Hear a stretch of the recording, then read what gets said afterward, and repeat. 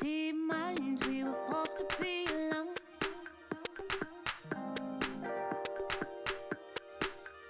Unknowns and nowhere is the same. And even when it seems like there's no way out, we'll grow a little closer. Through water, we flow. All of us together, we're good, we flow. Nothing is the same, but I won't hold back. I won't hold back. I won't hold back. 'Cause we're better together. Better as one. Better together. Better as one. Better together. Better as one. Better together. Better as one.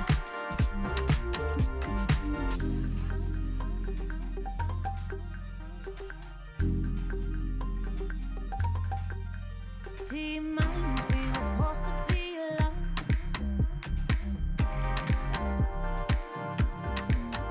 Unknowns and nowhere is the same.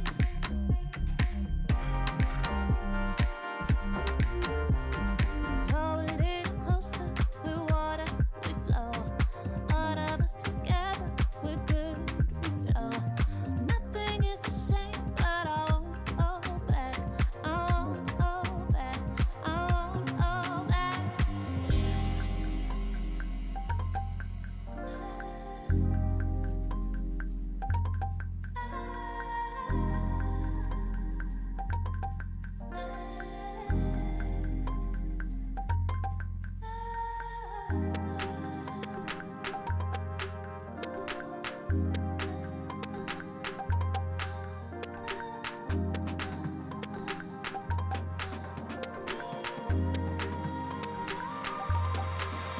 Cause we're better together.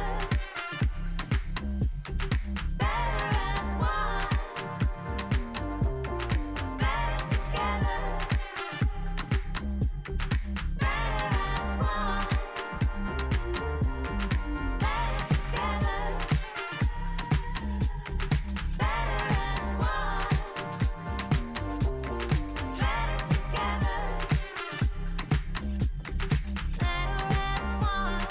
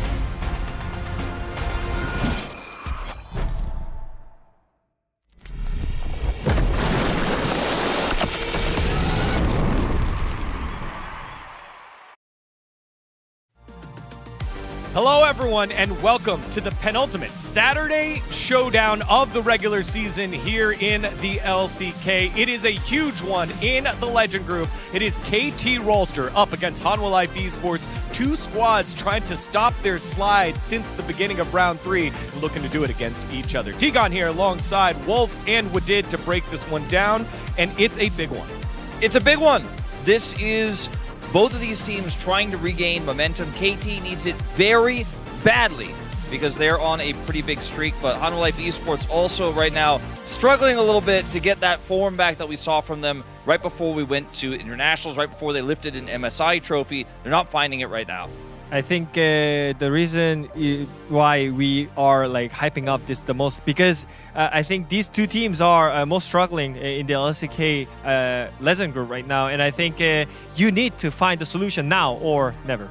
Well, let's take a look at this matchup here on the Saturday Showdown, and here's part of the reason why we're surprised. Take a look at that last box there. In terms of the standings since round 3 and 4, KT are 8th, and Hanwha Life Esports are last in the league in terms of wins and losses, including both Legend and Rise Group. DNS has more wins than them. I mean, I think we do have to contextualize that both of these teams are playing in the Legend Group, which is the tougher group, but it's still a crazy stat, right? That they are the least performing teams, and the reason why we have these two groups in the first place, you're supposed to be closer in scale with your group, but these two teams in rounds 3 and 4 have not been. They have, in fact, been the opposite of that.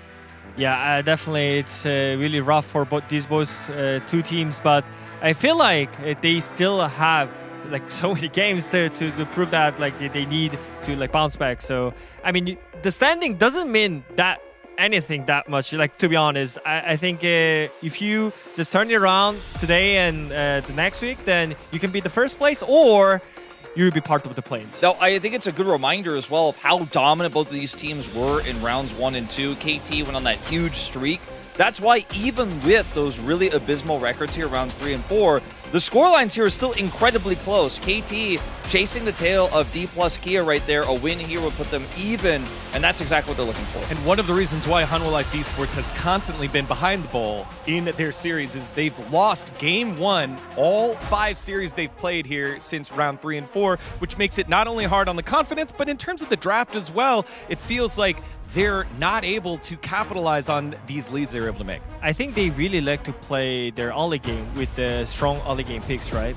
But I think the reason why they couldn't really finish the game is because they like overcommit on those team comp too much, right? I 100% agree. Yeah, people really like to just draft neutral. So like if you have an early game mid lane, you have the scaling option for the AD carry, but they do like both early game power. So that's why like HLE struggles. They have won 4 out of the 5 game 2s, right? Like they have been able to bounce back after those game 1 losses, but it's winning the 3rd game that I think Wadid's talking about here where draft limitations come into play and they can't actually lean into their style as much in that 3rd and final game. Now, if they're able to find a victory today of any kind, that would mean Hanwha Life Esports qualifies for Worlds based on the fact that they won MSI and secured that 4th seed here for the LCK. So a huge, huge moment for Hanwha Life Esports. It also means that KT would not be able to finish in 2nd, so they would not get the 2nd round bye. And it also means that Gen G would qualify for playoffs. So a lot on the line here for Hanwha Life Esports in this Saturday showdown.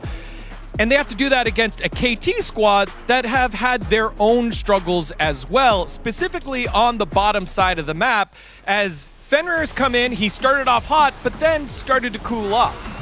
I think with aiming in the KT, they had the clear win con, game-winning plan for their team. But right now, I mean, even though it was the result that they didn't expect it, they had to fill up with so many different AD carries. We tried enough of games with Fenrir, but he's definitely not doing great. I think in terms of the fundamentals, he's not having those skills right now.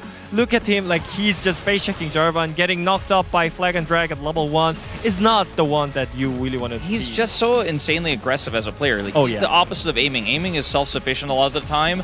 Will just sit in lane by himself and farm up a storm in the mid-game to be a late-game threat, and he carries, he's consistent there. Whereas Fenrir is a little bit more early-game focused, a little bit more aggressive. So when you put him on a pick like the Mel, it looks like he doesn't really know what to do with it, right? Because he needs to be waiting for that scaling, but he isn't.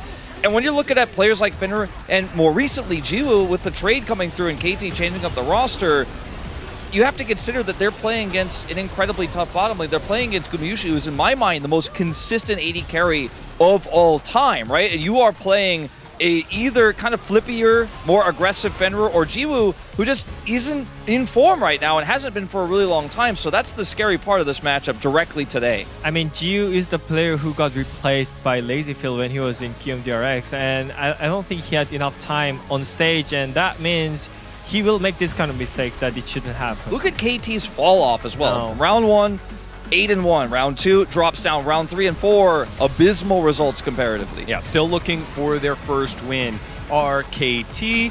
And given the struggles of the bot lane, it also looks like they're trying to figure out who the starting bot laner will be, given the fact that Mage is now back in play. Maybe we saw that earlier this week compared to last week, where it looked like all the AD carries are like, nope, we're gonna play AD at the bottom side of the map. So our question is, who's that bot laner for KT? As I, distinguished Professor DeGonigal here, have a couple of choices for you. You got 1, 2, or 3. Let's take a look at the first one. That would be the new one, Fenrir, who's got himself an opportunity after the trade. Aiming leaves the team. Now Fenrir comes on in. He's done pretty all right. Let's take a look at the second one here. The second option, Jiwoo, the new guy, the one that you've got before, the one that's supposed to be the veteran now, no longer the young one, but hasn't found the success yet in his one start. And then surprisingly, the third one, it was that sneaky announcement that came in right after MSI. Ghost switches back to AD carry after his stint at support here when he was trying to unseat President Palu, but then Effort took the spot, so they had Ghost. So Fenrir, Jiwoo, and Ghost, those are your 3 options for a starter. So Wolf, which starter are you choosing? So since I'm the main character, I get to pick first, and I'm gonna go with. All right. I'm gonna go with Fenrir. Okay, I'm gonna pick the aggressive one. He's basically fire type in this case. He has still a lot of room to grow, right? He's super young, super talented, and while he's fallen off a little bit recently, I think this is the pick that could win you Worlds. Sure, he's a little bit rocky right now, the same way Perfect was in the past, but Perfect went to a World Finals. This is the guy who's gonna grow with your team. The other two, too old to grow. All right. We know that Wolf isn't the main character because he did not say, I choose you. So I choose your turn now. Who do you choose? I choose you, Ghost, because he would pick the counter defender right away. He would choose the water type. Because you said Fenrir is one of the aggressive AD carry, but we all know Ghost is one of the best defensive AD carries, so he doesn't need. He counters Fenrir, right? He counters Fenrir. But anyways, I think we still remember what happened with the Ghost when it was the Damwon Gaming era. You just let your support roam around the map, and he'll be just on the turret clearing the way, but still relevant for the game, right? And I think that's what KT needed, because their games are really unstable, and I think Ghost can help them. You might call me I'm delusional, but you have to try all the options, all the possibilities at this point, because you have no time. Well, delusional. But let's see, more importantly than Wolf and Wadid's pick, who was Score's pick for today? Let's take a look, and it is Jiwoo getting the start. And this is the quote from the last game. We felt like it was the right time to bring Jiwoo in, so we made the substitution. Today's shortcomings weren't on Jiwoo alone. As a team, we fell short in both draft and in our play. And so Score defending his new AD carry in Jiwoo, and this has been one of the best rosters that Jiwoo has been a part of, and I somewhat agree with this. We do have the Ezreal play that we highlighted earlier, but other than that, it felt like there weren't a lot of opportunities for him to shine. I think the mid jungle has been a bigger issue for this team. I 100% agree with you, but this feels like the midway point between the two choices that Wadid and I made, right? You have either, if you're going for veteran, you go Ghost, right? He obviously has more experience than anybody. If you're going for aggressive, if you're going for new blood and more growth long-term, you go Fenrir. But if you go Jiwoo, you're not really picking either option. And I wonder and I worry if KT were going to continue down this path if the long-term is going to work out. I was so afraid when I saw that trade that they were going to pull Fenrir out. They gave him a shot. Now they've pulled him out, and it hasn't looked good so far. Yeah, we'll see what happens here in the future. But surprisingly today, for the second Saturday showdown and a weekend match here, it's not the only change that we've had. Hanwha Life Esports playing against a change last week where Painter came in. This time, it's Bluffing coming on in for Delight at the support role. And we saw this earlier this year when Coach Ohm made that change and basically said he wanted to reward Bluffing for being the #1 rated player in solo queue. It means a lot here in Korea, but having that reward on the stick shows that they're willing to make the change. As here's the quote itself: "Of course, I think Delight is the better player, but even though Bluffing's on the Challengers team, he has his own strengths. I thought it would be really helpful for Delight to take a step back and watch from the sidelines for a game." This was back on May 21st. This is several months ago. This is not now. This is not recent. This was May 21st. And it begs the question, what does this mean now, Wadid? I mean, I think this is a completely different storyline, right? I think we all know HLE is struggling, and I think this is the change that they are willing to do it because they need to change something. I'm worried about it because I think Kanavi has been great with Zeka. I think he's been overall good with Delight. I know Delight's had some weaker performances as of late and has been one of the most criticized players on this team in their shortcomings, but it's an overall larger team issue. If they use Bluffing temporarily, rethink about the game a little bit, and then set Delight up to slot back in, I think that works. I think if Delight is playing in Challengers, I don't think this is a good blow to his... I mean, I think it could be a blow to his confidence. I think it could be a blow to HLE long-term if they keep playing Bluffing until the end of regular season. So I'm still wary of this choice. Yeah, fascinating to see how this is all going to play out live in front of our eyes. But we know that there are no substitutions on the top side of the map, where we have two of the most solid top laners in the league. Zeus there and Perfect. Remember, Perfect was a big reason for KT's hot start in round 1 until they ended the round playing Hanwha Life Esports and broke that 8-0 lead. Since then, Zeus has been on fire and Perfect has been consistent, but not had the same high highs. I think these two top laners are clearly the win con for both teams, right? And I think they were really dominating when the range champions were the meta on the top side. But now we are going back to the melee champions. Olaf is being picked the most, and I think you gotta think about what plan you want to have on the top lane. So either you counter Olaf with Jax Kled, or you just blind pick Olaf and be really impactful in the game. I think the Olaf lane is super important. Obviously, picks like the Gragas, picks like the Zahin for Perfect have been really big standouts. If you look at that pool, no one's really stacked up one champion. They've spread it out quite a bit. Their champion pools are massive. So I think in this volatile top lane meta, that's the lane we're going to be looking at. But I think it's more favorite for Zeus, though. I think he's bringing up so many unique tanks on the top lane, like Cho'Gath and Mundo. And I think those flexibility is going to help him more than Perfect do right now. Well, that's what Wadid thinks. It's time to see what all of us think here with predictions as we do every Saturday Showdown. Let's take a look here. Anything? Uh-oh. Oh, wow. Uh-oh. KT fans, I think don't get too E-word. Go Pony Prince Helios. What? Uh-oh. KT fans, don't get too E-word. You know what happens if it's 11-1. None of them?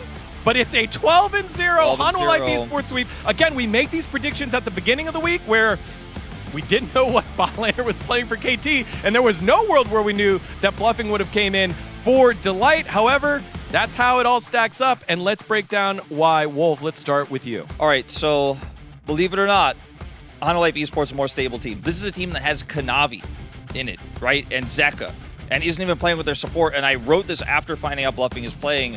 They have the more stable team. They have the most consistent AD carry of all time on their roster.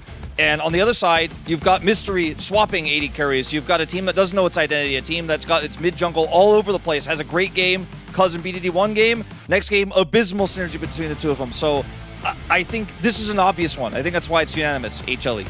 Yeah, champions will find the answer. I think they're not just the MSI champion, they are the champions for a reason. And I think it's an easy fix for them when they are already really good in the early game.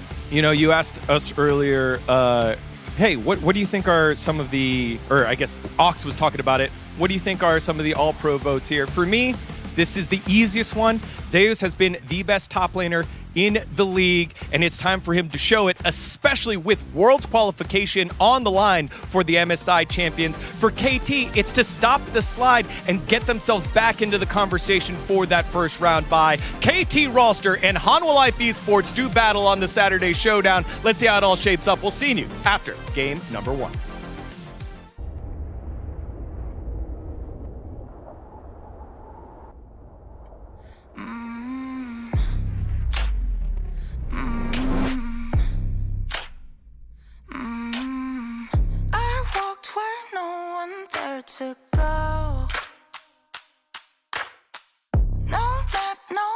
just scar to show.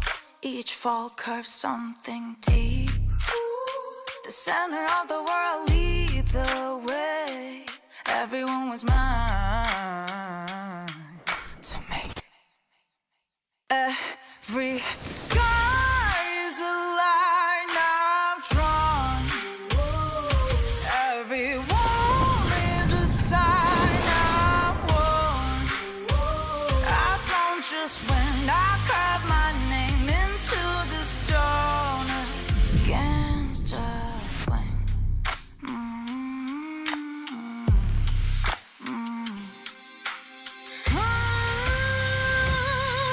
Every sky is a line I've drawn.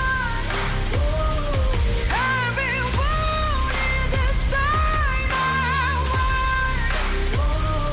Cut by cut, mark by mark, my name forever in the stone.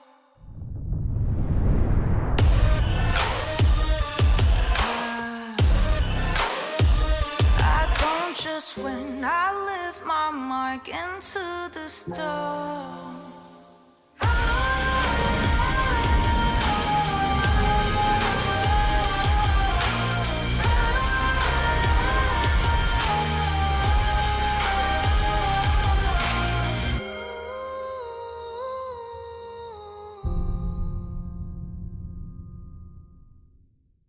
KT 롤스터 개막 이후 8연승! 아우라 생명 진짜 완전히 KT를 파괴해버렸습니다. 10연승에서 11연승으로 1라운드 하우라 생명이 2라운드는 KT가 왜요?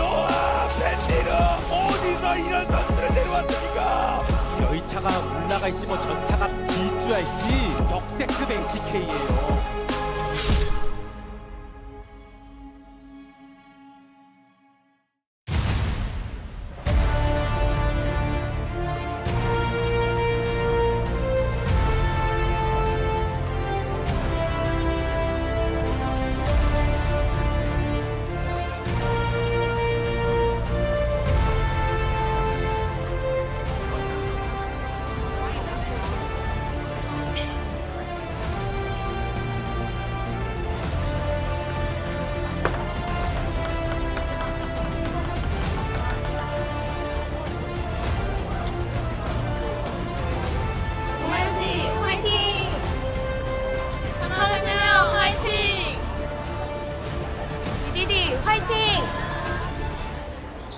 KT 로스터 화이팅! 하나생명 화이팅! Hello and welcome back to the LCK. We are here for Saturday Showdown, Homolife Esports up against KT Rolster. I am Valdez, with me is Ox once again. How are you doing today, Ox? Better than you, I think. I've got a bit of an unfortunate journey to work where you were stuck in It only took traffic me forever. 2 hours, but Wow. I got here. And you committed. You're like, I need to be there for this match. Yeah, I mean, I did leave early. If I didn't leave early, I would not have made it here on time. So And it would have been just a glad solo to cast? be here to do my job. Yeah. Although that would have been fun. I would have really liked to. I would have enjoyed hearing the Could solo just cast. not talk at all for the entire cast, and then it would be a solo cast. We could set that up. Yeah, we could set that up at some point today. It is Saturday Showdown, and there is quite a lot on the line. So, obviously, as our pre-showers were talking about, HLE trying to make it into Worlds today, and KT Rolster just trying to survive here in the Legends group. And you can see that the fan prediction, it's actually decently close. Obviously, it is favored towards Homolife Esports, but KT definitely getting a decent amount of votes. This one less so. This one, Yeah. This one less so. But let's be honest, KT does like those odds. Fujitsu Soup not really helping out either. Yeah. I think based on the recent form of KT, and even though HLE have had some struggles, that 2-0 that they suffered from Gen G, they were still close in the games. Whereas for KT, you know, their two most recent series were against D+ and D+. And the first one they did better than the second one. Like it kind of, their form felt like it dropped. And the first one they got beaten 2-1, and after the first game it just felt like they had no gas in the tank. So we need to see a level up from KT. They have slipped down to bottom of the standings of Legend Group, which means they'll be thrown into play-ins if they remain in that spot. As was said on the pre-show on the space, a lot rests on this match. KT also will lose access to the top 2 finish if they lose this series to HLE.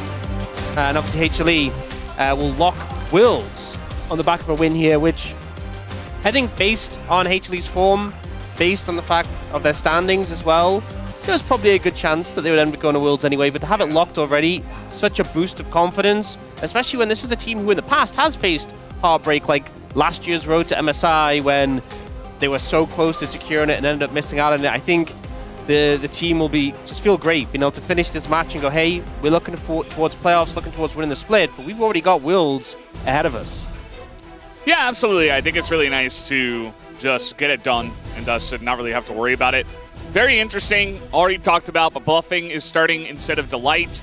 Our pre-show did show kind of the quote we saw from May where it was like, we know Delight's the better player, but bluffing is getting kind of a reward for getting first in solo queue, and we want to have Delight take some time off. I think Delight has been struggling a little bit recently. Not necessarily their most recent match, which was okay, but just in recent, like the last 5 matches or so, he hasn't been full on Delight. So give him a little bit of time, maybe hang with the coaches, watch some games, and, bluffing's pretty good too. Like individually, he is a strong player, so yep.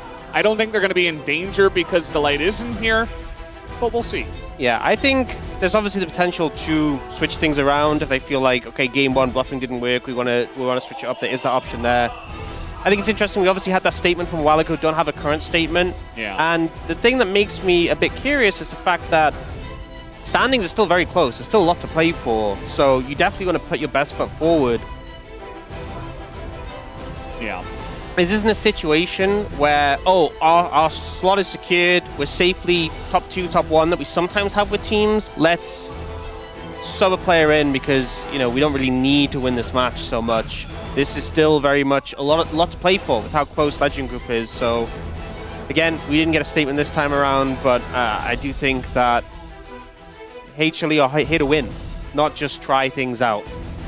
Yeah, and at the end of the day, in the bottom lane, you have Gumayusi already, so he can kind of handle bluffing. Gumayusi, a big-time veteran, and at the same time, though, the support role is very important nowadays with working with the jungle, trying to roam around the map, the timings of where you are, how much of an impact you're having on every lane nowadays, including even the jungle.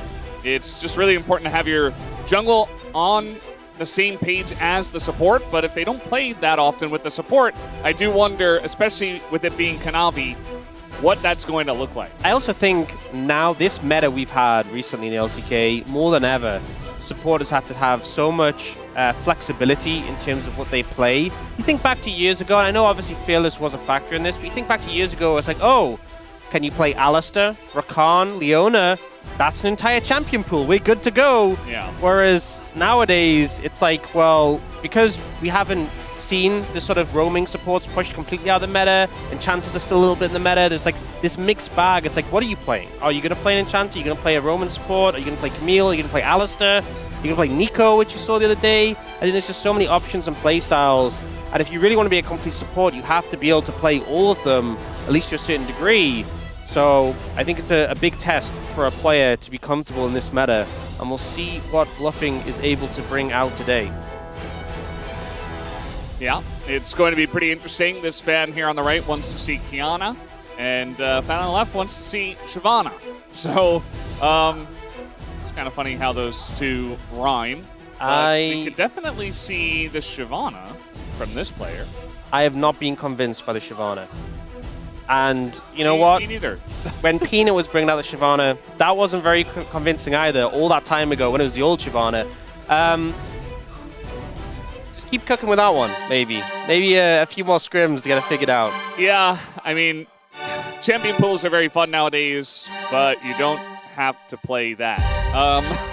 Apparently we're getting word from production. She made a poem with Shyvana saying, do not pick her. You know what? I just read the Shyvana part. Shout out to that fan. Shout out to that fan. She gets it. She understands. Yeah. We had a draft. It's gone now. I'm sure it'll be back shortly. Very curious to see what we are going to have picked in this one, how Jiu is going to play.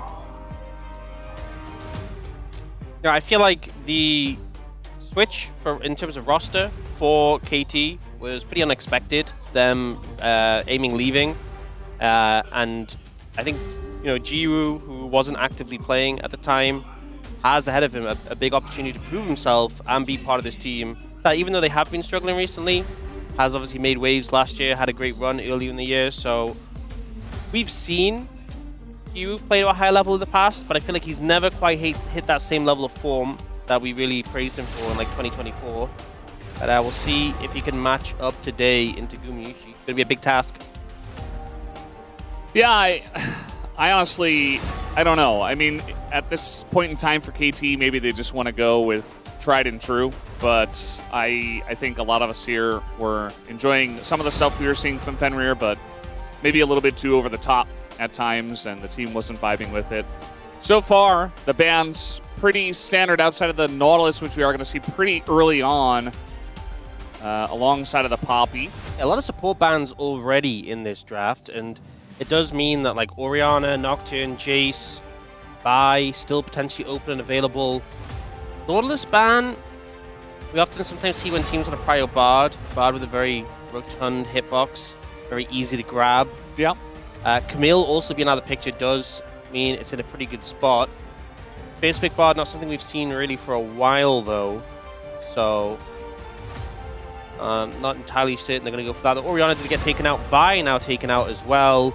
Nocturne still potentially on the cards as a higher prio pick, but we'll see what they end up bringing out here. Olaf also available. Perfect. One of the first guys in the top lane who was just blind picking that very early on in drafts as well. We have seen some more answers as the days have come along, but interested to see if he prios it again here today.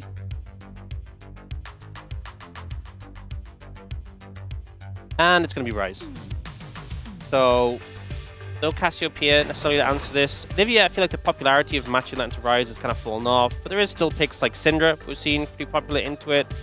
But first and foremost, KT going to go for the Ezreal. You could go... yeah, just going to grab the Syndra.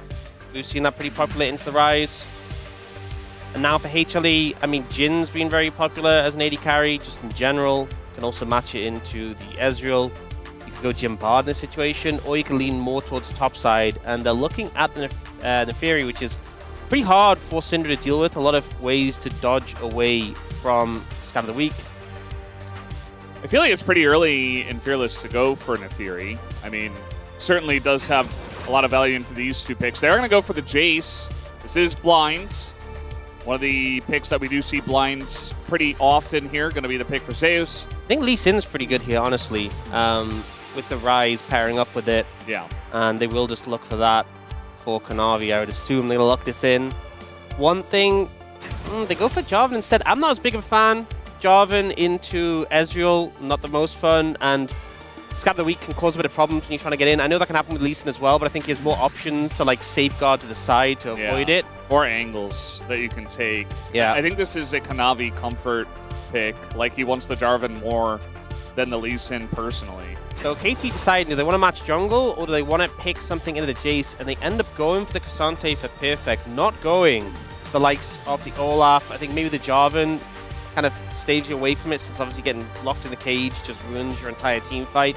Maybe that's the reasoning Kanavi went for the Jarvan, was to keep Olaf in check. Now, KT going to start hammering away at bot laners with the Lucian taken out here, so Lucian Millie off the cards. You could also target Jhin in this situation. And I wonder, for me, I think KT, if they're able to get Bard, would feel really good into Jarvan. The Tempered Fate has a lot of power. Ezreal Bard, pretty popular. You could also look towards Karma or even Shen as things you could take away in the support role. And in jungle too, there's the Nocturne still available, which is pretty high prio, and they are just going to start off with that Pantheon instead. Yeah, I think the Pantheon's a pretty good idea. It goes really well with the Syndra. You can find picks very nicely with those two. And yeah, it's crazy to see that, no Jhin prioed for Guma, which has always been a big pick for him. No Shen to be picked this early on. This Game 1 Fearless is still a lot of power left. Zig's going to be banned away here from On Life Esports. You see a lot of Ziggs Jace nowadays. Yeah, it's pretty popular to go for sort of the poke composition. Yeah. I do think into like a Cassante and like Ezreal can be pretty hard to hit with your abilities. It can be a bit frustrating. So I wasn't super sold on the Ziggs angle here. Yeah. And I think Guma would probably just be fine picking Jhin here in this situation. Now look at the last ban for HLE. Is it just going to be? It's going to be Neferi. So not opting to get rid of the Nocturne, taking away the Neferi, which is a really good matchup into Jarvan, but they just insta-lock that Bard in for effort, which I think makes sense. Talked about it into the Jarvan, comparing with Ezreal. Does mean, are we going to get Jhin for Gumayusi? Can play the Caitlyn as well. We've seen Caitlyn Lux rising in priority, but not always successfully. In fact, Lux is 0-3 so far in round 3 and 4. Yeah. And Caitlyn actually has a pretty good win rate, and I think the problem is Caitlyn's winning without Lux, with like Kate Bard, not so much with Lux. Or Kate Karma, perhaps. They wanted to wait a little bit longer to decide on the 80 carry pick. I mean, it does look like Guma's putting a lot of thought into this. I prefer Jhin Karma than Kate Karma, because the thing with Karma is you don't have that instantaneous CC to set up the traps from Caitlyn. Whereas Jhin, you hit the Q or the Mantra Q, you can follow up with the root, start setting up the ult. It's just a lot of pressure in the lane. And Katie won't give a look towards the Nocturne. I don't think it really fit that composition, to be honest. They will just go for Xin Zhao instead. I think overall, HLE probably pretty happy with this. You know, you have Jhin for Gumayusi, you have Ryze who can impact the map, Jarvan's a comfort pick for Kanavi, and the Jace in the top lane being matched by the Cassante. I know Cassante can be...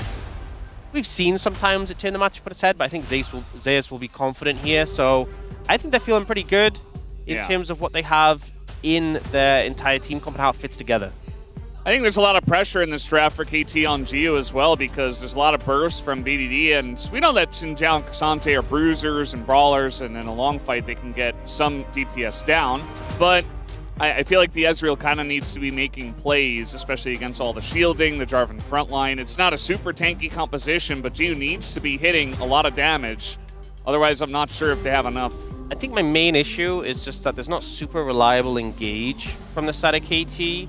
You know, the Tempered Fate is your best form of engage. Yeah. And other than that, you're pretty heavily outranged with Jace poke. I know Ezreal can get some good poke down, but if you just get shock blasted in return, you also have the Karma shields to mitigate his Mystic shots. Yeah. So I feel like it's very easy for HLE to set up. Well, this is game number 1 of Saturday's Showdown. Let's see how it all goes down on the Rift.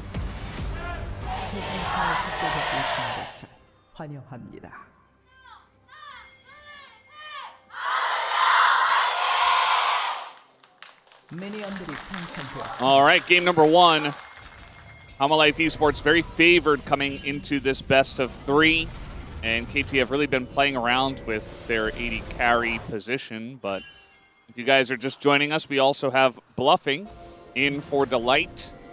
And he's been put on Karma duty, which kind of makes it sound like a punishment or something super easy. But I think it's just a really strong lane with the Jhin, which Guma did favor in the situation. It's definitely a pick where you get to flex your muscles less in comparison to other support picks we have, but obviously playing to have a strong 2v2.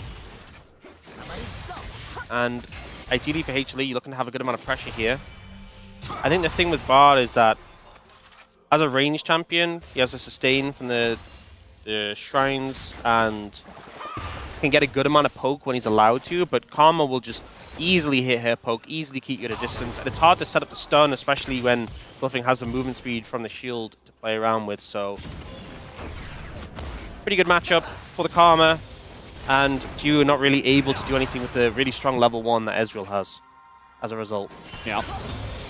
Ever gets level 2 first, but eventually everybody does.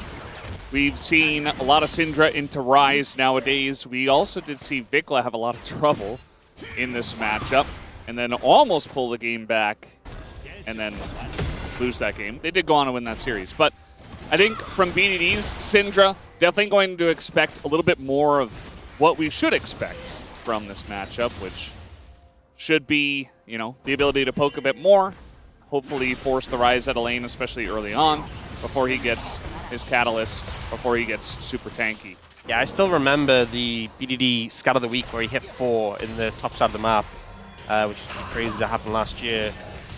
So definitely a lot of potential on this pick. I also feel like Syndra has just been putting, as much as we don't think of her as much beyond like a base champion, we have seen games where she's been putting up big numbers in terms of damage, but it's like how much of that is meaningful damage and how much is relevant. And speaking of relevant damage, Zeus is doing a lot of it to BFX, who's not having a fun time.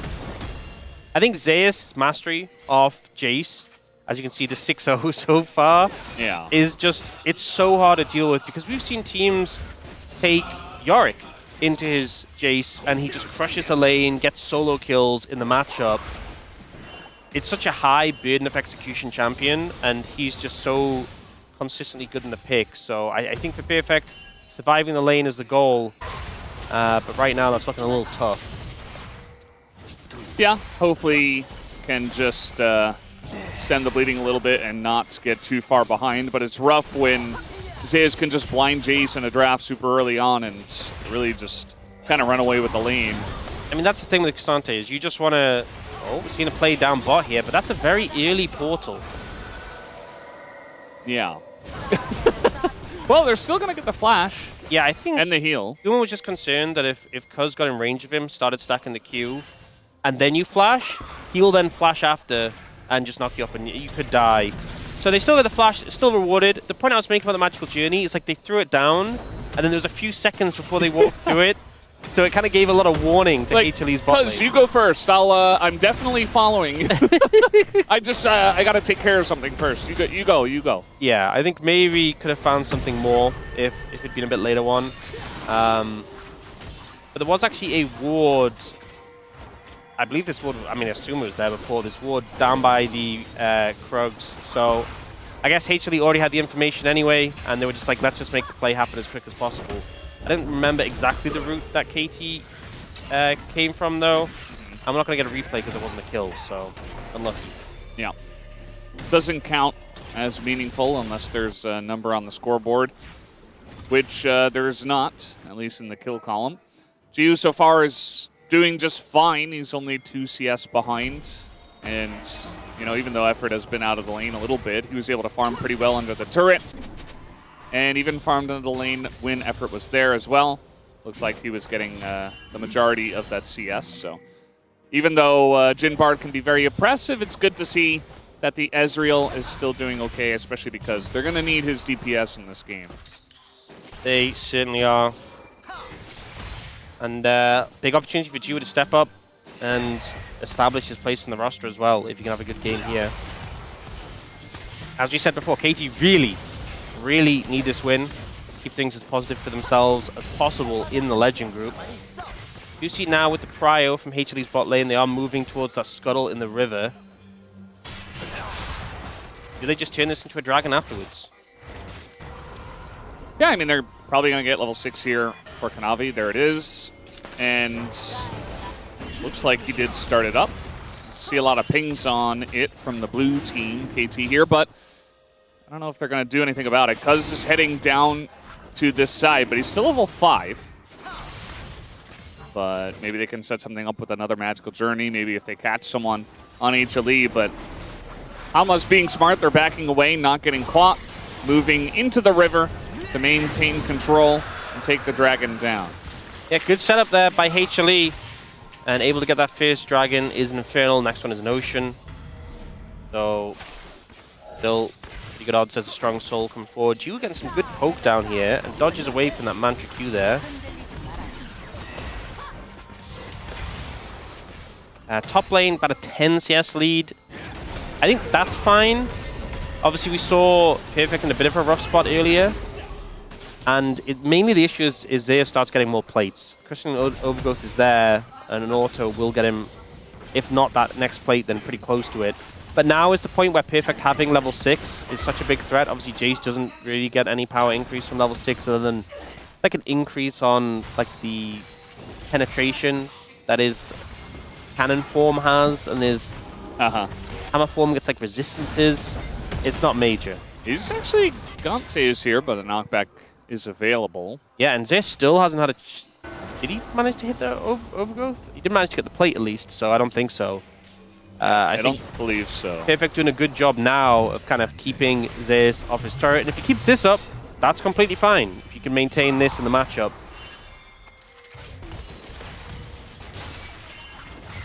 You see Zeka just going back and the itemization choices, just as many ruby crystals and MR as possible before he does go for that catalyst, inevitably. The first Drake was taken here by HLE, and now the Grubs are coming up, so they want to maybe double objective here. They can get both. They'd be in a really good spot here. They do have everyone with Gumayushi up in this top side of the map, but it seems like KT in a position to match. Kanavi just going to take one and dip away. I think getting the Dragon and a Grub, you're pretty fine with that. You know, we often see teams trading a Dragon for 3 entire Grubs, so pretty comfortable. Cuz does not want to waste time here, though. You get the bonus XP from the Fierce Grub, and then he's instantly beelining to the bot side of the map for this Scuttle Crab. This is the amount of action we've had so far, which is pretty surprising. Just trying to go for the Scuttle. That is the binding, the hit, and the scatter. Kanavi taking a huge amount of damage. Stanley's power does come in, and Kanavi just disengages with this flash. And KT, as a team, really wanted to get that Scuttle, and they do. I was thinking there, you know, they have the Syndra, which really gives you a big advantage when you're playing Scuttle fights. And then BDD just launches at Kanavi like, fine, have it. And then combos him, and Kanavi has to flash away from that. And a little bit of trouble there. The Jarvan being down flash, pretty nice for that next Dragon fight if it does end up being contested.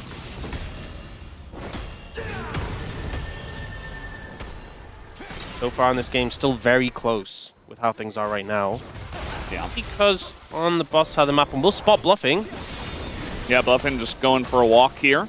He does have some support from Guma, who is going to lock him down. What's really unfortunate is Effort just finished his recall there. And if he'd waited just a moment longer, I think Bluffing could just end up having to burn flash, if not dying. Because he could have just used that Q over the wall and got the stun. Q over the wall doesn't really hit. It doesn't slap as hard as Flash over the wall. It doesn't. It's not the same. Especially when you don't use the Mickey Mouse voice. It's not very interesting. We are having Perfect going for a play here. It doesn't drag him back very far, and the knockback does come in. Still a good trade for Perfect, but it's actually now Kanavi on the top side of the map, looking for some autos. He's going to get the flash, and now Zeka's joining here as well. Nice knockback from Perfect, and the buffer. He is doing whatever he can to survive against all three of them, as Zeka flashes and misses! First blood to Cuz in the top lane. So well played by Perfect. I feel like every single thing he had to do had to be perfect for him to get out of that play, out of that situation. He committed onto Zeus, the claps came in, and it just felt like every single input, he did what he needed to do to survive. Super low HP, and even baits Zeka in. And Cuz is there to clean up, so a beautiful start for KT there. And Kanavi's not feeling good about this one, so looks for this play here onto Zeus, trying to find the angle for the kill. It's a little bit close to tower, so hard to get it. But he does get him low, and then when we see Kanavi come in, dodges a Flag and Drag, importantly, flashes the Cataclysm immediately, doesn't even take the damage from it, dodges that first Q, does get rooted here, but channels the W so the CC doesn't land. And then he even dodges this last one right at the end. I think just any little misplay, and he's dead. That really was perfect. Yep. That was him. And now Zeka, no flash, and Perfect is back! He's like, I'm getting my revenge! Zeka just gonna walk it off though, so not much revenge there. Oh, HLE, they're trying to rush this Dragon now. Yeah, a lot of damage comes in as the Temper Fate not gonna deny this Dragon, but the binding is going to help out as big scatter on a 3! And now HLE are just on the run. Nothing they can do against BDD's Syndra. It's now Guma just kind of left to the wolves, as that flash was kind of hilarious from I don't think they get out. Effort, and yeah, they just don't get away. Everybody is just dead. Even Bluffing under the turret is like, man, I'm just trying to do my job here. I think he's a little bit cooked. I don't think he makes it out here. Yeah, and they give the kill to Jiu, and now Zeka comes in, and Okay, this looks like a bit of frustration from our Rise player. As the follow-up comes in, that's an extra kill given over to BDD, and this game is torn wide open. Wow, 6-0 now for KT, and just everything possible goes wrong for HLE. They try and rush the dragon. They know that Rise isn't here. They don't want to fight. They want to get the dragon and get away. The setup, though, they get the Tempered Fate into the stun, and that Scatter the Weak from BDD is just so good. HLE and try and disengage, but as they move to the tower, BDD and Cuz move around to cut them off. Guma is just dead. He's isolated alone. And I don't think there's anything Zeus and Bluffing could have done. Once the situation got to this point, it was just doomed. Yeah. And the fact, I mean, okay, one thing they could have done, HLE, is Zeka could have not gone in here. Because, yeah, this was not. I think it's like they must have used everything, right? Well, not quite everything. Even if they're just slapping him with the Xinjiao Spear, he still loses. Yeah, so. but the fact they still had like Flash on BDD and ult on Cuz, they were still gas in the tank, and that is a massive influx of gold for KT. 3,000 gold lead nearly, and things feel a lot better for them in this game.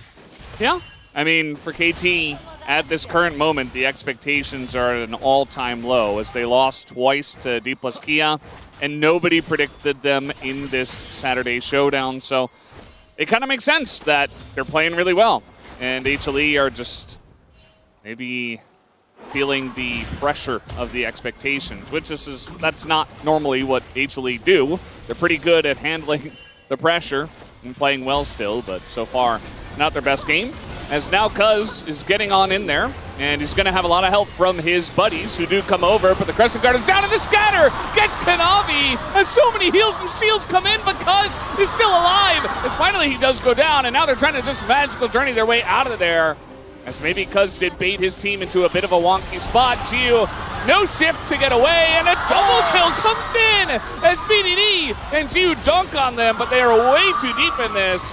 And Perfect's not even going to TP into the play, as eventually BDD gets through the magical journey, and the follow-up is there. It's a shutdown for Guma, tons of gold, as HLE are kind of just back in it.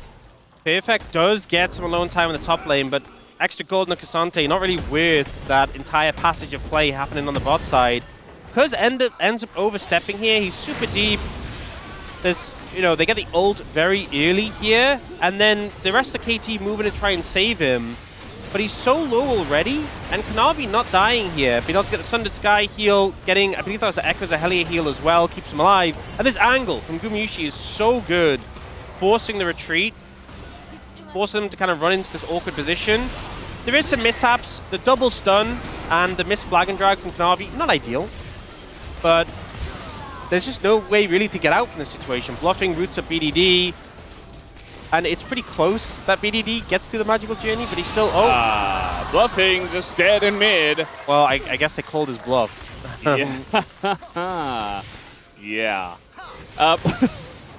Bluffing, we've seen some new supports come in and play Karma and die a bunch.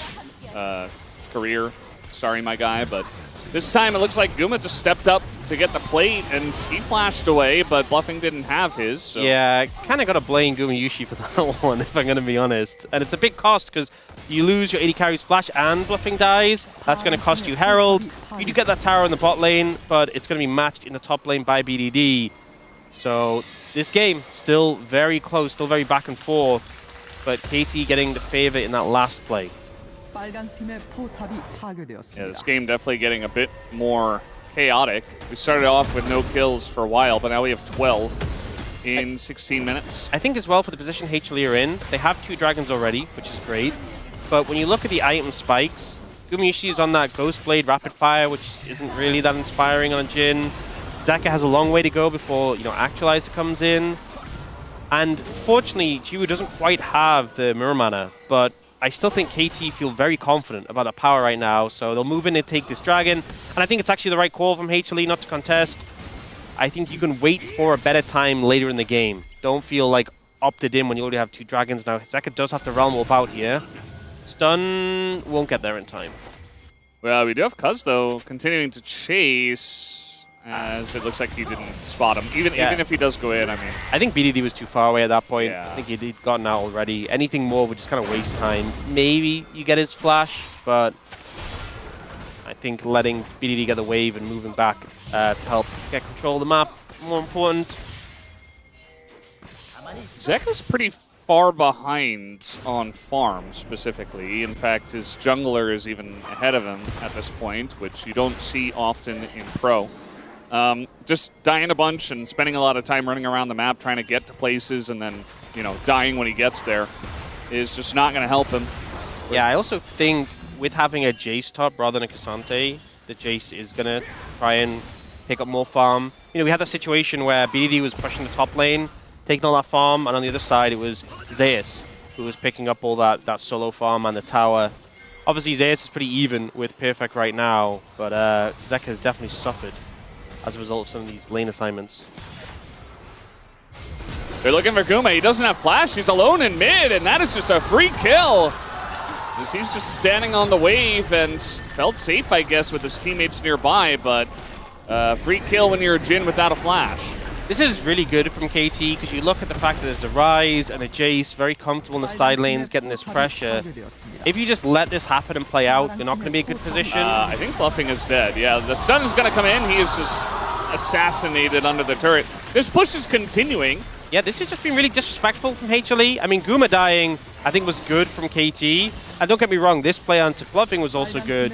But I think HLE just kind of disrespectful of the numbers there, the fact that Perfect was on the flank, the rocket belt setup from BDD, and now looking for Zeus. I think he's dead too. I mean, they can just run him down. They're going to spot him going into the bush, and now going to zone him, I suppose. No stun comes through.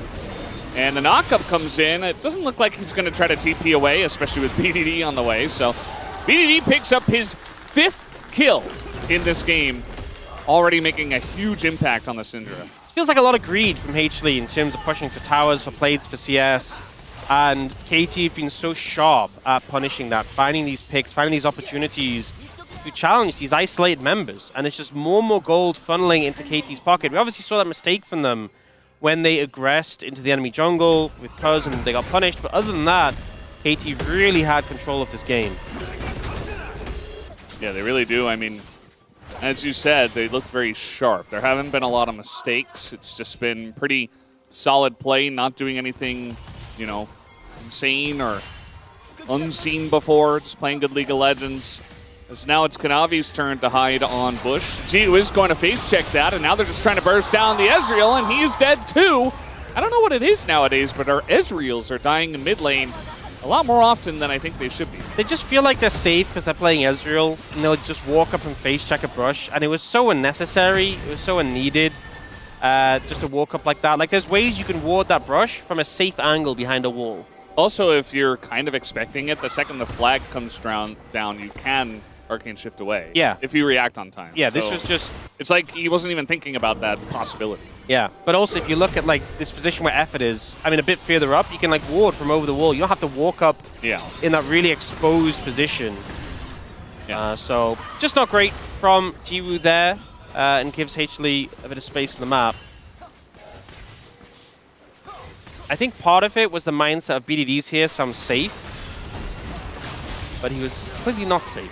Yeah, it's a pretty common thing that junglers often do, junglers that can get over walls, is just go straight into the mid lane brush and wait for people to face check, just like that. So, yeah, a good hide on Bush from Kanavi, I suppose. Well, Guma's going for Last Whisper item 3rd, so it might not be IE 5th item this game. He actually did this last time out, so he's been pretty good about the Jhin builds. Gets it himself, even though a lot of our other Jhins have been going for the he's like, we're into a pretty strong Cassante. I do need armor pen. Yeah. Looking for Zeka here. He has all of his sums, and Kanavi also there. Just going to poke him a little bit, not commit to the flag and drag. Yeah, just gets a little bit of damage down. Dragon up in a few seconds here. We see TP's coming in mid lane from both top laners.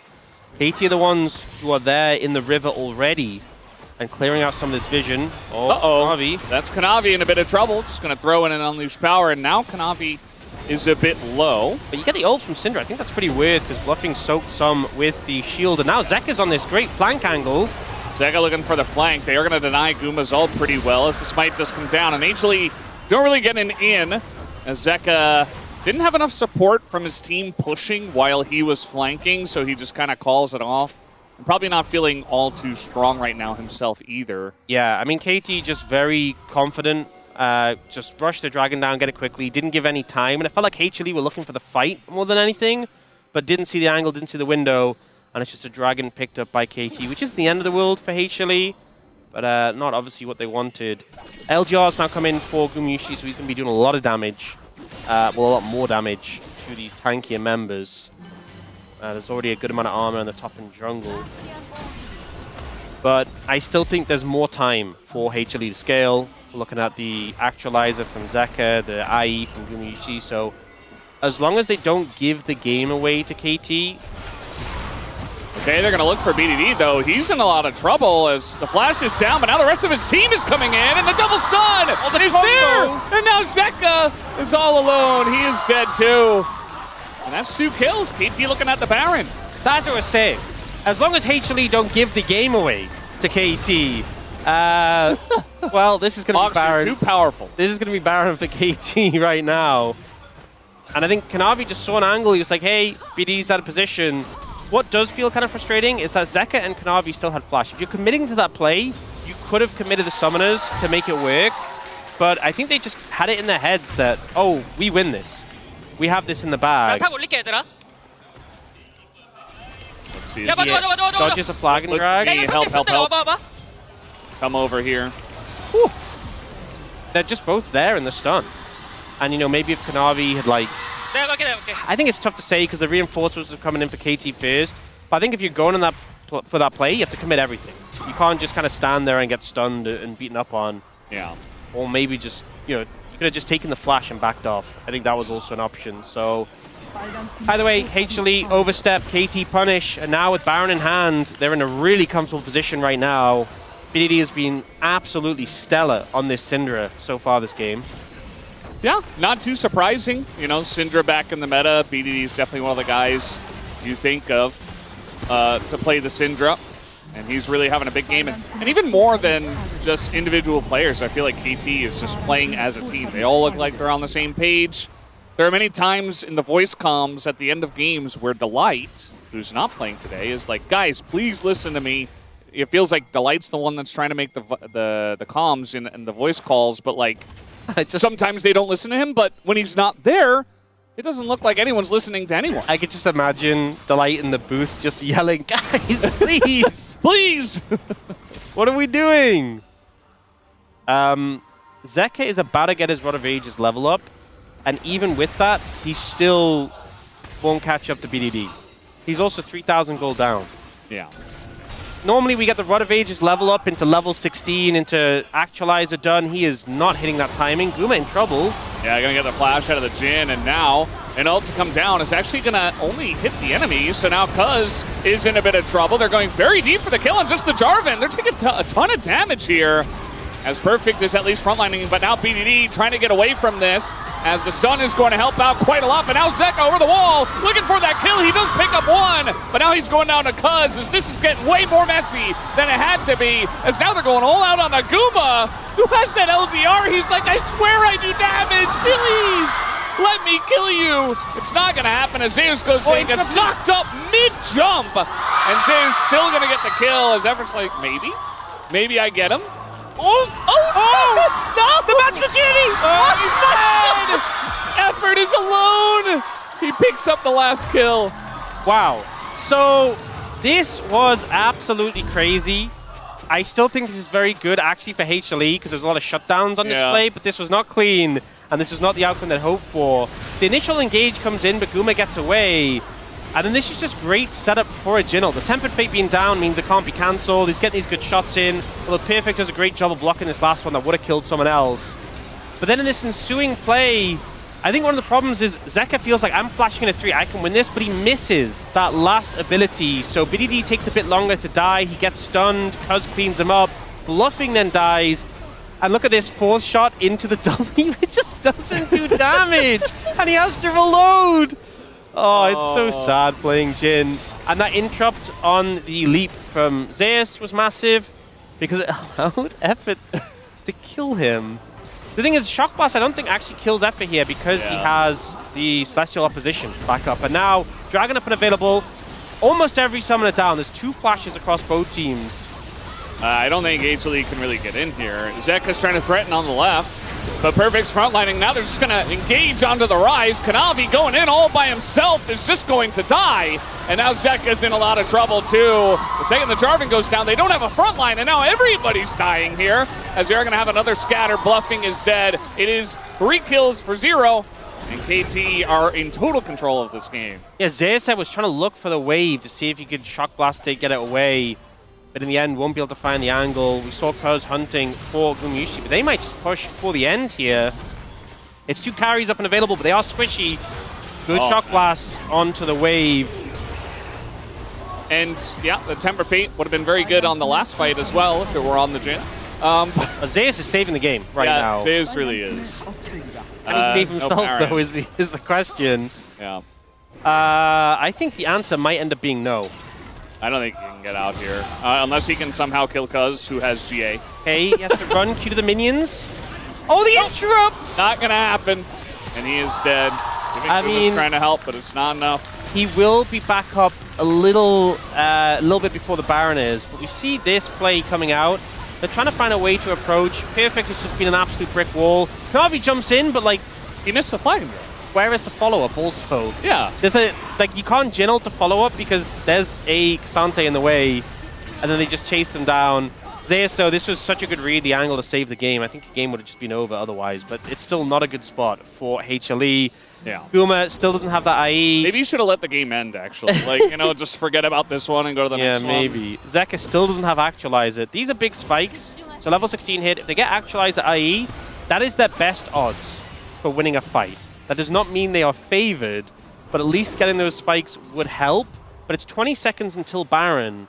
Do KT just start it up and look to rush it down? It is the Uni Baron, so it's a little dangerous. IE has actually come in. Can they get the Actualizer for Zeka before anything happens here? It's kind of crazy that he still doesn't have it. Like, this is a 30-minute game. You'd expect 3 items on your rise. Okay, he's got it. Okay, These are big spikes. Okay. Again, just 6,000 gold down. I'm not saying they're in a good spot, but this is as good as it's kind of going to get in terms of the spikes you have. KT immediately start Baron. It is the big scatter. It is the Baron that, so fed. The Huni Baron that does the most damage, and they have big spikes. So HLE, it's now or never. BDD kind of in the brush. They don't know about this. That is Kanavi going golden with the Tempered Fate. He's going to be stunned up by both stuns, but he does get in by the drag and just dies immediately, so not really going to amount to too much. 4th shot into Perfect, just dashing away from that one. Effort going to survive as they can back away as a team and be safe. Great work there from Perfect just to kind of ruin Kanavi's day. KT managed to get the Baron. HLE will clear out the waves, just trying to buy time until their jungler is back up. And KT in a pretty great spot. Nearly have that Cloud Soul as well, which I feel like Syndra is a champion who massively benefits just from that passive movement speed. See the replay here. This angle pushes him into the edge of the Cataclysm, then ults him in. And Kanavi was trying to flag and drag away, doesn't get the chance.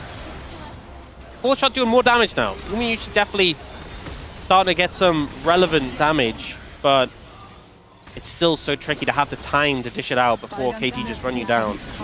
Yeah, and the wallet diff is real. I mean, he's on a big spike, but the enemy team is just so far ahead. You can only do so much. 8,000 gold, the lead for KT, as they are looking to push top lane and just throw Perfect into mid to kind of taxi the wave, put some more pressure on. And we're definitely looking at a couple of inhibitors to go down here in just a moment, unless HLE want to make a stand.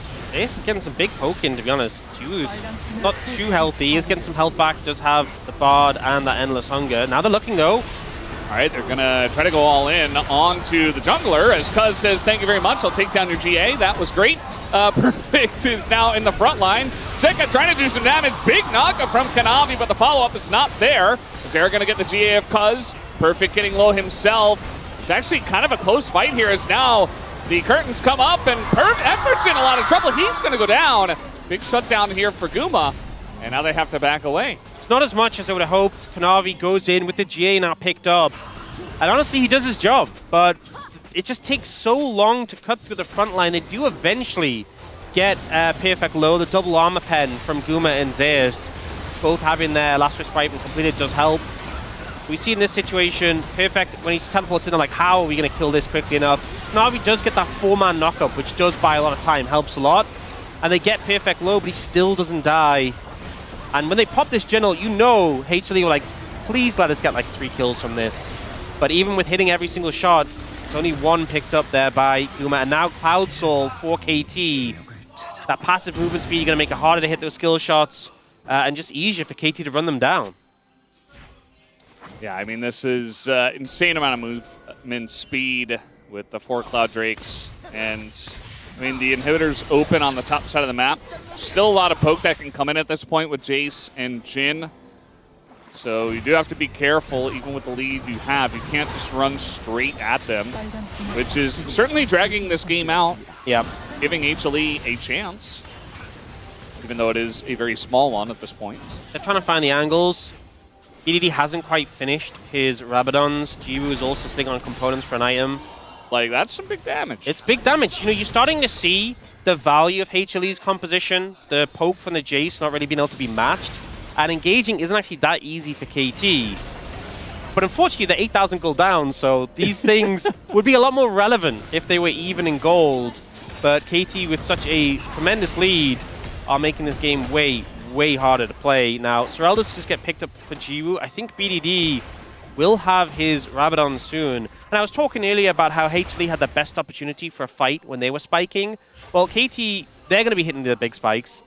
And they're 8,000, nearly 9,000 gold ahead. So, considering there's Baron in 2 minutes, this is a pretty great spot to be in for KT.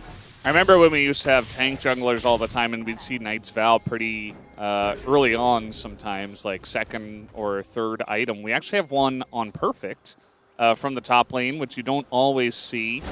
But still a lot of damage on the side of HLE, and 2 very squishy carries in Syndra and Ezreal. Looks like they want to have 2 Knight's Vows for that. And it's Perfect hits level 20. There's the Rabadons.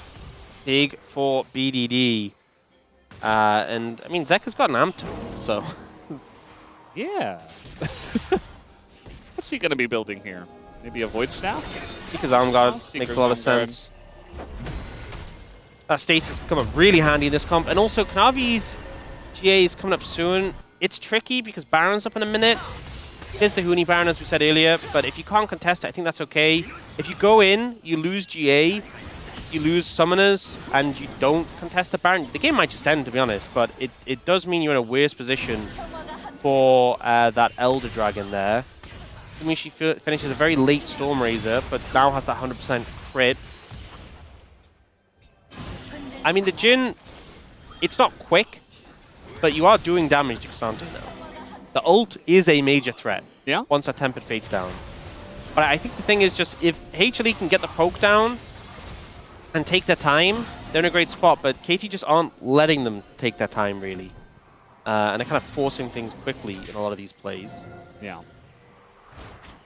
And, I mean, as we get later on in the game, Cuz getting blocked by the red buff. He does get the red buff, but, you know... Not sure if his life would have been worth the red buff. He's going to be totally fine, though. He'll just heal up off the camps, and obviously Red has a sustain as well. They're getting really good control of this area. And HLE have to decide, can they even contest this? Oh, they're going to find Zeus. He's in a bit of trouble as now the poke comes in. Kanavi just trying to go in and out to zone for the team. And he does do that. So a bit of poke on Zeus, but now we don't have Tempered Fate for a little bit. Yeah, I mean, you can see it's ticking pretty quickly in terms of cooldown, but it does free up Guma to set up with that ult. Yeah. Can they actually contest this Baron, though, is the question. Or are they just going to try and wait for Elder? They are trying to move with mid-prio, but BDD's in position. That's a stun on a Zeka, but they're not committing to a fight. They're just trying to zone them away, and there is the Baron. Just way too much damage at this point in the game. There's now even a bit of poke onto Zeus and bluffing. They're just kind of trying to back away from this one. Still 2 minutes until the Elder Drake does come in. It's now taxing the wave, but that cannon minion is very low. And so we do have some backs coming in. One back. We see KT push in and looking to get both these inhibitors. It's going to keep HLE trapped in the base and make it very hard to contest Elder when it's up, but that's assuming they can hold on here.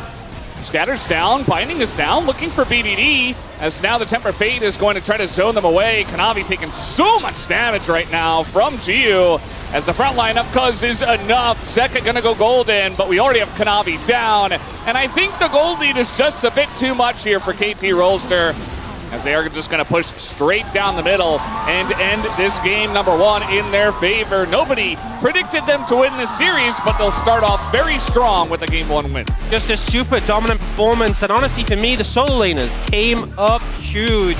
BFX and BDD just doing so much work. The Syndra, an absolute classic for BDD. The Scat of the Weeks were phenomenal. But BFX also did his role beautifully. You know, when I saw him at level 3, chunked out by Zeus, I was like, oh, are you sure you're okay there, buddy? He was fine, and he just was a brick wall throughout that game.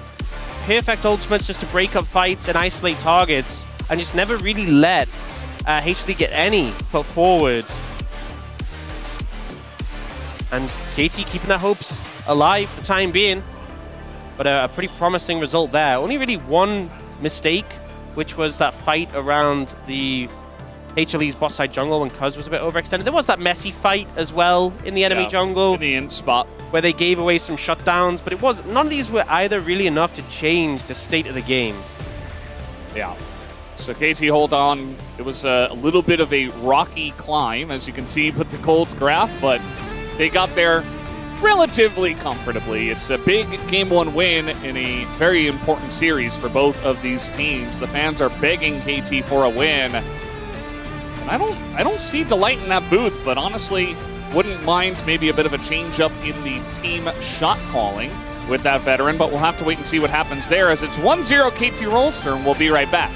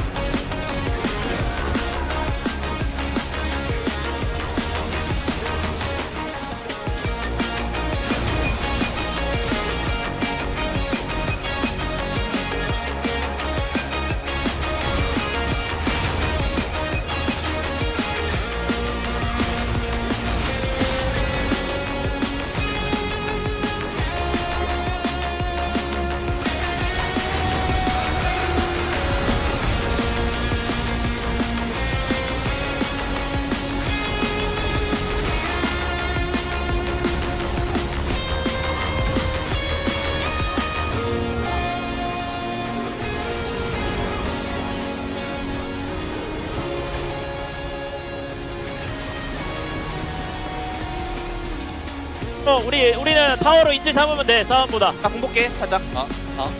한번 깔아줄게요. 자르반 자르반부터 앞라인부터. 제이스 딜 잘 봐야 돼. 라이저 볼게. 라이저 자르반. 자르반 잡았어. 라이즈. 제이스 볼. 타워 라이스. 깡탕 대기다. 제이스 노플. 타워 지켜. 프렌즈 봐봐. 나 가인. 치면 끝날 듯. 제이스 볼.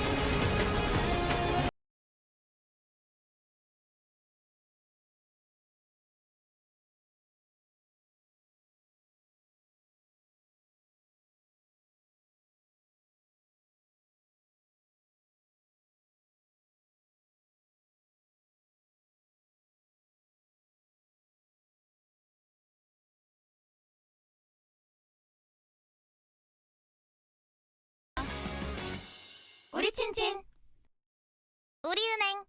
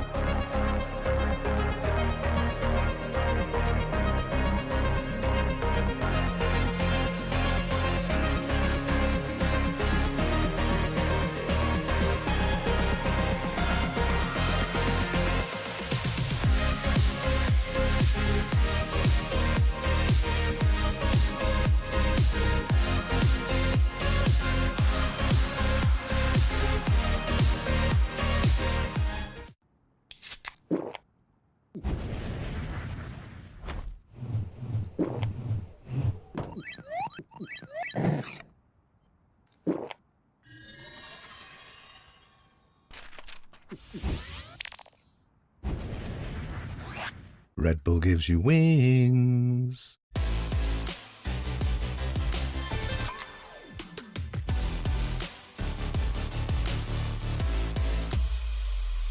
쓱싹 씻고 바르고 깎고 깎고 면도 쉽게 가자 부드럽게 쓱 매끈하게 싹 면도 쓱싹 해치웠다 질레트 랩 스팁 클렌징 바 쓱싹 씻고 바르고 깎고 깎고 면도 쉽게 가자 부드럽게 쓱 매끈하게 싹 면도 쓱싹 해치웠다 질레트 랩 스팁 클렌징 바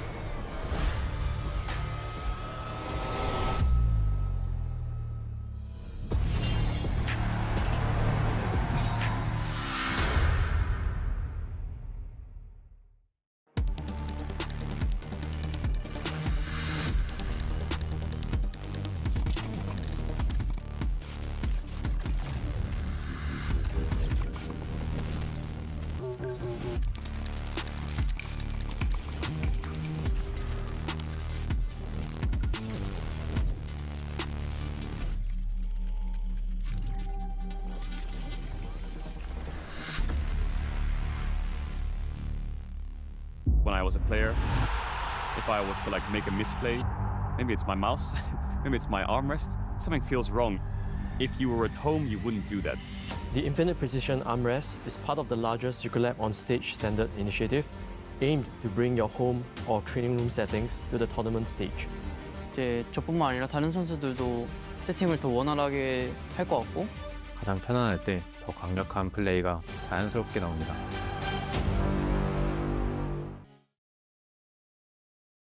Every sky is a line I've drawn. Cut by cut, mark by mark, my name forever in the stone.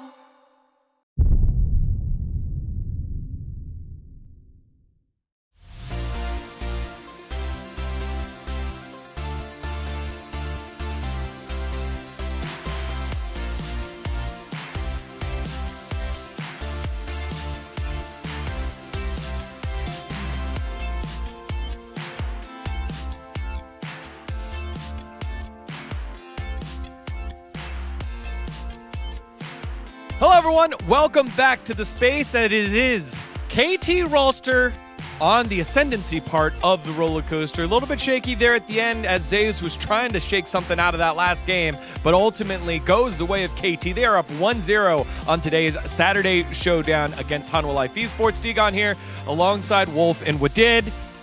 And I just, there was a lot of questions in this game and we got some answers, but not a lot that Hanwha Life Esports fans like.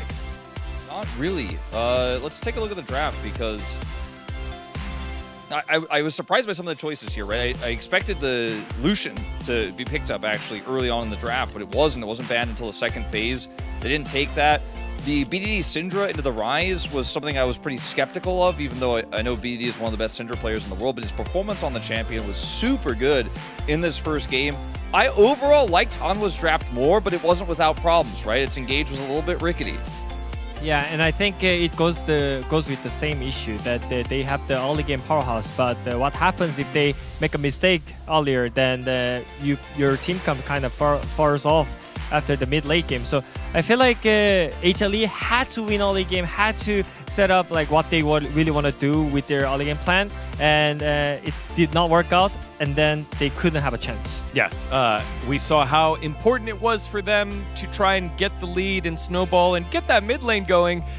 So much so that it led to a very, very swift couple of kills going the way of KT. As we take a look on the top side of the map, this was the moment where I went, oh no, into, oh no. I mean, it was going great. I feel like HLE was under control. They were getting Drake, and look at the goal difference. I think they were getting the plates all over the map, on the top lane, mid lane, and the bot lane as well. And this one single misplay hurt them too much as well, because they're losing the mid turret, losing the mid waves, and also his flash. No! So, like, there's another issue, right? Is that Cuz is likely here, Cuz is able to back up. It just takes so long for them to make this play. And there's kind of a push and pull in League of Legends, right? They end up making that big play topside. They lose out on it, have to reset here and clear up these waves. And then Zeka gets pinched here in the mid lane while they're doing Dragon. Like, mind you, KT are on Dragon while he's getting pushed. And then KT are like, wait a minute, like, without their mid laner, we can actually win this fight here. And the Dragon does go the way here, ultimately, of Kanavi. But now they're so incredibly far out of position. So basically, in both of these plays, Han was losing on multiple fronts. They had the dive that failed while they were losing plates. This time, they get the Dragon, but they lose so much more, and nobody goes home alive. I think disrespect coming from HLE, even though it was not the correct place to play that out, I feel like that just hurt it so much. I think they should have not been in that place. And like all these plays should not happen. And if this happens, you have no chance. Again, you can't play your draft like this. No, you can. And you could see Zeka trying to make something out of it under the tower. They're like, okay, all cooldowns are down. If I can get to tower, maybe try to Matador one of them in and make up for that earlier play. Instead, he just gets caught. And then that led to some stabilization of the game until this moment here in the mid lane, in the mid game, where Guma steps up a little bit too far up onto this wave while you've got other things happening across the map. This is the issue that it's been like happening every single time for this, at least round 3 and round 4 for HLE.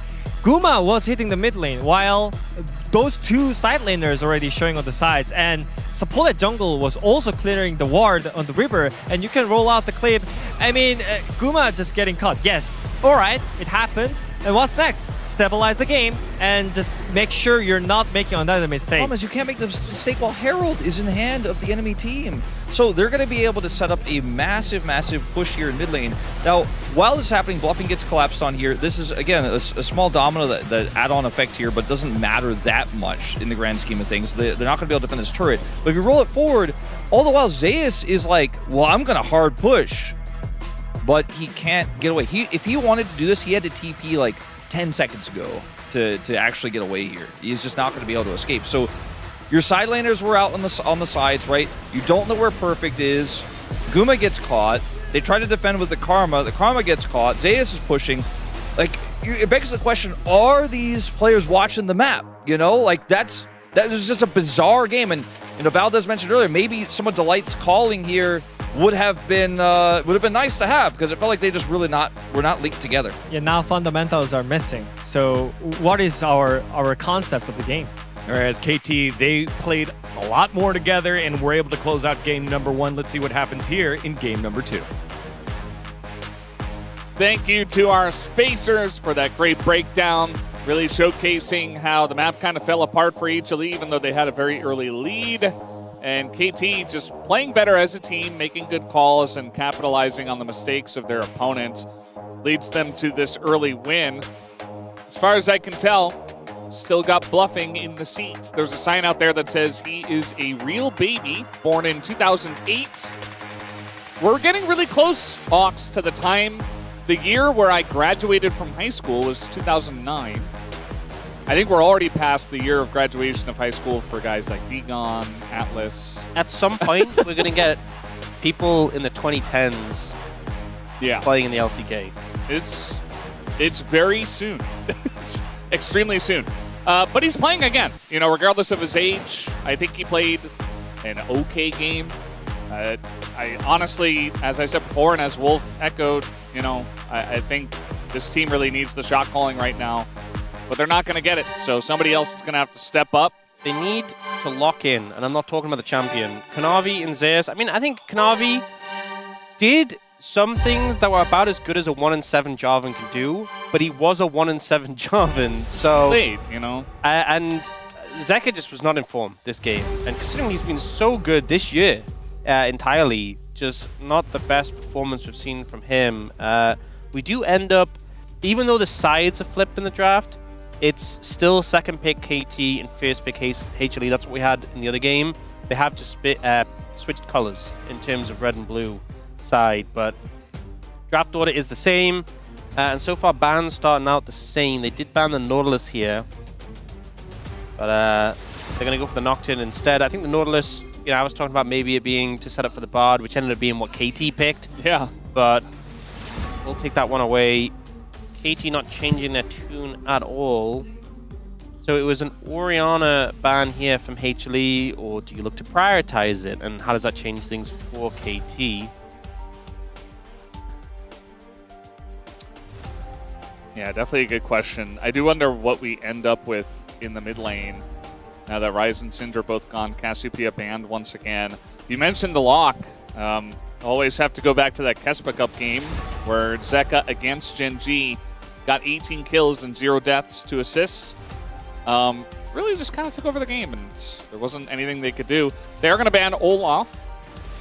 So they take that away from Perfect for game 2, and there's Orianna gone too. KT banned the Orianna, so that leaves Vi open and available. And I think Vi feels pretty good here, especially considering things like Poppy, Cassiopeia, Olaf in the equation. So I imagine this will just be a first pick Vi, but it looks like HLE not necessarily feeling the same way.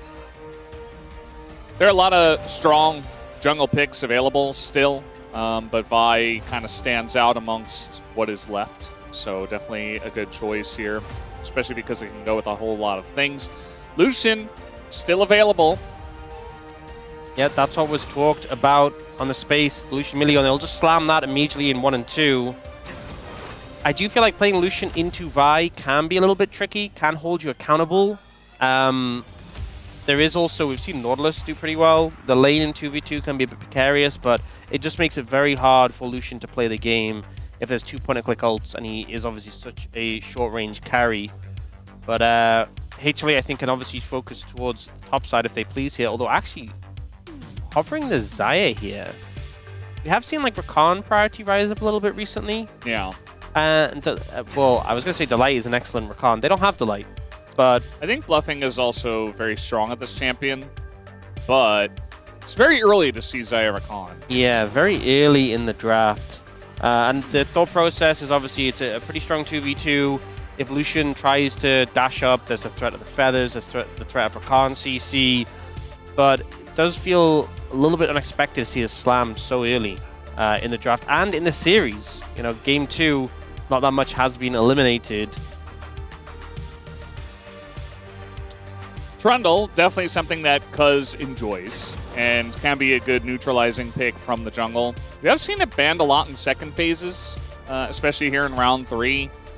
And he's just going to get ahead of it. And there's the lock ban. Not going to see it this time for Zeka. Yeah, I don't see massively the Trundle value here. I mean, the pillar can interrupt VIQ. It's pretty good into Xayah, who, you know, if she goes up and goes down again, terrain's always been a problem for her.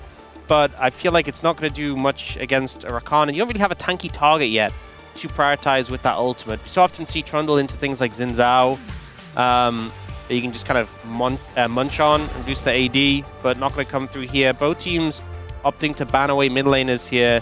It is KT with second pick, so they'll get first prio after the bans and have counter pick available to them. There's still a lot of top laners available that can be quite annoying. You know, the Vayne is still a possibility. There's still things like Gnar, Rumble, and Bessa. There's a lot of options for these two players. Especially when it's Perfect and Zeus, and they just always play a bunch of weird stuff. Aurora, gonna be banned. Going heavy on the mid bans here.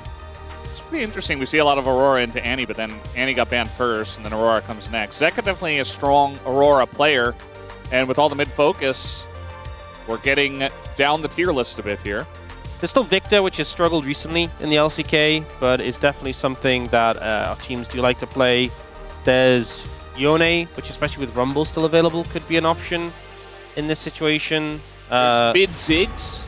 No, there's not mid Ziggs. I wish. Ahri, gonna be banned away by HLE, actually. Ahri Vi definitely very strong, but don't want to let BDD pick it first. Don't have amazing setup for the Talia, but Talia I feel like does pretty good into some of these champions on the side of HLE, and obviously BDD is excellent at it. It's a good blind pick too. But they're going to grab the Rumble first and foremost for Perfect. And I expect just the Ambessa from Zeus is what we've seen as a matchup into the Rumble. But first and foremost, Zeka looking at his signature Akali. Don't know the mid matchup yet, but we know he's confident on this pick. And I think if you go Akali, Ambessa, you just have that dive focus composition. We really need to see what BDD can pick here, because I think Victor just makes no sense here. You're just going to be a target. And again, it's been not an ideal pick in the LCK recently. Just hasn't really found a ton of success. Yeah, I wonder. I mean, Galio definitely is tanky, can taunt people as they come in, does pretty well into Akali, and so that's just going to be the neutralizing pick. I often like Galio when you have setup for it, but that doesn't really exist here. But I think when HLE's composition is so geared towards diving in on you, I think the Galio can just, hold that taunt down. It works against Akali when she's trying to hide in the Shroud. And also just good at disrupting this dive-focused composition. There's a lot of anti-melee on the top side of KT, and it is a very short-range melee composition from HLE. You're diving into a Rumble, a Trundle, a Galio, who have a lot of control and a lot of damage they can throw down in response. I do think that Jiwoo, a lot more rests on him in this game than the last game on this Lucian. There's a lot of threats that you have to deal with, and you're playing around a short range. But if he pops up this game, he's going to look very flashy doing it, and he has the team comp, the teammates, who can help deal with some of these diving threats.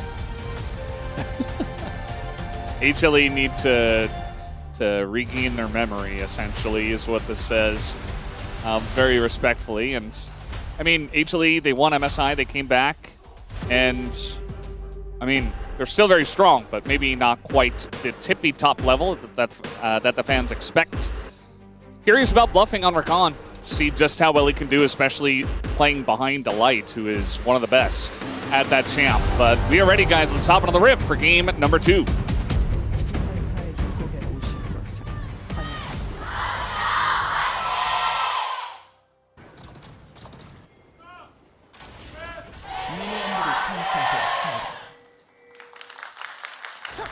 Okay, game 2. KT have the opportunity to 2-0 HLE and at least for now put a stop to their world's hopes. Obviously, as we mentioned earlier in the broadcast, HLE, if they do win this, they get their world spot, which, as you mentioned, they're probably going to get anyway, unless something goes disastrously wrong. Kind of like that Justice Punch into midair. And now BDD doesn't have another ability. Normally we so often see the Akali into matchups where she just has to weather the storm, take a beating, and survive. Having a fun time into this Galio, and if BDD does misstep, he will get punished pretty heavily here. Chiu's just ignoring bluffing. He's like, I don't even want to shoot that Rakan guy. Like, I'm going straight for Guma, and that makes a lot of sense. They're trying to put on as much pressure as possible. Zyra Khan, definitely a strong duo, but Lucian Melia will always win early. I think level 3 is really where the Zyra Khan comes online. When you have, that combo for the Zyra of abilities, and bluffing can go in and go out again. So often see that level 1 Gleaming Quill just because sustain it offers, but when you're there with just a Gleaming Quill, you can literally just ignore you. Yep. Feather's not gonna go in as there's the combo with the double tap once again. And the range, Guma getting chipped at a little bit for sure, but this is to be expected. That's the thing, you have a Rakan, a sustain, you have 2 health pots, one of which is actually just used, so I think it's pretty okay. It's actually finding the early pressure in this matchup. We often see level 6, when you get the extra healing, passive from your ultimate makes a big difference. We don't often see Ambessa having that much success on the early matchup. Zeka not going to bite the bait on that one because passive auto was still up, Justice Punch was still up, as well as his Q. And I think if Zeka goes in, he just dies, but doing a good job to avoid the taunt. Getting pretty low in mid, but no jungle attention so far as it's full clears from both. And I if say this that. gets interrupted, it's going to be so annoying. Yeah, it will be interrupted at the very least. Gets the flash on top of it. So often we see with the Kalis is like the last thing they'll do when they're clearing a wave is use the shuriken to kill a minion. And I imagine exhaust already. And it's just going to be a trade of sums, but Guma's going to have to back. Yeah, not going really well with his Rakan. I mean, one thing with Rakan... they're just going for the kill. Flash forward! Jiu picks up first blood just like that. And doesn't really deny all too much, but still going to get the kill. Now, honestly, I think actually the supports that got the kills. I think it's pretty good for HLE, because KT burned more summoners there, and we'll hold that thought. Okay, well, I don't know what to say about that. Was a misclick, I think it's fair to say. Yeah. Bit of an oopsie. I don't think that can happen. It shouldn't happen. I don't think that's allowed. Now, yeah, in the bot lane, Jiu burning both summoners there to get this trade kill, and there's just not much of the wave left. Guma did a really good job of getting the root on the back end, setting up the feathers, which made it guaranteed it to be a 1-for-1. Yeah. Importantly, Jiu was the first one to get aggro and not Effa there as well, which potentially could have helped. But if you look, Jiu is going to have a bit of a CS lead, but he already had one before that play. Neither AD carry got the kill, and Guma still has his flash, so I think HLE kind of happy with that. Didn't manage to make the top gank work, but the less we talk about that, the better. Yeah. Definitely a bit rough on that. Zeka down his flash, so we'll have to wait and see if they can follow up onto the Akali. Can be difficult, especially once Zeka hits level 6, but if he runs straight into a taunt, perhaps they got something if Cuz is there. And yeah, bot lane, it's still not going to be happy times for the HLE bot lane here. But Kanavi is coming down, and meanwhile, Cuz is just going to put a ward, but he's hovering around the bottom side of the map. Actually starting up the dragon here. Oh, wow. And already committed the first smite to it, so this should just get taken. They're expecting Jiu to dash forward, but Jiu's actually holding on to that. And you know what? That's smart, because your jungler's doing the dragon. Like, how many times do we see, like, oh, my jungler's on the top side of the map, I'm just going to go in and die. Or he's doing an objective, I'm going to go in and start a fight. You don't have to do that. Don't need to make two plays at once. Also, it's Ocean into Chemtech, two of the weaker souls off the cards. And early Ocean Dragon, pretty helpful in lane for that extra sustain. So KT kind of high rolling here with that early Dragon secure. And we'll see if they can maintain that as the game goes on. Now, Kanavi not quite hitting level 6 here. There is the Scuttle Crab that they could try and contest to get level 6, though. Jiu is a bit low on mana. Gonna kind of cancel the auto, and now we got Cuz down on the bottom side. They're looking for Jiu is super low, but the Galio does come in. That's still a kill. Over to Guma onto Jiu, but now trying to follow up here, getting very close to the taunt. Just barely clips Guma, but the damage not quite there. Finally gets it with the Winds of War. And now Kanavi trying to follow up on this one as we have Zek on the roam. Trying to come on down to the bottom lane. So many low health bars here. Very nice fire kick, but the follow-up from the rest of the team is huge, as HLE will pick up 2 and make it 3. Triple for Zeka from the mid lane. I think HLE playing that really intelligently, knowing that they had the resources, and also Kanavi baiting out the Mega Fire Kick and the Pillar to let Zeka go in. So in the starting fight, Jiu wants to go aggressive, but so much of his damage is onto bluffing, which just isn't really relevant, because he goes in, gets a knock-up, they kill him, and he gets out. And even here, they're chasing down Gumayushi here. Heal comes in, they do catch him on a tower, but he gets this root in, the knock-up follows. It's a lot of damage onto Cuz, and he has to burn his flash. And then this, I think, is the pivotal point, is Kanavi winds up the Q, and KT are like, we have to interrupt this, but 2 abilities are used to do so, and as a result, it gives Zeka free reign to get in. Nothing left, no cooldowns. And he gets the 3 kills. Yeah, just have a Kali carry, you know. It's a good strategy. Help out bottom lane, 3 kills for Zeka. And if you look from all the assists, Jiwoo still didn't get a kill. Guma did get a kill. He's only 100 gold down in the matchup. Zeka's now 1,000 gold up already. And when he gets Gunblade, this game's becomes so difficult. Yeah, they don't really have a good answer to the Akali outside of, you know, a taunt that can come through.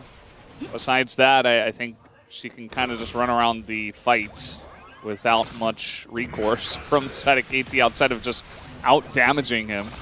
Yeah, I think BDD really has to sort of watch Zeka match Zeka and hold him down in the fights. Things like the Mega Fire Kick and the Pillar can interrupt dashes and stop Akali, but they're just so kind of they're so difficult to land it on a champion that moves so quickly, especially a player who pilots it so well. And to be honest, considering the previous game we had from Zeka, it's good that he's looking positive in this one, because the Rise game was not one of his best, but he's in prime position to carry on his signature pick. Yeah, it feels really good to get him the kills there.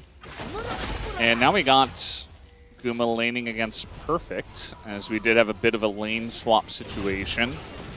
And now Gio's coming down bot once again. So just a temporary kind of thing, I suppose. Zeka just doing whatever he wants here in mid. Did get the 3 grubs picked up by HLE, and Zeus, because of these rotations that came in from KT, is getting some time to hit this tower. We'll get another plate, so he's pretty up in that matchup.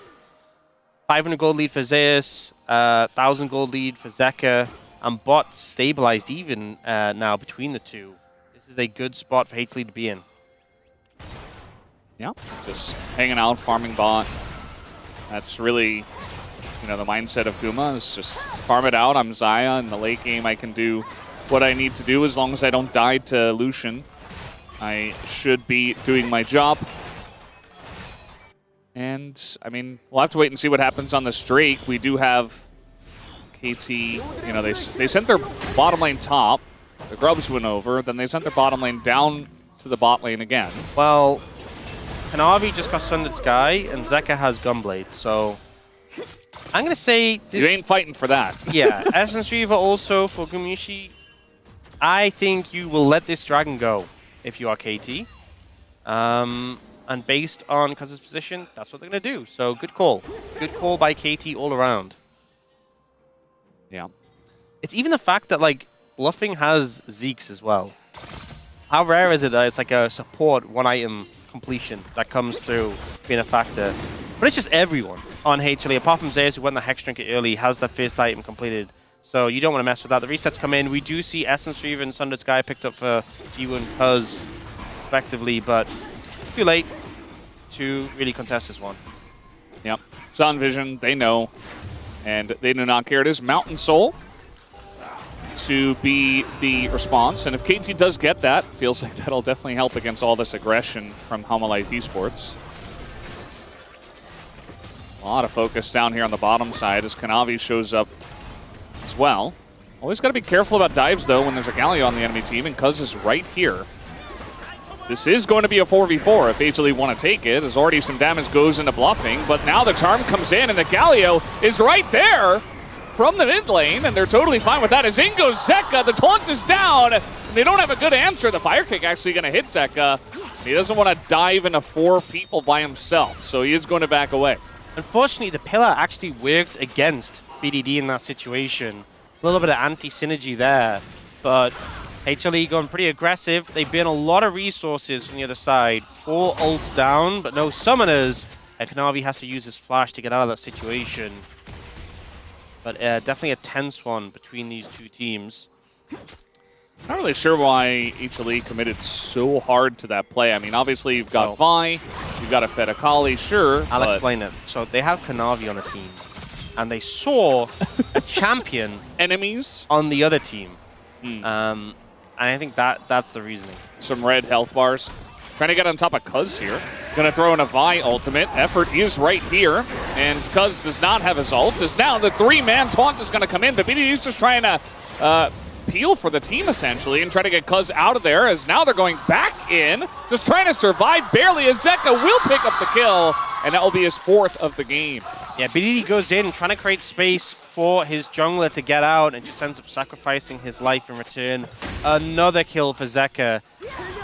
Does not feel good in this situation, especially as he was able to pick this one up without even having his ult available. So here the Pillar comes in, but Kanavi ults at the same time to buffer it. BDD, I don't think he had to flash here. I think he could have just channeled the taunt. I think there was maybe some angle where he was thinking we can actually turn this, and that's why he flashed to make the play, but it was just a bit ambitious, and if you just channel the taunt, I think he actually just lives there. Yeah, I would agree. I mean, it was kind of close. Zeka had to go onto the turret to just barely get him, but, you know, if BDD had played it slightly better, perhaps he gets away. It is still an Akali with 1,700 gold in the lead. That's a lot. So, you know, not a whole lot you can do. BDD really on the back foot here, just going to have to try and, again, peel for the team. That's essentially his job. I mean, a big aspect of Galio is being tanky enough that Akali can't just easily kill you. And if she gets more and more fed, that may end up being possible for Zeka, which would be a big problem. Has got the Abyssal Mask, presumably the Imperial Mandate after. A great setup for helping your team's damage, especially when you have a Rumble in the top lane. And we talked before about how KT's composition can definitely interact well into HLEs, but this far behind already just does not feel comfortable. Cuz alone in the jungle. Rotations are coming up, and he is going to throw down the subjugation, going to make him much more difficult to take down as he survives for an incredible amount of time. But eventually, it will be enough. And in order to avoid the dive, Perfect threw down the equalizer, but now he's getting Gove anyway, as there's 4 people going in, and Bluffing barely going to get away as they pick up 2. Played really well there by HLE. Bluffing setting up the play under the tower and able to get out again afterward. Now, KT trying to get some damage on this mid lane tower, but I think they will be forced back. And just not really much of a reprieve. HLE are making these plays, going aggressive, and there's just not much to respond. We've seen that, obviously the mid lane matchup isn't ideal, but the Galio into Ambessa feels horrible too. They catch a CC on a Cuz, no flash here. You're just dead. The only saving grace is that by pillaring Guma away, he stops him from getting the kill. That's the only selling point of this sort of situation. And here, BFX tries to get the damage down onto Bluffing, but Bluffing just gets out of range in time. Did have his flash though. We're going to have a Trundle in trouble again. And really no way for him to get out. No flash, no subjugate this time. Melio's there, didn't matter. And they're just running around finding Cuz and killing him. This is what this composition can do. You know, it's aggressive, lots of dive threats, lots of ways to go in. You're ahead. You just see Cuz's camp is available. We're going to kill Cuz on repeat. And it's just getting the team further and further ahead. Zeus can't be matched. I don't think either solo lane is having a fun time. I think Perfect would do slightly better, but BDD's already gone for the Abyssal Mask into this Eclipse Ambessa. Yeah. He just gets absolutely destroyed by Zeus right now. I mean, it's an Eclipse and a Hex Drinker. There's just no way BDD ever has pressure into that matchup. Yeah, just essentially sitting there under the turret and clearing waves like that. That is his job. Okay, he is going to go in for a trade and do like 10% of his health bar. Zeka did pick up a 5th kill in the bottom lane dive. He actually took down Perfect. And now he's getting close to a Shadow Flame, 2nd item. So, KT, again, they still don't have a good answer, especially when BDD is not here yet. So, just going to have to give away the first Mountain Drake, most likely. Yeah, I would agree. Maybe the 2nd Mountain Drake, too, at this rate. We'll have to see when that... Will we have a 2nd Mountain Drake? I would say, yeah. I don't think Probably. Probably. I don't think they finished the game in 20 minutes. Well, maybe they just do the Baron instead, and then they end it on the Baron? That could happen. Could happen. That's the sort of point we're at in this game, is they are just very, very far ahead. Yeah. Herald used mid. Nothing they can really do about it.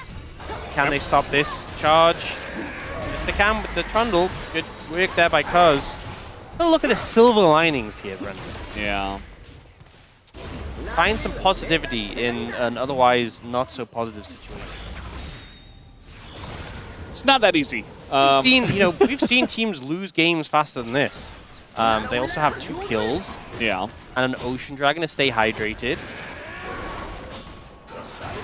I don't think that's the way that works, but they do also have water on stage, which they have not spilled. So. Very rainy today in Seoul. Very wet. So that was the first hour of my 2-hour drive. Was just torrential rainstorm. Oh no, Cuz is doing a camp. How many times do we have to teach you this lesson, old man? Oh, perfect. He's in a lot of trouble here. Zeka goes in. It's an easy kill for him. Uses the R2 to get out. I think putting the Galio into the Akali and the Rumble into the Ambessa would be better than this. I don't think either situation is good, but at least it wouldn't be this bad. Perfect getting solo killed. Zeus, I can't even imagine. If he just gets BDD away from a tower for a moment, it's going to be a nightmare. But yeah, they don't have answers in their solo lanes. It's a 3,600 gold lead in the mid matchup. And cuz there's not even a camp there, buddy. You just that brush isn't yours either. Yeah. None of that area. Actually, nothing on the map is yours. Maybe the fountain, I guess. Zeka made some sick Akali plays in the past, but this one just felt so nonchalant. Just like he obviously hits a shuriken, which is big, but he's just like, yep, I click my buttons. I'm equalizing the tower. I don't care. You're dead. The joys of being this fed. Yeah. I mean, Akali has so much mobility that the equalizer is just like... Perfect's like, well, I might as well throw this out because, you know, I'll get it back by the time I respawn. But it doesn't do a whole lot, that's for sure. There's something called the equalizer that didn't look very equal. No. It really didn't. And Zeka's just denying minions. Gets the tower. Almost 4,000 gold ahead. You know, we almost had a game in this one. There was a point in time where I was like, hey, this Lucian is getting ahead. We're making some plays around the map. And then they went too far in bot. Gave 3 kills to Zeka. And here we are. Yeah. 19 minutes. 9,000 gold lead. I will say, I was pretty critical of Kanavi and Zeka in game 1. This is a big blow-up. This is a big turnaround. So, definitely defining this game with their plays. And, you know, we'll see what they can do in game 3, because it's looking like we are heading in that direction for sure.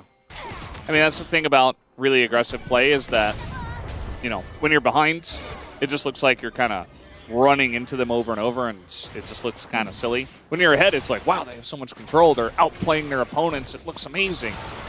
And, yeah, they certainly are doing that here from very far ahead. Even when they weren't that far ahead, they did a good job of gaining control of this game. And even Ju can't do Lucian things. I love that Cuz just keeps trying to get vision on that that brush next to the rafters. Keeps going for it. Oh, they're looking here for Zeus. It's got a lot of dashes, but there's the harpoon and a very nice equalizer. Going to catch Zeus even after the flash. And there's another harpoon. As I think that's enough. The flash on it with the super mega fire kick is enough. Okay. And they give the kill over to Ju. What is the cost of this play? That is the question. Because they already took tier 2. They will be taking the inhibitor tower. Can you get back in time and force a fight? Answer probably no. HLE take the gold and back away. So I think it's a good thing that KT are trying to make things happen. Oh, if they interrupt here, this is just good just to buy time. Let Ju hit this tower in the bot lane. There is objective bounties available as well. The tower did hit him back, which and he'll actually back away. He won't stick around to get the whole tower here, so not that much gold really coming in. We're kind of seeing the result of Cuz not being able to farm any camps and being killed every time he does. It's 2 full levels and a little bit is the lead in terms of experience. Cuz just at level 12 there. And we're once again fighting over the Raptor area. There's a new control ward. How long will it last? Okay.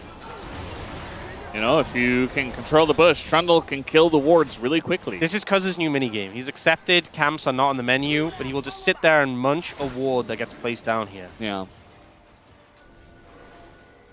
A good game plan. What if there was a ward that, you know, you could place it in the bush and it would attack other wards that get placed there?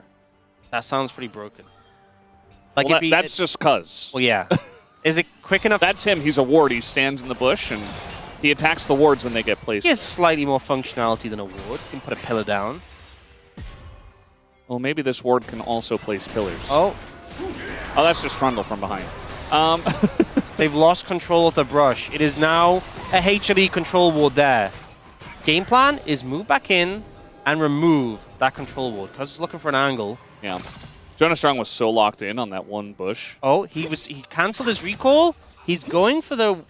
Oh, it looked like he was going for the ward next to that control ward there. You know Cuz wants to. This is what he's locked in on. This is what the game has come down to. Yeah. He wants the backup of Effort. Effort's recalled. He's bought more control wards and wards. Dragon is being taken. This is your window, cuz to move in. He's going for it. He's trying to make the play. I did get it. It's a successful operation from KT there. Yeah, honestly, a really good job from them, showing some good effort here to take that down. Effort did show some good effort. Cuz even going to take down the other ward too. Wow. So big props to camping KT. in the brush again. Navi's approaching. Yeah, I think Hanavi's like, yeah, I just kind of want to end this game. So let's take this bush back. They double control warded it. Oh, but it's dead. And they have a new control ward back in the brush. But it's not fair. Trundle and Lucian are so good at taking down wards. That's why they drafted like, this. I'm going to engage, okay? They are going to go in as now the Ambessa just piles over the top and BD's like, I am zoning everyone. I'm doing a great job of it. Oh, wait, I'm dead. He does flash away, and the wallets are just so gigantic, guys, that they really can just put their face in it and end the game. They just charge at them. You know, Kanavi ults into 4 people, and they just press all their buttons and win. They were really far ahead. And I think the worst thing of all for KT is they lost that ward in the brush. So, yeah. BFX TPs for the shield and just dies. This was a very dominant, very convincing win from HLE. KT, there was a couple of minutes where they were in it. There was a couple of times they got that control ward back in the brush. But other than that, they just didn't really have anything. Bluffing, just standing there throwing emotes at the enemy team. Mental warfare. But yeah, this game was a game for a little bit. And then it was HLE having some fun. I don't think KT are going to feel all too bad about this loss, other than the fact that, you know, obviously they have to play another game. I'm curious how many wards were destroyed in that brush and how much gold actually amounted to. There was some rapid-fire ward placements at points in that game. Yeah, you know, the space doesn't have a whole lot of analysis to do, so maybe they can do a little, you know, WA TV. Analyze the brush. Yeah. Count up all the wards. Well, might be time better spent, because this one was Dunzo for a while, and Guma called it. He's like, all right, 3 kills to a Kali carry, let's go. Sometimes games are just over very quickly, as this one was, but, you know, credit to HLE for following through. We've seen them have some mishaps before when they get an early lead, but they were convincing on this one, and now they are going into Game 3 with the momentum. Remember, a 2-1 win of this series will still get them their spot at Worlds. Well, gonna buy some good food if HLE get the win today. And they might just. I mean, Game 1 was very dominant. Game 2 was very dominant. Game 1, a little bit less so. A little bit back and forth. But KT gonna go back to the drawing board and figure out what to do for that Game 3 after the break.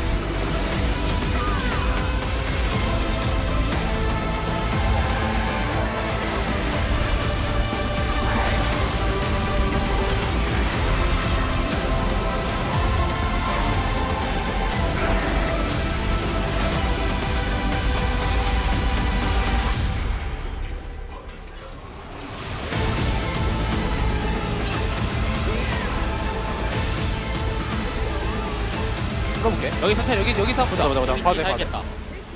봐도 돼. 빨리 W 살짝 볼게. 네. 봐봐. 켜놓을게요. 오케이 해. 걸어. 천천히.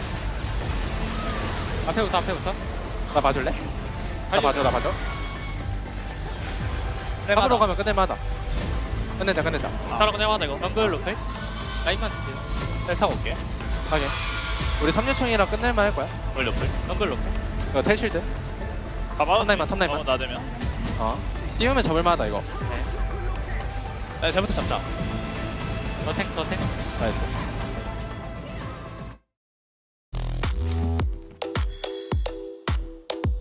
오늘은 T1 시그니처 에디션을 언박싱을 해보겠습니다. 상자가 고급스러운데요. 불이 들어오는데요, 이거? 이렇게 세워둘 수도 있네요. 2025장 한정 카드에 제 사인까지 더해지니 더 특별한 것 같아요. 이거 한정판인데요?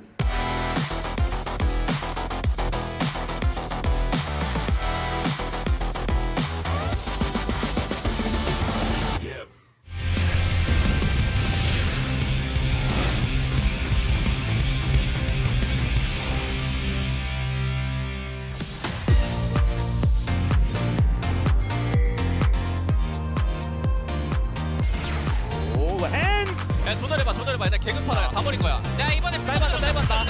There's the flash. Oh, the shockwave as well. The delivery system's so nice. The closer heels into the air. The shots have been called as the hands trying to get out, but will fail. Ron's now trying to turn it to pulverize. On top of Rosita is just gorgeous.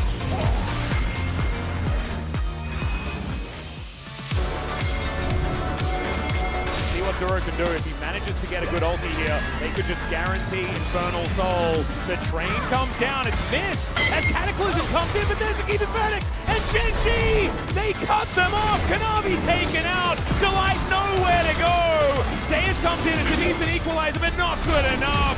Deadly flourish and another shot will do it! One big fight on this dragon. And they don't necessarily have to fight this one, but they're going to try as everybody is in the mixer. Closer disappears without even getting to press any buttons. And now Charvel here alone. Only 2 members left of DNS. One of them is going to take a Hex Gate. 얘들아, 형 정신 차렸다! I think their influence is weak, right? Their ability to control this map is getting tougher and tougher. Oh, here we go, gonna press some buttons. Down to the weakest dodge, and Showmaker, the double tap, he even tried to flash it in pain! Puts the team on his back that he's done all game long, and sets up the play, 3 kills!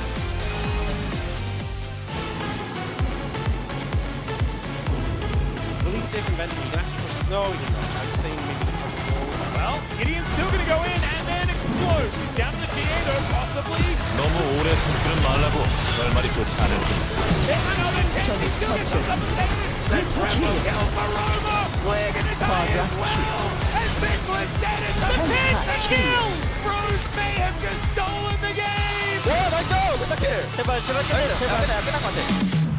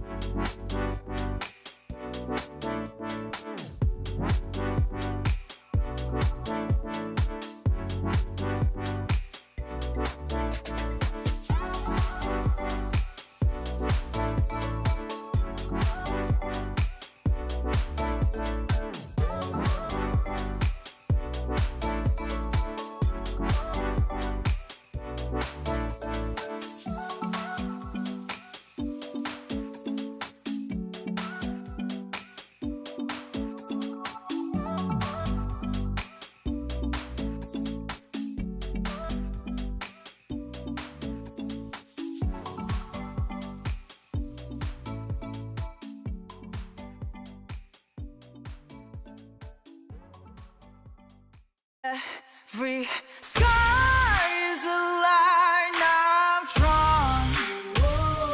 Cut by cut, mark by mark, my name forever in the stone.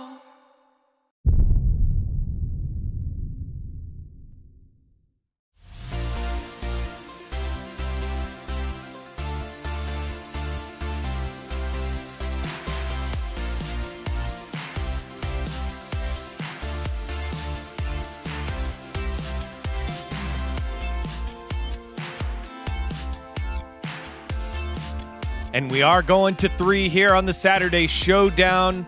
Much better performance here by Hanwha Life Esports. We got to see a glimpse of that dark horse runner for the MVP in Zeka in the mid lane. They tie it all up here with KT Rolster. And we start with the draft here because, gentlemen, yet again, we're kind of left wondering pieces from the losing team. It's easy to see maybe what they meant in a winning draft, but when they lose, it's kind of like, can you see what the angle is here? I think the jungle. I wanted to talk about Hanwha's draft first because we're not a big fan of first pick Vi right now in this meta, but it felt forced here, this Lucian pick away for Jiwoo. When I saw that, I was like, I don't know if this player is necessarily going to be able to stack up into HLE with Lucian.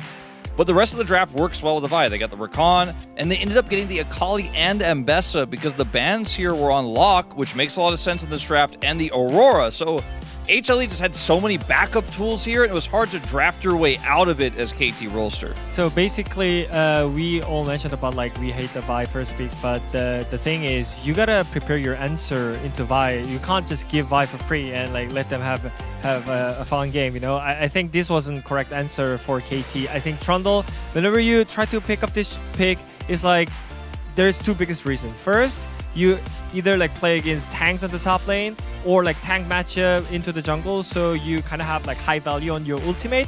Or I think you really have like poke team composition, which means that you don't need to go in, you just pillar down the enemy team, so you kind of zone them out. But I think in this game, he couldn't even win the early game because what happened in the bot lane. And I think after that, Trundle is not the pick that he can just make a play by himself, and you have the support Milio as well, which means that if where's you're your behind, engage? Yeah, you're done. So I think we don't like this pick even more. Like I think Vi is one of the great jungle still. You didn't even know what the comp was fully before you picked it. So you can't even make the argument that the pillar's going to mess up the Akali Vi engage and cut the team in half. I mean, they tried to do that, but that wasn't the reason why they picked it.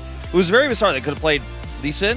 Yeah, there were a lot of other options here. I think it's almost same as like Shyvana, to be fair. I think if you want to pick Trundle, then you have to get some advantage from the other lanes, and then you pick up your Trundle with the 4-5 picks, so that means you give more space to your laners. And that is what KT attempted to do here early on. They went 1-for-1 on the bottom side of the map as the supports traded. That means summoners down here on the first skirmish that they had. One extra summoner different here is that Jiwoo does not have his flash, and he's walking up into 3 people. But the thing is, he has dash all time, so he should have just like know that Xayah is gonna like E to use the feather, but he didn't dodge the spells correct, and I think that made a KT in a really bad position. And Akali comes in, cleans up all the kills for him, and the game is literally just over. And I just felt like this game was one of the Rise group game.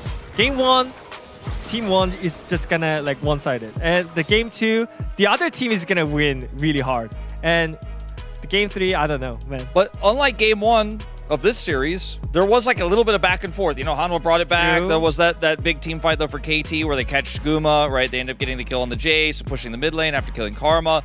This game was just, there's that. And then we go into our second highlight where the game is completely over. There was never a prayer for KT. They were able to accomplish nothing. I mean, the casters were talking about how Cuz was clearing wards, and that was like basically all they were able to do. And then this fight happens, and it's a decent angle here for an equalizer, but they're so far behind that basically HLE don't even have to try. Guma is like at free range, just ulting for damage in this fight. He just does not care. Yeah, and that cleanup was the final nail in the coffin here at almost 10,000 gold lead. Hanwha Life Esports able to close it out when there wasn't much fight back here. I think with both of these squads, they haven't gotten what they wanted out of this series yet, other than a win. Both of them need a win. It helps a lot. Again, we went through all the different scenarios that happen if Hanwha Life wins, but I don't think they're getting the sentimental win as well. You wanted to send a statement. You wanted to have some answers. Both teams had substitutions on the bottom side of the map, Jiwoo, on the bottom side of the map there for bluffing as well. But it feels like we haven't executed as cleanly as maybe the coaches have wanted. I think one of the pros for KT is Guma can't play Lucian in Game 3. Like, you pick Lucian, it's gone and Fearless. They took some risks in this one. I think they thought the early game was going to go a lot better than it did. But there's still another draft to play, right? I think this could bounce back the other way if KT come up with a smart draft. You got to prepare for jungle draft, I think. I think in Game 2, it was really the issue was the Trundle. And the Game 3 is going to be again on the jungle. You got to prepare for it. All right, it's big names on both sides of these rosters, and given the fact that the spread between first and fifth is just one series, every game is going to matter. Hanwha Life Esports qualifies for Worlds with the win, but KT can stay alive for that first place bye with the victory. Let's send it on over to the decisive game number 3.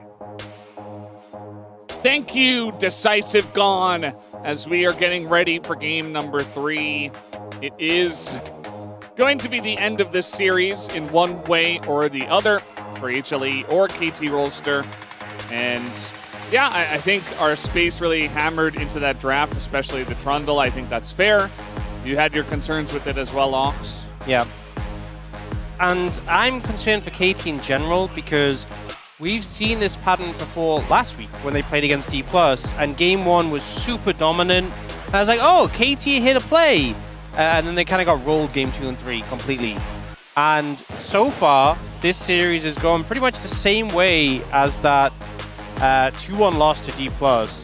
And game 3 was not pretty. So I'm hoping they bounce back, show some resilience in this game 3, and come up with some good ideas, as the Space was saying, when it comes to draft. KT, I feel like, benefited from the really strong start of the regular season. That really boosted them up in the standings. But they have just trickled down since, you know, considering at a point they were undefeated, locked in first place for a while, and now they're in 5th in the Legend group. Is not where you want to be. Not how you want your season to end. Yeah, it's not a comfortable position to be in, just to have to play the play-ins and have all this extra stuff you have to prepare for. As KT picked first pick, HLE picked blue side. So not going to have KT on second pick anymore. And we get the epic music for Game 3 of Saturday Showdown Draft, which needs to be a bit more epic this time for KT Rolster. And let's see what they prioritize. Still a lot left in the jungle because we did have the Trundle picked. I think with going on a blue side, really for KT, you want to secure a high prior first pick. I mean, HLE got Rise game 1, which didn't really work out, but it's definitely a high prior pick. And then the Vi in game 2, which went great. So what are you looking to pick up here? Bans start off with Camille and then the Lee Sin. Interestingly, KT have maintained that Camille ban on both sides so far this series. And HLE also mixed it up with an Annie ban here. Yeah, BDD's really enjoyed that Annie, and they're going to take that away from him once again. The lock taken away from Zeka too. So certainly a good call. A lot of picks now left open. You know, the Orianna, the Poppy, still on the cards here. And the Orianna's going to get banned, so Poppy's still available. The Olaf is still available. Nocturne's still available. Yeah, there's a lot of things. And only one pick for KT. And they will go for that Nocturne here for Cuz. Yeah, I'd say that's a good choice. I mean, if you give over Nocturne and Lulu, it's always pretty rough. Even just the Nocturne by himself can be very strong at this point in the game. But a lot of strong stuff still available, and it looks like they will take away Unara Lulu. Or play Xerath. I don't think that's going to happen. That's my Nocturne, yeah. That's my intuition. But denying the Lulu combos could be pretty good, so they'll just grab the Lulu immediately. No Nocturne Lulu going to come through. And you could pick a pairing for it right now, which I think helps out in the draft, because if it goes to 3, then you might feel a bit forced to take an AD carry. So I think just taking Unara here makes the most sense. You do have that ability to get away from a Nocturne. It's not always up. You have to use your ult for it, but a powerful combo. Yeah. One thing I'm a bit concerned about, though, is the prospect of maybe an Olaf for Perfect here. But it looks like they're going to prioritize the Corki first and foremost. Just go Corki Nautilus. Has a point-and-click CC that's very good into Unara. Nautilus can put pressure on Lulu, and the Corki just very safe, very solid for Jiru. Yeah, not a bad shout. Corki scales pretty well, can follow up on the engages very nicely. So are we going to match jungle here for Kanavi and pick something? No, they're looking at the Olaf. I think this is such a good pickup when you have the Lulu to back it up as well. And the timing as well.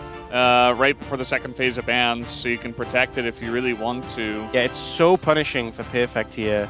You can ban away the Jax. If you're worried about the Kled, you can ban that away. The Heimerdinger. Yeah, they're going to go for the Vayne first and foremost. A matchup we've seen not be fun for the Olaf, but there has been windows to punish it. Neferi going to get banned out, so Kanavi obviously suffering from not securing his jungler. There's Neferi, there's Pantheon that are the possibilities, options here for him, so might just see those banned. Yeah. Is it just the Jax ban here? Yeah, I mean, Jax is very strong. It's already into Olaf and Yunara. But instead it's Zahan, and that is a perfect target. Yeah, I was going to say, I expect him to ban the Jax, and then he would just pick Zahan, because he's played it into melee champ slot. He's been really successful on it. He was undefeated for a while in the regular season. I think they did get a loss on it, though, against D+. But that's going to be taken away. There's still the Jax as an option, so I think Perfect's fine in that regard. And they actually take away the Wukong. I mean, Wukong-Lulu can be a pretty annoying combo. But he still has the option of the Pantheon here, if he wants, for Kanavi. Or Shyvana. Please. He was hovering it, and the fans were all groaning. In the audience, they're like, please do not play this. Zeka Ari? Yeah, it's interesting they're prioritizing the mid pick now and leaving Kanavi's pick till last. So allowing BDD to know his matchup before he locks in. The Ari obviously has that mobility, very good into the Nocturne because it's not an easy target to pin down. And right now, really, Gumayushi is the only target that the Nocturne can really go for comfortably. But it is just going to be Ari into Aurora. Is it Kled or Jax? That's the question.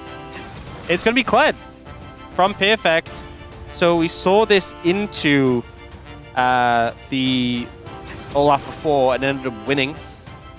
So Perfect's been practicing it and was ready for the situation. I hope he is bluffing. I mean, he is bluffing. He is. But I hope he is bluffing. There's that sign that's basically just like, do not pick Shyvana. Graves? I'd rather see Graves, but Skarner might just be the choice here. Yeah, and I feel like in terms of the meta picks we see, it was kind of like that or Pantheon. They opt to go for the Skarner instead. A pretty bulky front line to cut through, and KT doesn't exactly have the best tank killers. I also think it makes Nautilus's life really uncomfortable because it's very hard to get backline access, I feel like, in this composition. They're quite mobile, the backline, and then the front line, you grab either of those, you're in for a terrible time. So I think HLE pretty happy with that composition, but I think the two factors that are going to be important is how much impact the Nocturne can have, but also this top lane matchup. If Perfect is able to get an advantage and shut Zeus down, that's going to be a massive thing. I think one thing that does help HLE is that it's a Nocturne and not like an earlier impact jungler who can make Zeus' life hell before he's level 6. We've seen Zeus do really good so often, even when he's putting in favorable matchups that he may not be as comfortable with. A good example was when he picked Mundo and was countered with Aatrox, and he said he's not really played that matchup, at least not recently, and he just kind of figured it out, played it really well, and scaled to be a monster. So I have faith he can figure this one out, but if Perfect gets a big lead here, he could just be an absolute menace for HLE. Yeah, and the Kleds have been excellent so far, so our LCK top laners jumping right onto that. As we are ready, let's jump into Game 3.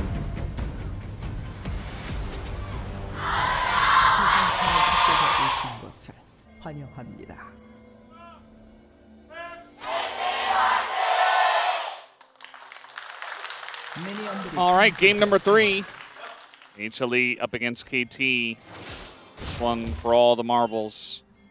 And Perfect has gone for the Ignite. We're seeing a lot more variance in our top laners and their summoners. As that's a level 1 Olaf. Zeus is going pretty deep for this. Perfect is nearby. Zeus very much committed to the play now, as he is looking for the kill onto Cuz. And now he's just going to turn around and get out of there. So he burns the flash of Cuz, and now we got Kanavi on his Raptors. So Olaf obviously, seen a bit of a heavy trade bot. Yeah, a bit of one. Geo getting pretty low. He's going to have to use the barrier. But secondary summoner is used for all 4 of them. It's not something we really talk about with Nautilus, but having the W level 1 and just autoing everyone is a pretty solid strategy in these early 2v2s. Obviously, you get the shielding, but the extra damage on the autos and the passive damage. But, you know, Zeus started lane pretty low HP, and he's into an Ignite from Perfect, and is down that goes, so it's a pretty heavy hit. We do see Cuz going for this counter invade to make up for him being pushed out of his topside jungle.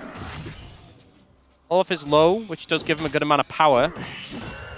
They just take away Skull and then hit level 2. Yeah. I mean, that's fine and all. For now, I mean, early on, the Olaf is going to be fine into Kled. Really, it becomes more of an issue once some items come through and the Kled is like, well, yeah, you all-in and you took me off Skarl, and now I'm just going to trade back on a Skarl, and you just don't have the extension in that long of a play. Yeah. And Zeus will get a chance to recall here, look like. He's actually cancelled it, so sticking around. Got enough sustain off the wave.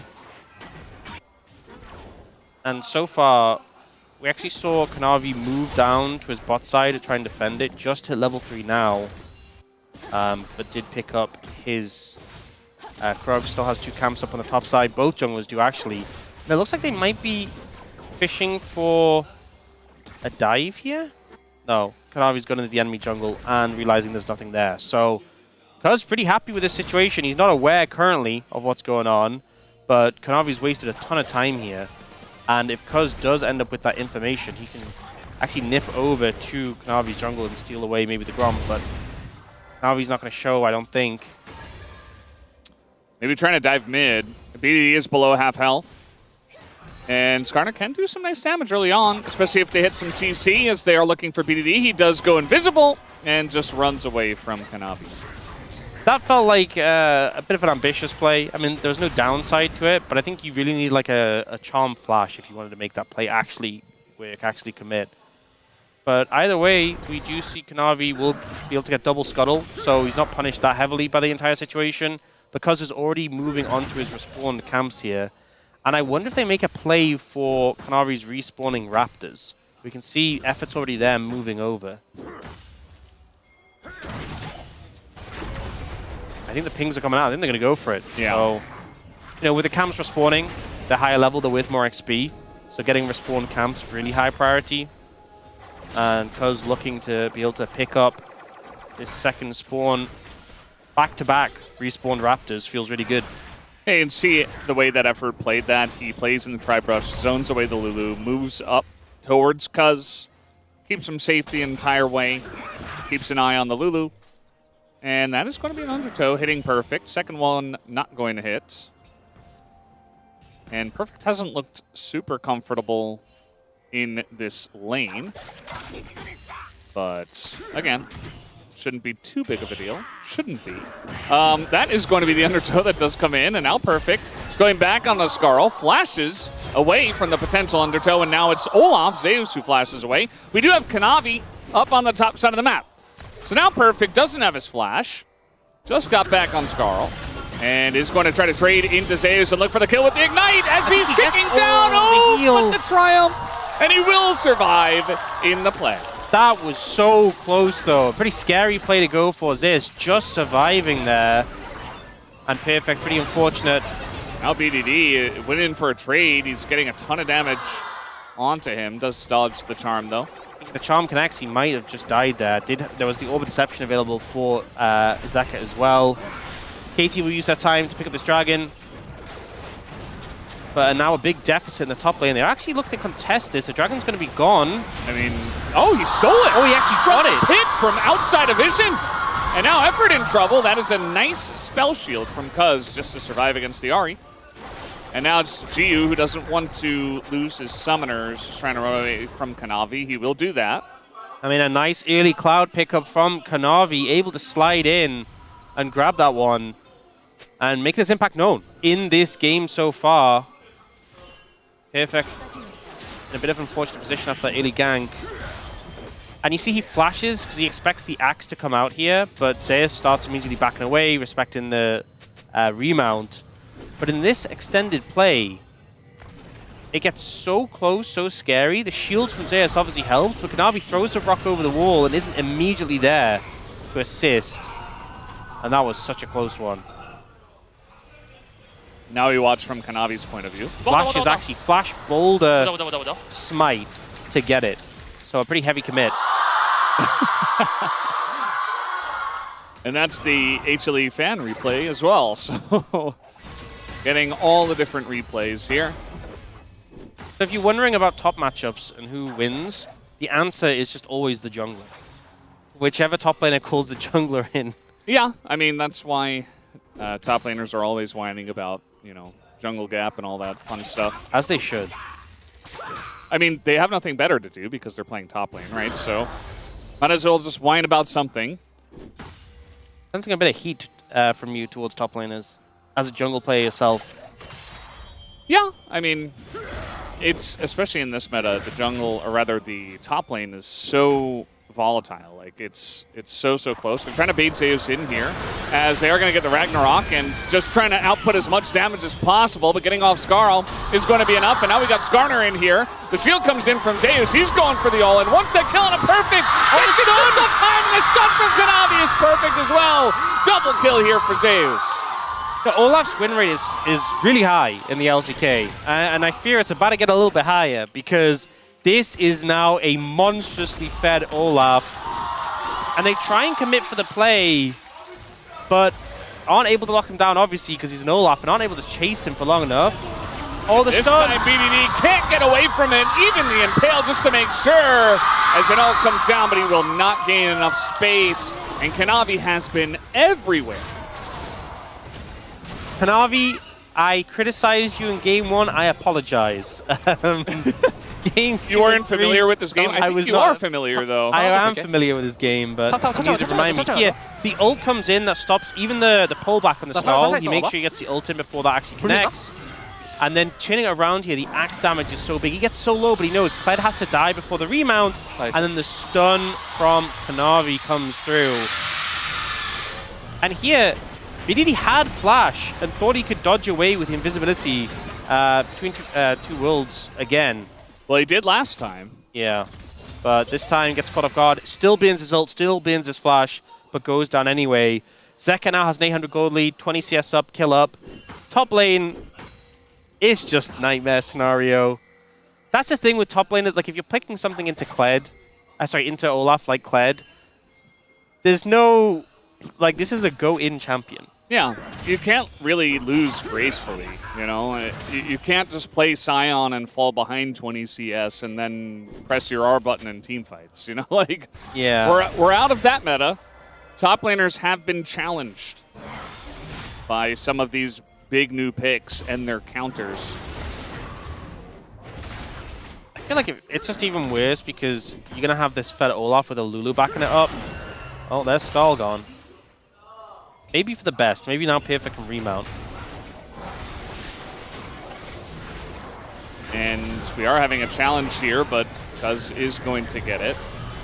And here comes Kanavi. There was no spell shield left, so Cuz just has to flash the wall.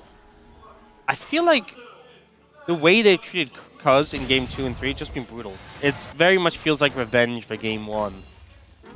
He's just been shut out the jungle again. And the fact that his first ult top lane ended so disastrously feels really bad. Zeka's on the way. Coming up to the top lane, they're really trying to punish Perfect here, but guess who's in the wings? It is Cuz, and a TP's going to come in as well, so they were ready for this one, trying to kill the Olaf once again, but Perfect, the first one to go down. Nice spell shield from Cuz, but he still doesn't get the kill! Zeus will not go down in this game! And here's Kanavi again, of course. Of course Kanavi is here. As Impale comes in, the charm is there, and BDD tries and fails. The whole top side of KT is 0-7 right now. Look, I think a lot of people would have said the game was over after that double kill for Zeus, after that top dive. The game wasn't over then. It certainly feels over now. The fact Perfect dies here, trying to set up the play, and then look how low he gets. The triumph value this game has been unbelievable. for Zeus. Yeah. And then here, BDD's like, well, I guess I just leave. He doesn't get that choice. He doesn't get that option. Another kill for HLE. Just absolute domination. This is feeling reminiscent of that series last week between KT and D+, where one game was all you got. Zeka already has Magi's. The 7-stack Magi's. He already has it. We saw this from Showmaker before. He got 7-stack Magi's and then stacked it up in like record time. Yeah. And he's got double buffs, by the way. Wait, perfect. He walked in such a weird way out the brush that Zeus ended up missing the axe, but... Yeah. Zeus is like, okay, I respect that. Like, nice you can't angle. do anything. You can't even trade with him. I feel like he might be able to kill him under turret. He's not going to try it because it's Kled, and you know it's very annoying. I think he might go for it now. He has Ghost. If he gets the wave in him, I think if Perfect stays, he's actually dead. Because he's coming, but ult is not available yet. He, you know, Perfect's like, please, please, please, please, please, help, help! I'm in trouble. Jungler, please. I lost Skull. Jungle div. Oh no. Oh god. Well, Perfect's effort's dead rather, and that's going to be a kill over to Guma. Guys, I think Jiwoo. They're like, you know, the top side of the map is fed. Let's get the bottom side of the map fed, or maybe just give the kill to Olaf again. Might as well, as Zeus will pick up his 4th of the game. And this and game 2 were more like what the predictors were expecting today. Yeah. Just win one game to give them false hope. Oh, man. Game 2 was one-sided. You saw this is next level. You saw the 12-0 Pred, you saw the game 1 win, and like Zeka and Kanavi just falling super far behind, and you're like, oh, KT hit a play. Oh, looking for... No, I don't think you paranoia there. No. I don't think there's any way you can paranoia anymore. This is really the saddest game as Nocturne, where every target is stronger than you, like a lot stronger than you. I'm worried so if you he don't get to ult. I'm worried if he ults bluffing, he loses a 1v1 at this point. Yeah, that was a bit unfortunate. Does at least get the flash from Gumushi, but then it's also, you get the flash, but 2 TPs came in. It's a big investment, but it does just mean Jiwoo is just dead. Very dead. There's nothing you can do. And you actually see BDD and Cuz moved over, but we're just there to watch. Yeah. I mean, we have had overcommits in the top lane from KT. We had an overcommit there from Effort, and we generally don't see that, especially in this region, which is very measured. And when we do see it, you get games like this, like 7,000 gold difference at 14 minutes. That's a lot. Kind of unheard of. That's a lot. They're trying to take some Magi stacks away. That is an Ahri. He's going to go straight into the Kled. Flash comes in, and he gets away.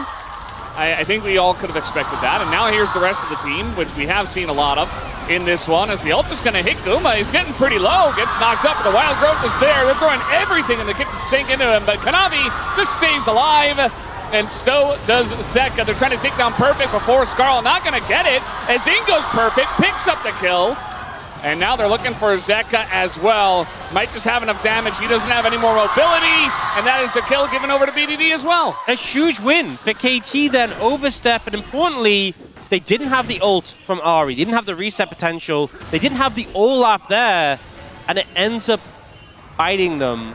Here we see they go for Zeka, but importantly, they get his ult and they get his flash. So those tools are not available for this fight. And the resets don't come in. And you look at how low the health bars get in this situation. Guma goes in a bit over-aggressively. Remember, he doesn't have flash. He gets focused down. There was a triple impale by Kanavi. But look how low the health bars are, and the resets start to just don't come in. They would have come in if we had the Ahri ult. Look how low Perfect is. But there just isn't the follow-through. Perfect doing a fantastic job here. Still getting value out of the Kled despite everything. But again, that was great. That was honestly huge for KT. They are still 5,500 gold behind. And that all happened because Olaf was not there. Yeah. So that was as good as you can hope for from KT for the time being, but they need more. They need more. It was a good initial move, but they still have this this Viking to deal with. Yeah, and they're going to have to deal with him quite a lot in the upcoming fights, especially as this laning phase ends. One thing I will say, he does have the longer cooldown TP. And obviously he did use that bot lane, so he didn't have it to join the fight. So that is something you can play around. And I think fighting when Olaf isn't there is a good strategy. Yeah, I'd recommend it. I think it's probably a good idea. Do we get another charge to come in? Cuz doesn't have Smite. Impale gets dashed away from. Yeah, the Impale was kind of nice because I think Jiwoo was trying to position to auto the eye as it went forward, and the Impale just forced him backwards, so he couldn't do so. So they get another charge out of that. 6,200 gold lead. It's 2 dragons in pocket as well, by the way. And it's a Mountain Soul. I was already a little worried about them killing Olaf. I think Chemtech Soul would actually have just been a nightmare scenario, but Mountain Soul is not much better. Yeah, kind of next best at that. And here comes Olaf, just straight through the mid lane. Trying to avoid vision, it looks like. The way he walks there is very kind of funny. And maybe they'll assume that he is on the bottom side of the map, when in fact he is not. Little engage cone action. Looking for a dive here. Looks like BDD has got the memo. He does not have his flash, and there is no Impale, so not going to get him. So if HLE just group up like this, you cannot respond. You cannot defend. You have to give it up. But that does mean you could try and get something in other areas. They'll get a plate mid. I don't even think they get a plate, but actually they're TPing here to commit for this.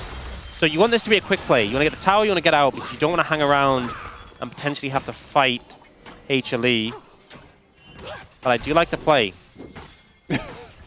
This is a problem. The ignore Olaf strategy. Yes. Just go where he isn't, and maybe then you can get some wins. And they are getting some wins, but the issue is that Olaf's getting more wins at the same time. It feels like the gold lead is staying about a similar level, but more gold off that lead is in Zeus' pocket specifically. It's like they're just funneling to the Olaf. It's a good plan. Yeah, Olaf's definitely one of those champions that, you know, you're not too scared about giving him more and more gold because you just know he's going to use it very well.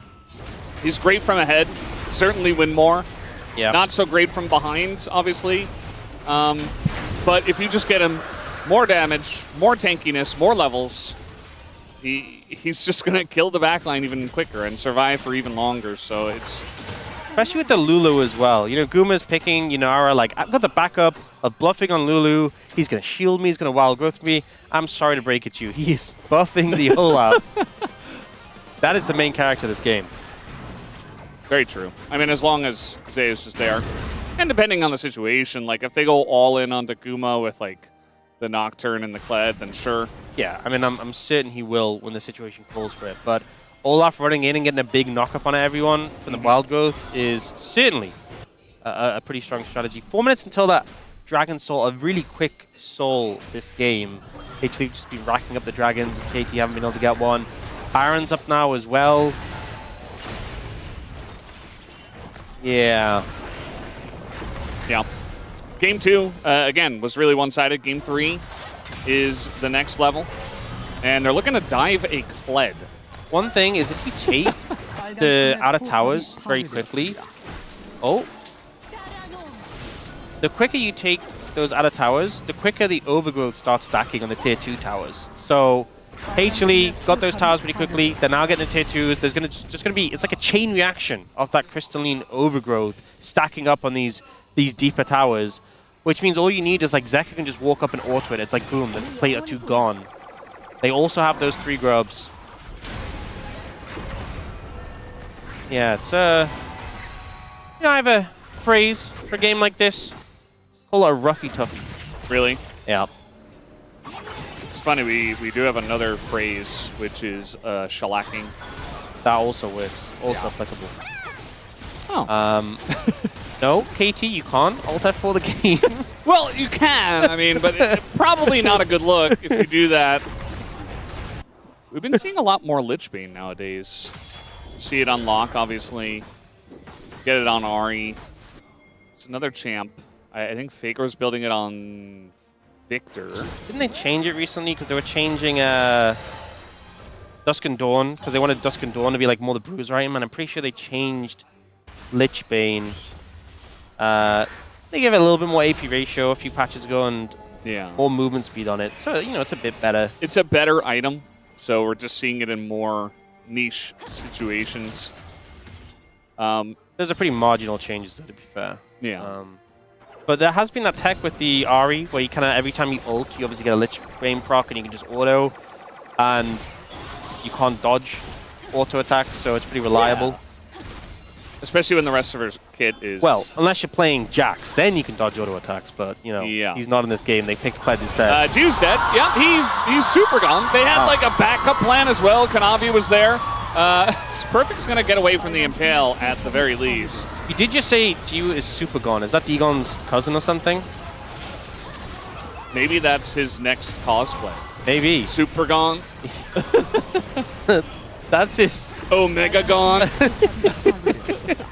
Well, that was a good setup by Zeka. Nice use of the flash there as well to catch you off guard, but... Yeah, I can't really... The game's kind of done. I can't really fault you for that. Analyze, analyst. GG. Yes, you did a fantastic job. Yeah, so they're gonna... Are they trying to catch Kanavi? Oh, he just dips away. Okay, well, it's Mountain Soul in a minute. They did get a tower, so that's something. So they have no vision there. It's the Charm Flash just to give little time as possible for Gio to react. Can't flash the Charm if it's like basically in melee range. He barriered though. Can do that while stunned, so yeah. I don't think it was gonna save him, and it didn't. But hey, why not press the buttons you have? I guess. It's better than sitting back, not pressing anything, and losing the game, so just throwing you can't some save buttons.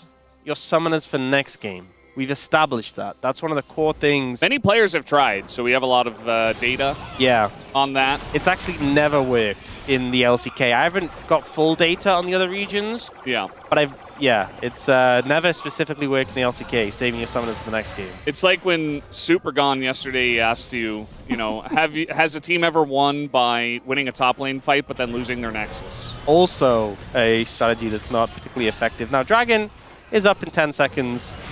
I think they can just take that pretty freely. That's my analysis of the situation. Yeah. It is the... it's Al. Al's bowling alley. The Baron.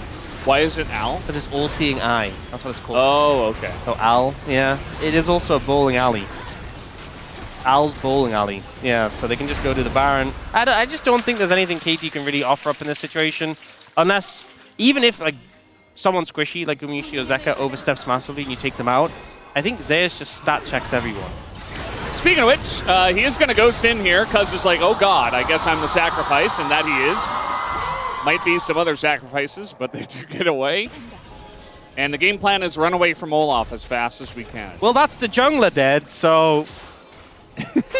Byron gets a lot easier. Yeah. But KT do have that control ward in that brush they were fighting over last game. Gotta find the silver lining. No Trundle to defend it though, so maybe they're a bit more behind this time. That's true. In terms of defending that. They also don't have Illusion, so... But you can kind of appreciate the effort if they're able to have that control ward there, despite not having a Trundle Illusion. Yeah. It helps when the enemy team doesn't have to contest it, because they're so far ahead, they don't care. Piffik just missed... He missed the super... That's why they're losing the game. Yeah. That's a big one. No, I think they're pretty... It's pretty looking pretty cooked. Yeah.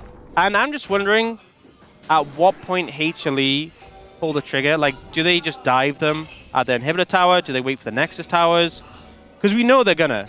And I'm just kind of waiting for the point. Or are KT gonna look for an angle in?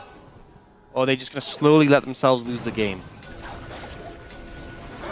I think KT are gonna do what they did last game, which is... Pull the Band-Aid. Yeah. Pull the Band-Aid, just all in, try and kill them, and try and make it happen.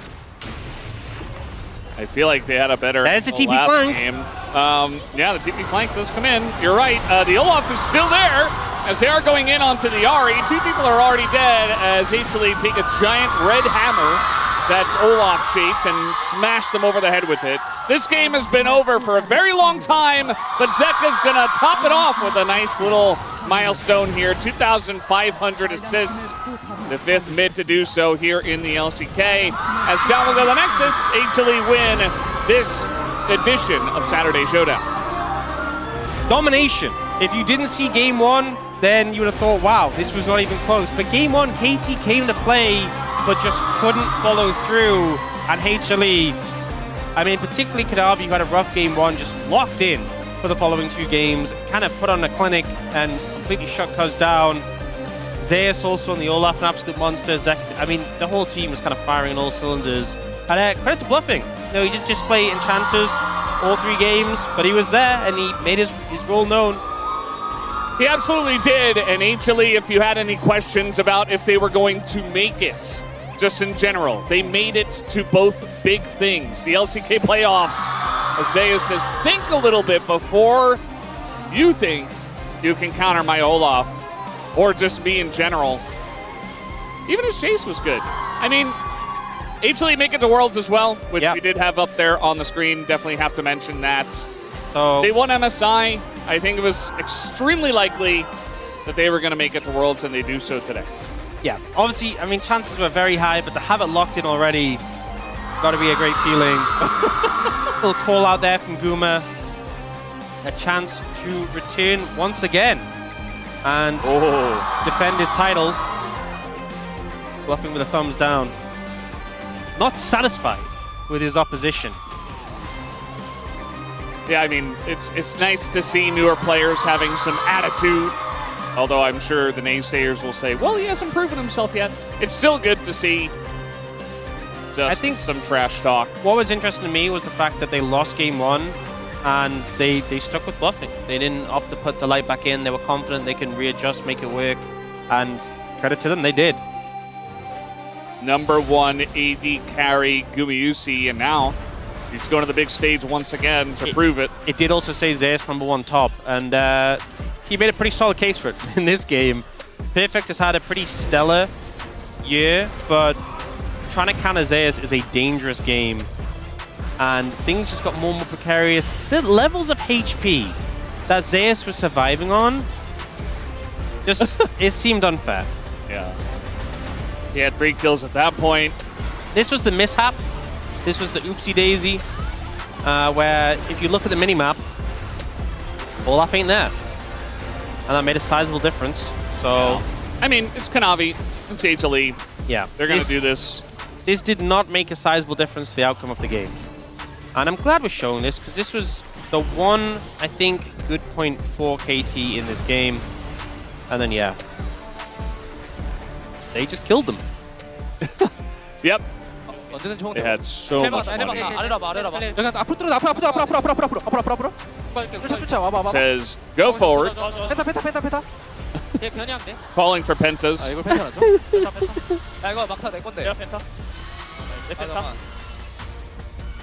I'm not sure who was originally calling for the penta, but we did have some stacked kills. I think that shows the state of the game. That they're just like, go in and then immediately penta is the call. They knew the game was over. We knew the game was over. And it was pretty one-sided. I know supports often don't do much damage, but sub 1,000 is kind of rare to see. I really, you know, KT, you lost the game hard and it was just over, and you kind of just had to spectate as HLE took everything. Yeah.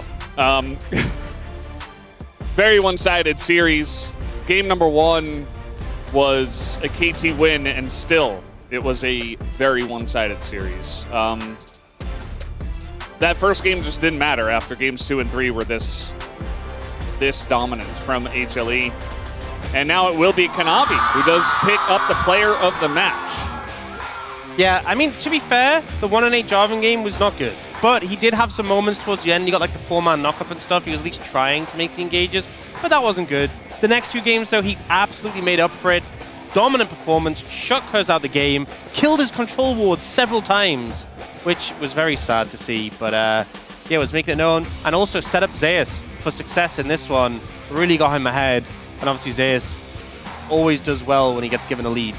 Yeah, I think it's very important when you've got a top lane that's that volatile, and you have your jungler nearby that can just enable you to do that kind of thing.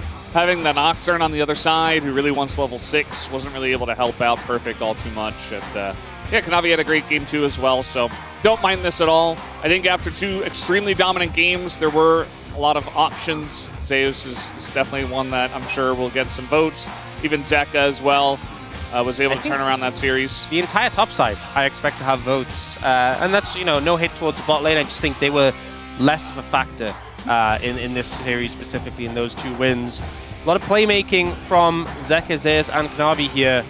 And excited to hear from him in the interview. Now they've locked worlds, so I'm sure there'll be a question about that. Yeah, definitely a lot to talk about, and interesting road ahead for HLE, who are definitely looking very strong, but also subbing in new supports and, a bit of ups and downs here. It's not only wins like we've seen so far, so there's still time, and obviously we always see the form change as teams move into Worlds, so would like to see them maintain it. That's for sure. I think that, there's been some recent worry about HLE, just as like T1 and Gen.G really come online and start to climb up a bit, but it's still so close right now. It is very close, and so is the Palm interview. So take it away, dear, for the translation. Let's hear from Kanavi. Thank you very much, guys. This is Dear for the POM interview translation, joined by Kanavi on the side of Hana Life Esports. 감사합니다. Congratulations. Thank you. With that win, you just qualified for playoffs and 2026 Worlds. How do you feel? Well, we did really well in rounds 1 and 2, and I think that's why we're able to sort of lock that position in. And, qualifying obviously feels great. And Bluffing was in the starting lineup today, and as a 2008-born rookie, I'm sure you gave him some advice. So, what did you tell him? I just told him to have a comfortable time. Let's just play it out. And last time, obviously we lost with him, but I think we were able to win today, which is a relief. How was playing with him? I think he did really well every team fight. He did his part.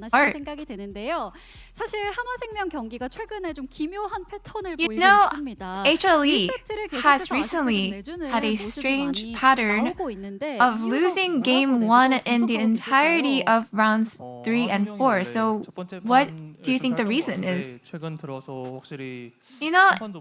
Hana used to be really good at game 1s, but lately just felt like we were underperforming. So I think internally we just tried to, analyze what the problem is and really work on that.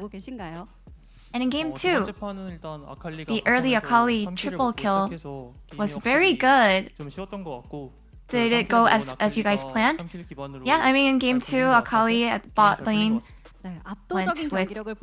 started with 3 kills, and I think that actually made the game a lot easier for us. I think just based on that, we were able to snowball the game. And in game 3, during the draft, it looked like you were considering Shyvana, as we caught you hovering her, so we want to hear your thoughts on her. Yeah, I think I saw a window, an opening to play Shyvana. But since the enemy was playing Nocturne and Nautilus, it just felt like they're actually a really good front to back. And Shyvana, obviously, with her not having a very good impression right now, I think that if there is a good situation, a good matchup for me to pull Shyvana out, obviously, I would definitely play her. And in game 3, we also got a top Olaf versus Kled matchup, and with Olaf climbing the tier list, Kled started showing up as his counter, and before today, Kled was actually 2 games up against Olaf, so were you not wary of Kled? Well, I think Olaf, I'm sure he has his own matchup. I think it's a little iffy to say that he has no counter or anything like that, but I think it's just that anyone who's really good at Olaf mechanically actually is able to carry the game and to influence the game a lot. And here is a moment where Zeus on Olaf was able to create this nice highlight. 와, 이때 무슨 생각하셨나요? What was going through your mind here? At the moment, I was clearing bot side camp, and then I was actually on my way to top. And I knew that Nocturne only this would be the turn that Nocturne would actually gank top. So I was actually looking for an angle to counter gank, and I think I was able to get there just in time. And honestly, it was really all Olaf. He was really able to survive until I was able to get there. And so, as a jungler, what is your role in terms of ganking top lane right now? I mean, top ganking, I think it really depends on how far the top laner actually crashes the lane, but I think it just really depends on the minion wave and the way that they play out the laning phase.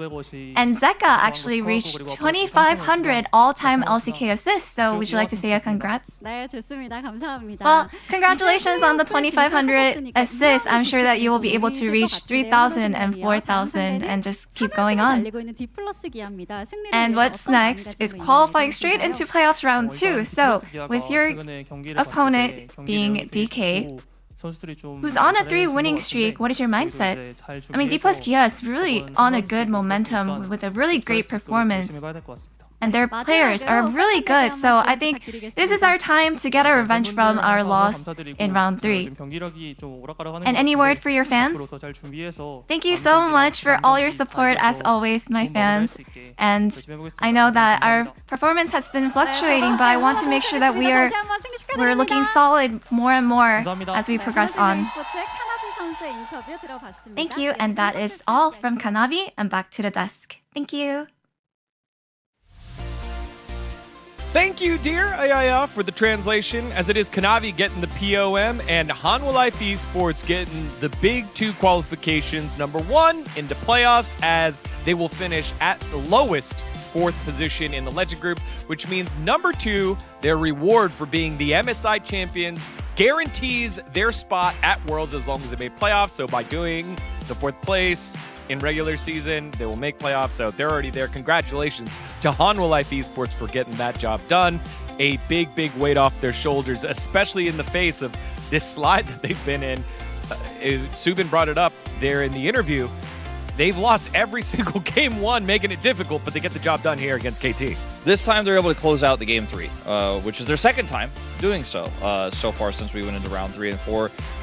Really dominant performance in those last 2 games. Obviously, Game 3 even more one-sided than the 2nd, which is pretty crazy because it was a pretty one-sided game. So I think this series is not going to be memorable for a lot of people. Maybe for some KT fans, it might be a little bit frustrating. But overall, it's just everyone's playing well together. And some of the blemishes we saw in Game 1, some of the over-aggression there, they just snap their fingers and fix it and play incredibly well and get huge leads and take over the game.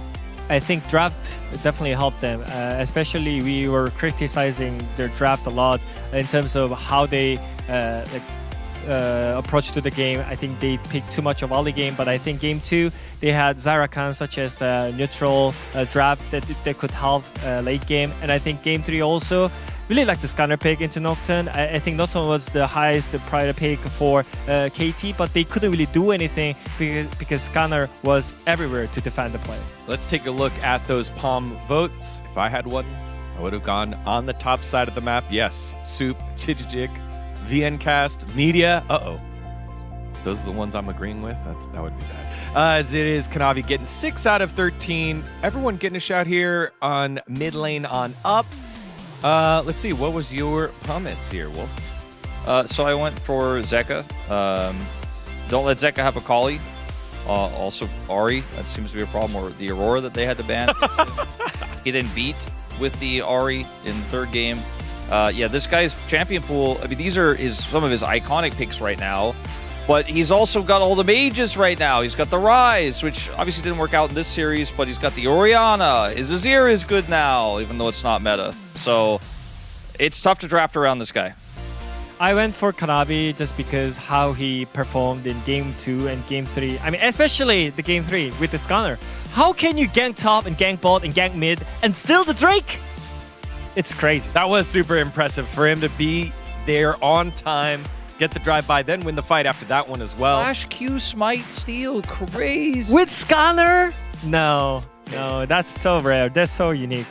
Maybe there was fight back before that happened by KT, but after that one happened, I think the soul was a little crushed there. I owe you an apology. I really wasn't familiar with your game, says Ox. What do you mean by that? I thought mean? Ox was kind of an ex-League of Legends pro player. I thought he was pretty familiar with League of Legends. He talks about it sometimes. You know, sometimes people kind of forget who they were, just like Cal forgot, and then he remembered who he was. And the same way Hanwha forgot who they were. That's right. Hanwha forgot who they were until games 2 and 3. They always forget in game 1, and then they remember in game 2 and 3. Let's see what else that we had here. For Prince, in the mid lane, Zeka getting the vote. Hold on. Win and we're going to Worlds? This is the big game. And Zeka, the big game hunter, coming up huge here for that one. Thank you, Prince. What else did we have here? Be careful. He's a terrifying player, says Cloud Templar. Voting for Kanavi, part of the 6 votes getting Kanavi his POM. What else do we have? Such a Cloud Templar comment. It was. Player with both brains and brawn. Thumbs up. Thumbs up emoji. Thumbs up. Chego. He's the best. It's been such a joy to watch the roller coaster that is Kanavi this year. It's so fun when he's winning, and when he's losing, he turns it around so fast. Like the 1-8 Jarvan in game 1 into slam dunk game 2, game 3. Pony and Knower. Qualified for playoffs, qualified for Worlds. Time to go secure game number 1. Still things to work on in Pony. Pony is never going to Worlds, going to playoffs. That's the easy part. Just gotta win game 1. That's the challenge. That's the roughest part. They like to play with one hand tied behind their back. In Swiss, if you don't win game 1 the first 2 times, not so good. All of a sudden, you're going to be backs against the wall. Pony's just thinking about the future here, as Hanwha Life Esports' future looks bright as they have solidified playoffs alongside Gen G, because KT won't be able to catch first or second place. They sit at 15-9. Hanwha Life Esports 17-7. Last little bit here on Hanwha Life Esports. The bluffing substitution. Obviously, Coach Ohm is going to get asked about it in the post-game by the media. What did you think of bluffing coming on into this roster? Do we feel like we definitively know now? I think the laning was fine. It didn't feel like there was as much shot calling in game 1. In games 2 and 3, it wasn't necessary because they just stomped the games. So I'm a little bit critical of game 1. And then 2 and 3, you can't champion him yet necessarily either. So I just want more data. I want to see another best of 3. I think he deserves that much. I think we have like so small sample size to like figure out if he's like actually worth or not. So I feel like we just need some insight from Coach Ohm, what he's bringing to the team here. And KT now got to go 2-0 in their final week to try and have any sort of opportunity of sliding out of those play-ins, given the way that D+ is doing playing right now. All right, that does it here for our Saturday Showdown, but not done for our Saturday as a whole, as we have B&K Fearex up against DNS here in the Rise Group. Don't go anywhere. You're watching the LCK.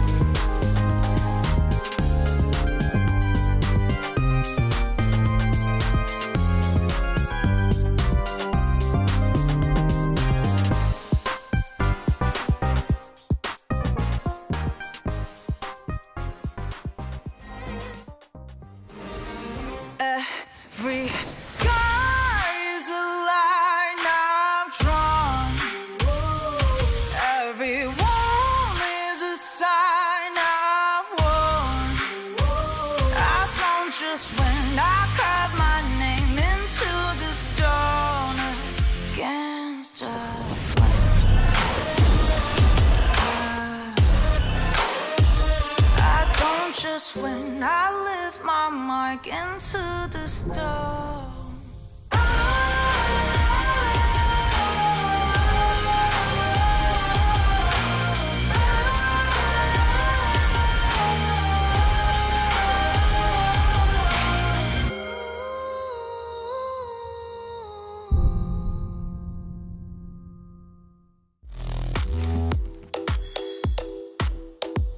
오늘은 T1 시그니처 에디션을 언박싱을 해보겠습니다. 상자가 고급스러운데요.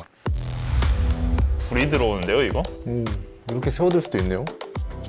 2025장 한정 카드에 제 사인까지 더해지니 더 특별한 것 같아요. 이거 한정판인데요?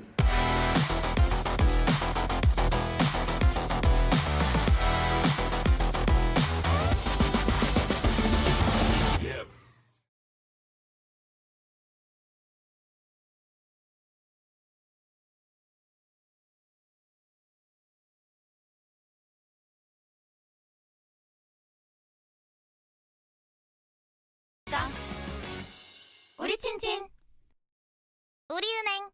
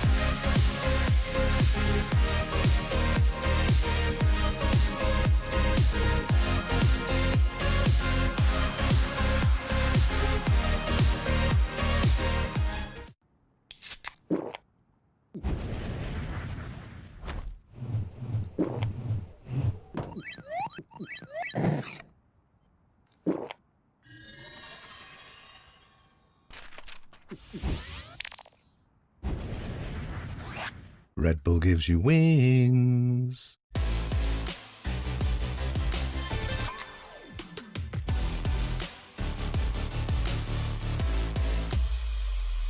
쓱싹 씻고 바르고 깎고 깎고 면도 쉽게 가자. 부드럽게 쓱 매끈하게 싹 면도 쓱싹 해치웠다. 질레트 랩 스팁 클렌징 바 쓱싹 씻고 바르고 깎고 깎고 면도 쉽게 가자. 부드럽게 쓱 매끈하게 싹 면도 쓱싹 해치웠다. 질레트 랩 스팁 클렌징 바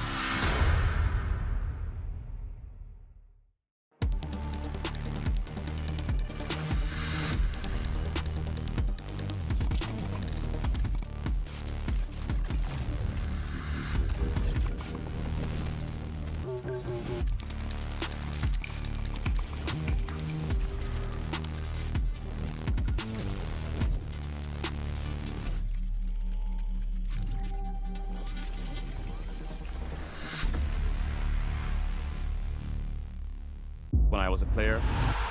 If I was to like make a misplay, maybe it's my mouse, maybe it's my armrest, something feels wrong. If you were at home, you wouldn't do that. The Infinite Precision Armrest is part of the larger Secret on Stage standard initiative aimed to bring your home or training room settings to the tournament stage. 이제 저뿐만 아니라 다른 선수들도 세팅을 더 원활하게 할 것 같고 가장 편안할 때 더 강력한 플레이가 자연스럽게 나옵니다.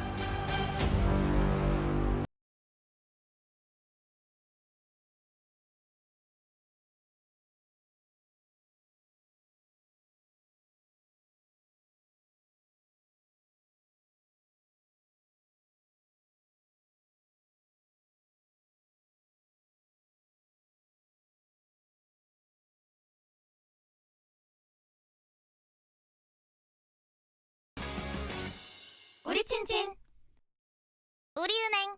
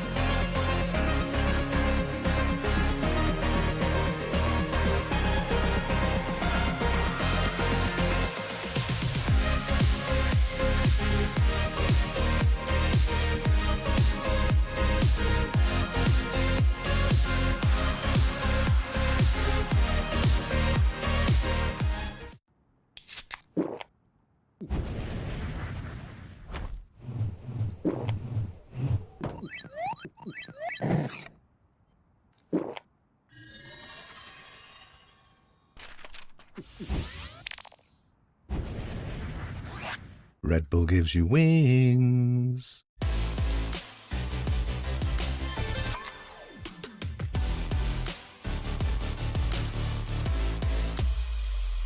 쓱싹 씻고 바르고 깎고 깎고 면도 쉽게 가자.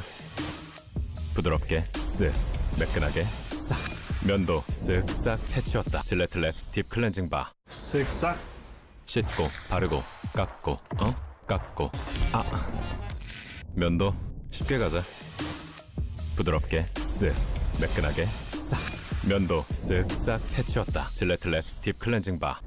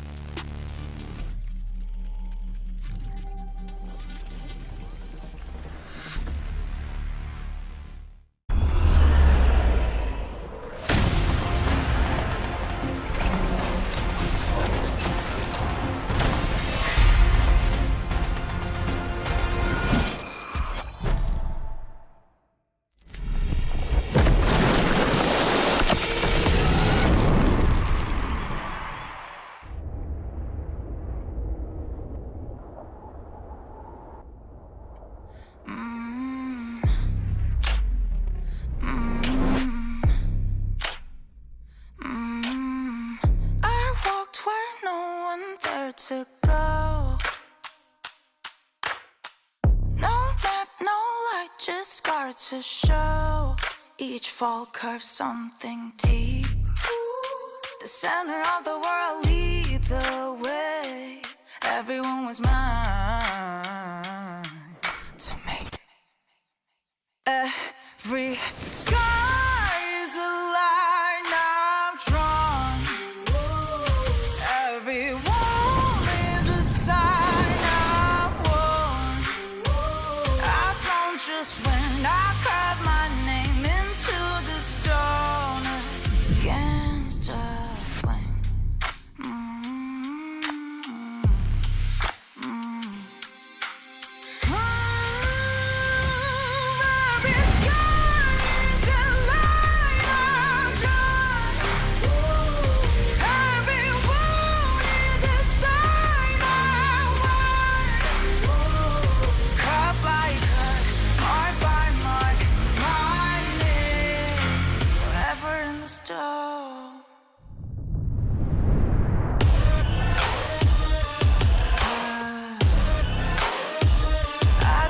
Just when I lift my mark into the stone.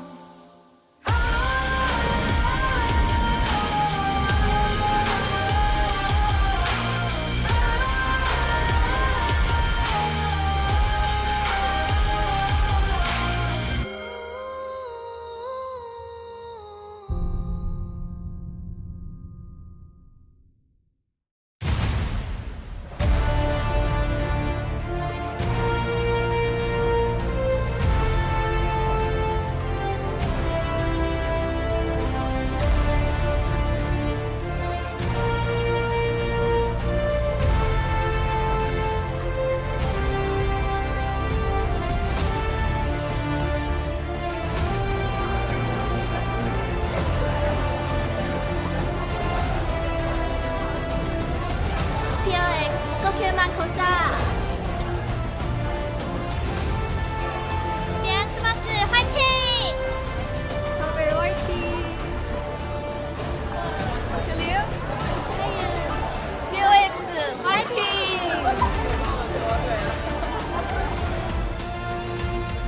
Hello and welcome back to the LCK. We're here for the second match of the night. This is the Rise Group matchup. BNK FearX up against the DN Supers, and both of these teams in a pretty good spot nowadays. DNS actually looking better. I mean, very recently, Ox, okay? Okay. Not in the standings. They're playing better, the both of them. They're winning, and it should be a fun matchup. I think so. DNS have just found themselves playing upset and doing a pretty good job of it in the Rise group, spreading out some punishment for the teams that disrespect them, and get a few wins on the board, actually. So although you say, and I kind of agree, not a great spot in the standings as they cannot make the play-ins, they are bumping up their score significantly, considering they only had that one series win coming into the Rise group. Now got 4 under the belt. Pretty good to see. And BNK FearX, I think there are definitely moments where they look phenomenal, and moments where they haven't looked as phenomenal, but right now are on a 2-win streak. We've seen some great form from the bot lane. Taeyun actually up very high in the POM standings right now, so a definite player they can rely on carry through. Yeah, he's looking strong. The whole team playing well together. Raptor also a standout for that squad. And the same thing on the side of DNS with the addition of Charvel. They have looked much stronger as a unit. Kellen, though, support 4th, 5,000 assists. He is 6 assists away. Very likely that he does get it. And yeah, most played is Rakan. We do see Heimerdinger as his highest win percentage. But yeah, a lot of enchanters and supportive picks as you would expect. And, you know, Kellen had that long period on T+ where I think he really struggled to hit his stride. But now on BNK FearX, he's just been in such good form, elevates his AD carry so much. And key to note, if BNK FearX win, they will have 10 series wins, which means they are locked in the play-ins, and which, you know, comes with top 3 in Rise Group. Yeah, I think it's pretty likely at this point, although obviously not 100% locked in if they lose everything else. But it all starts today. We already had a very one-sided series, even though it was a 2-1 earlier today. with HLE taking that one down. But very curious to see who does get this one, as it's the Rise Group Gauntlet run. Only one match to go to take everyone down, as they have beaten KMDRX, Bro, and Nongshim. Just BNK remain. Crazy to think how far we've come. You know, they got that initial win against KMDRX, and it was just loss after loss after loss. What a difference Charvel has made, and I feel like everyone has leveled up around him. I think part of it may be that the pressure is gone at this point. You know, they can't change their fate, so they're just playing a bit more freely, but we've just seen better performances from everyone on this team. Yeah, it's really nice to see. Closer, definitely another shining light. He was quite good even through a lot of their losses. It's just as a team and with the rest of the players, it wasn't really going as well. But yeah, mid-jungle, very important nowadays. It feels like it's not only about the bottom lane, especially with the rise of interesting picks in the top lane as well. So it feels like a very balanced meta at this point in time compared to some other metas. As here come the players, and the fans are out in force to support them tonight. I feel like that's something with DNS. There were so many fans there cheering for them when they were on that loss streak, hoping for a win, and they've been rewarded a few more than just that one win. A lot of dedicated fans there showing their support, very vocal, very loud, and I think that helps the players a lot when they were going through that tough streak, and now they're just getting to enjoy being in a positive position. A lot of BNK FairX fans as well. I'm pretty sure it's basically a full house.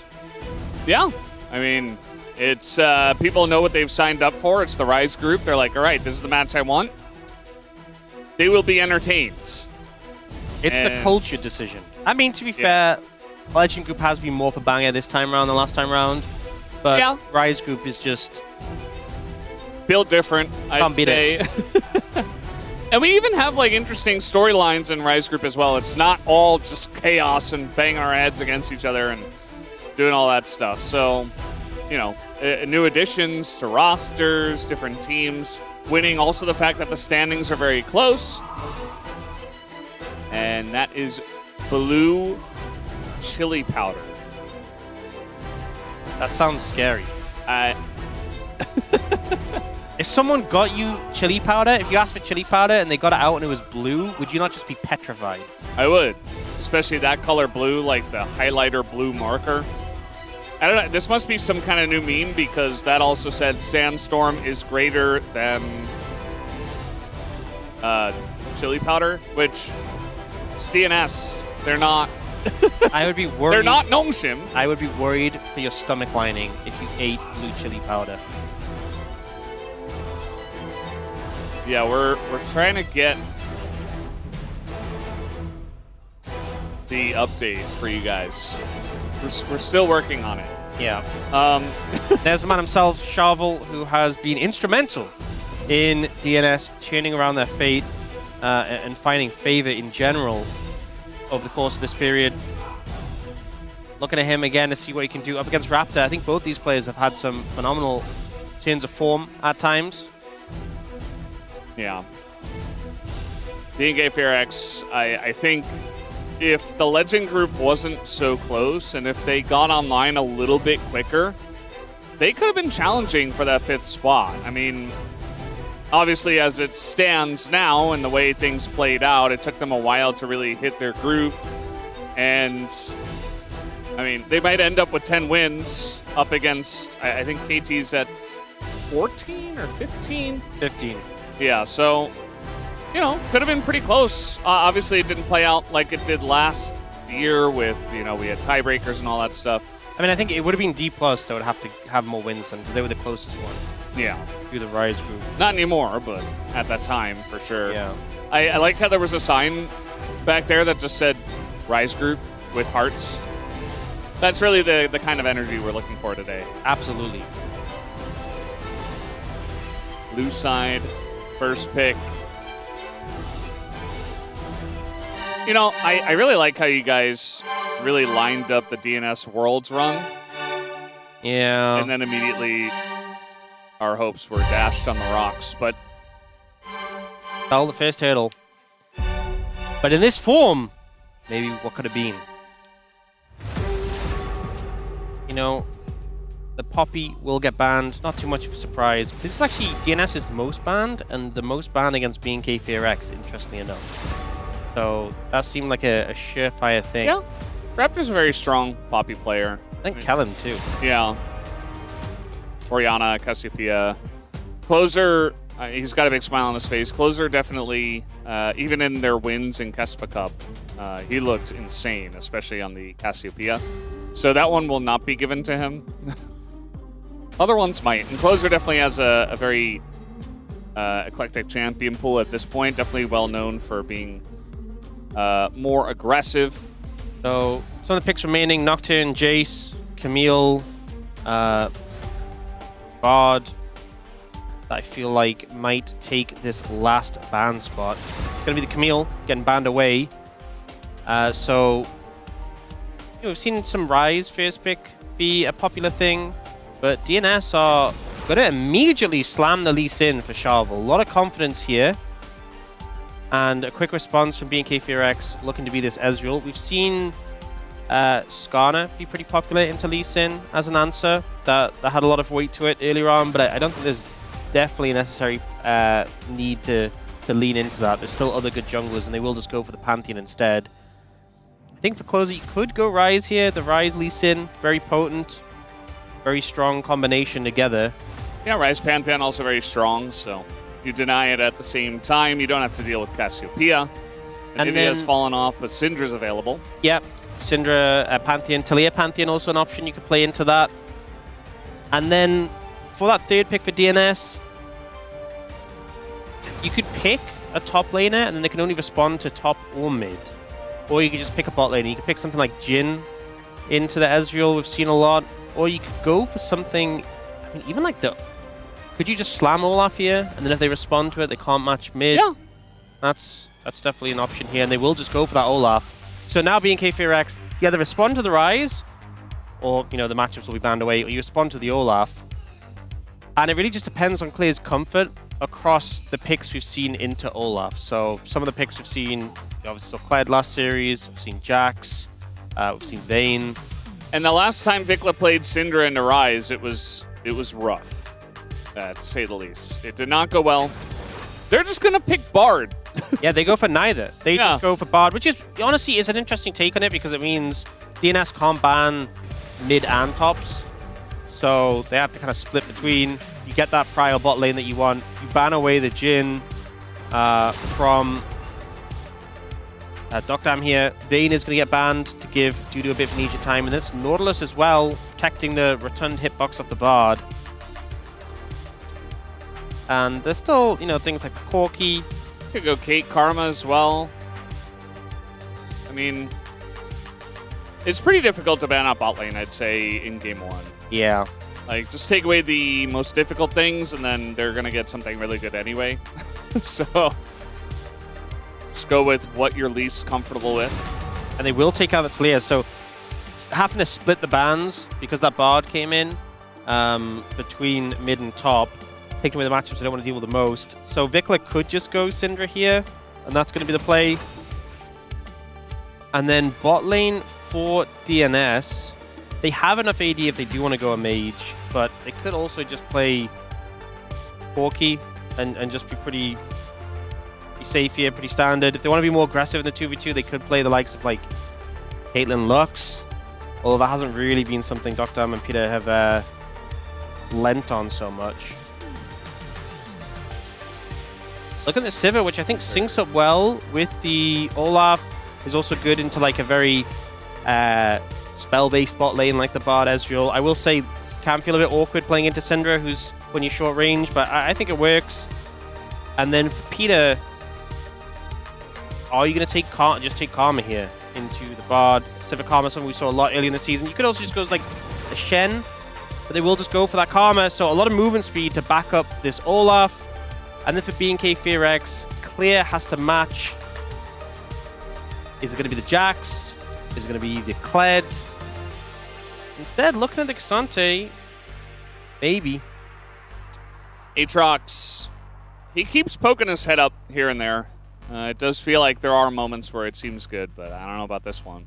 There are a lot of good options. Kled. There's the Kled. Is going to be what is picked. Now, Kled was 100% win rate until we saw last game. And what was the differential? Jungle.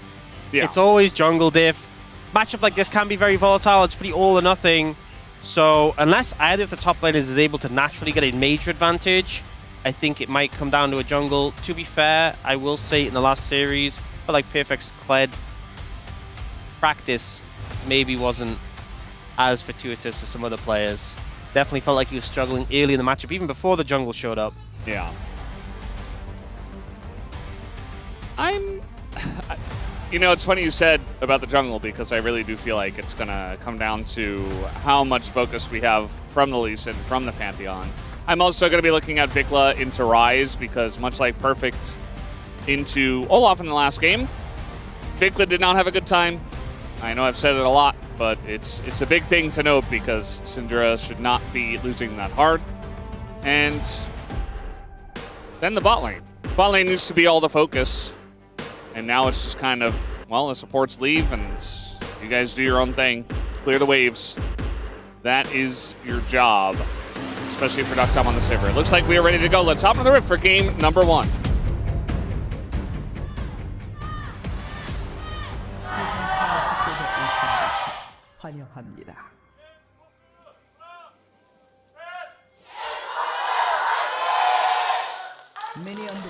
So, here we are, game 1. And we had a really important thing that we kind of skipped over before about the supers and the blue spice, okay? Yep. I do want to explain it. I'm going to try my best. So the supers in Korean is supos, right? And spice in Korean is spice. So it's kind of close. And apparently there has been a meme circulating that the supers are very close to spice. They've been playing more spicy nowadays. And that's where this whole, you know, sandstorm is greater than the chili powder and the spice, essentially, is from. Now, I think it's really awful. I'm not sure how you feel, Ox, but I don't think it hits at all. I don't think it should be a thing, but it has become a thing. And unfortunately, that's just the way it is. It's difficult to judge because, you know, I'm not a Korean native or fluent in Korean or know much of Korean. So I feel like me judging it is pretty... Because maybe to a Korean speaker, it does sound more similar. To me, I'm on your wavelength. I'm just like, Well, it has the same last syllable when you say it in Korean. And obviously the word for spice in Korean is not spice. But if you say the English word spice with a, you know, with like a Korean accent, or if you're just, there are some words in Korean that you would use spice instead. It's pretty difficult to explain, as you can tell. And I think when it's really this difficult to explain, it's not going to hit for any of us. No. So maybe on the Korean side it does. But for us, it's just not working. On the Korean side, it's like, wow, what an absolute banger. And then we're just like, eh. This often happens with the comments. So, Sumbi on our production team, he personally likes spoiler. That's terrible. That's actually we got a big trade in top lane as he's off a Skarl. And it's very close, actually. Oh, the flash! And the response from Voodoo is right away. Wow. We're having a good amount more success than we saw in the last series. That was intense. And Dudu, no TP, obviously, so has to make his way back up there. Notably went Exhaust, not the Ghost here. Which does make him weaker in teamfights. I know in theory, exhausting someone is high value in teamfights to reduce their damage. But as an Olaf, really the Ghost helps a lot. I will say they have a Karma and a Sivir. So that'll give him some movement speed. But for me, this game, being KPRX, I think there's more emphasis on them getting an early lead. You know, the Ezreal's going to spike earlier than the Sivir. The Syndra is going to fall off compared to the Ryze. I feel like that's also pretty true with the Kled compared to the Olaf. But I think they have the tools to get ahead early. They have a lot of playmaking potential. The Pantheon ult potential. The Syndra post level 6, Bard as well. But you really have to make use of it. Otherwise, I think if DNS are allowed to just naturally scale or get a lead, they're going to feel very comfortable. Yeah. All right, Dudu's getting in there once again. He is not to be outdone, he says, as this time you don't have Ignite, says Dudu. Also, as we saw from Zeus, if you can get clear off of, or the Kled in general off of Skarl early, then it's obviously going to significantly hinder his ability to trade and go for all-ins. So just trying to get him close to that. And we did see Charvel was just on the top side when he went for that trade, so we knew he kind of had like the cover for it. Had the backup of the jungler. Both junglers just hit level 5, not too far away from Raptor being able to threaten that ult. Also, notably, Taeyun did go the TP in the bot lane, so not expecting to get that much impact in the bot lane 2v2, which is fair enough. Just trying to play for pressure and staying off the lane. Also, notably, Dokdam and Dudu, they have 2 exhausts on DNS. We have a lot of games where there's no exhausts, but yeah, that's going to feel pretty frustrating for BNK Fear X. Yeah, it's pretty interesting. I think Dudu in that case probably should have gone for the Ghost. I mean, exhaust can be really powerful, especially against certain champions such as like a Kiana, which is something we see oftentimes when Charvel plays Kiana. Or, I mean, it's good into Syndra when she goes for the big combo and presses R. But besides that, I mean, I guess when the Kled goes in, sure, but I mean, I think they'll definitely they'll find value from it. I think Dudu taking it was more about just winning the 1v1. Because, you know, Ghost is really nice for team fights, and it can help you run down a target or run away from one, but it doesn't obviously change the damage. That's the root, and it sets up Charvel here. Vikla in a bit of trouble. We do have Raptor nearby, and the ward's going to spot Raptor. So Charvel says, okay, that's enough. We also had Clear coming down, so. Nice pickup on the flash, and respect to Charvel for not overcommitting, trying to get more from it. Obviously doesn't have the kick, so I see you peering into the skin. What is going on in that back animation? It's like the... he's like a vampire or whatever. Isn't he? It's like, it's a Halloween skin. He's a bat. Aha. And so there's little bats. And what is Skarl in this case? What is Skarl in any case? I have no idea. Well, specifically for the skin, he's no, but like something else. Tell me what Skarl is. Okay, well, last time I was casting with Wolf, and he actually looked it up. Okay. I don't remember. It's it's some kind of League of Legends universe mythical creature. It's not like a real thing. So obviously, we're not supposed to know what it is. Skarl isn't real? Well, I feel like you've just pulled back the curtain on this. Wow, that's very upsetting. Thanks, Brendan. Yeah, wait until I tell you about the Tooth Fairy. Why did you jump to the Tooth Fairy and not... Because like I was going to say the obvious one, but then I was like, you know, we have some kids out there that are still watching and believe in the other one. Well, I mean, obviously Santa Claus is real, so if anyone's watching... Yeah, no, I wasn't talking about that. Yeah, I mean, that one's obvious. How else would the presents get under the tree at course. Christmas? Who else is drinking the milk and eating the cookies? Obviously, yeah. Yeah, so I don't want to worry any viewers. We're obviously not alluding to that. Yeah, that's not what I meant at all. So apparently Skarl is called a Dracolops. Thank you, Degon. Yeah, I agree. That isn't a real thing. So. Is that like related to a Cyclops in any way? I wonder. How many eyes does Skarl have? I think it's 2, but I don't know.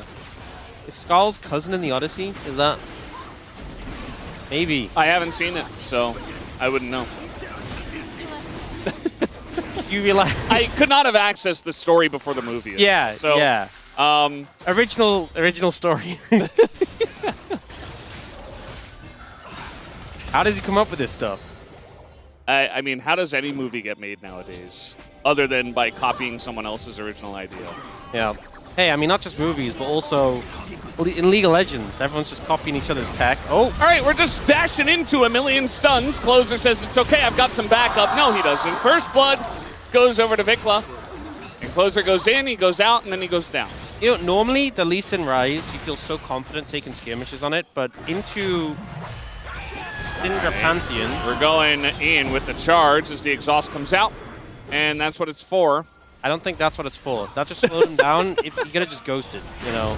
No, more to stop the that's damage. what it's for. Okay. Specifically that moment there.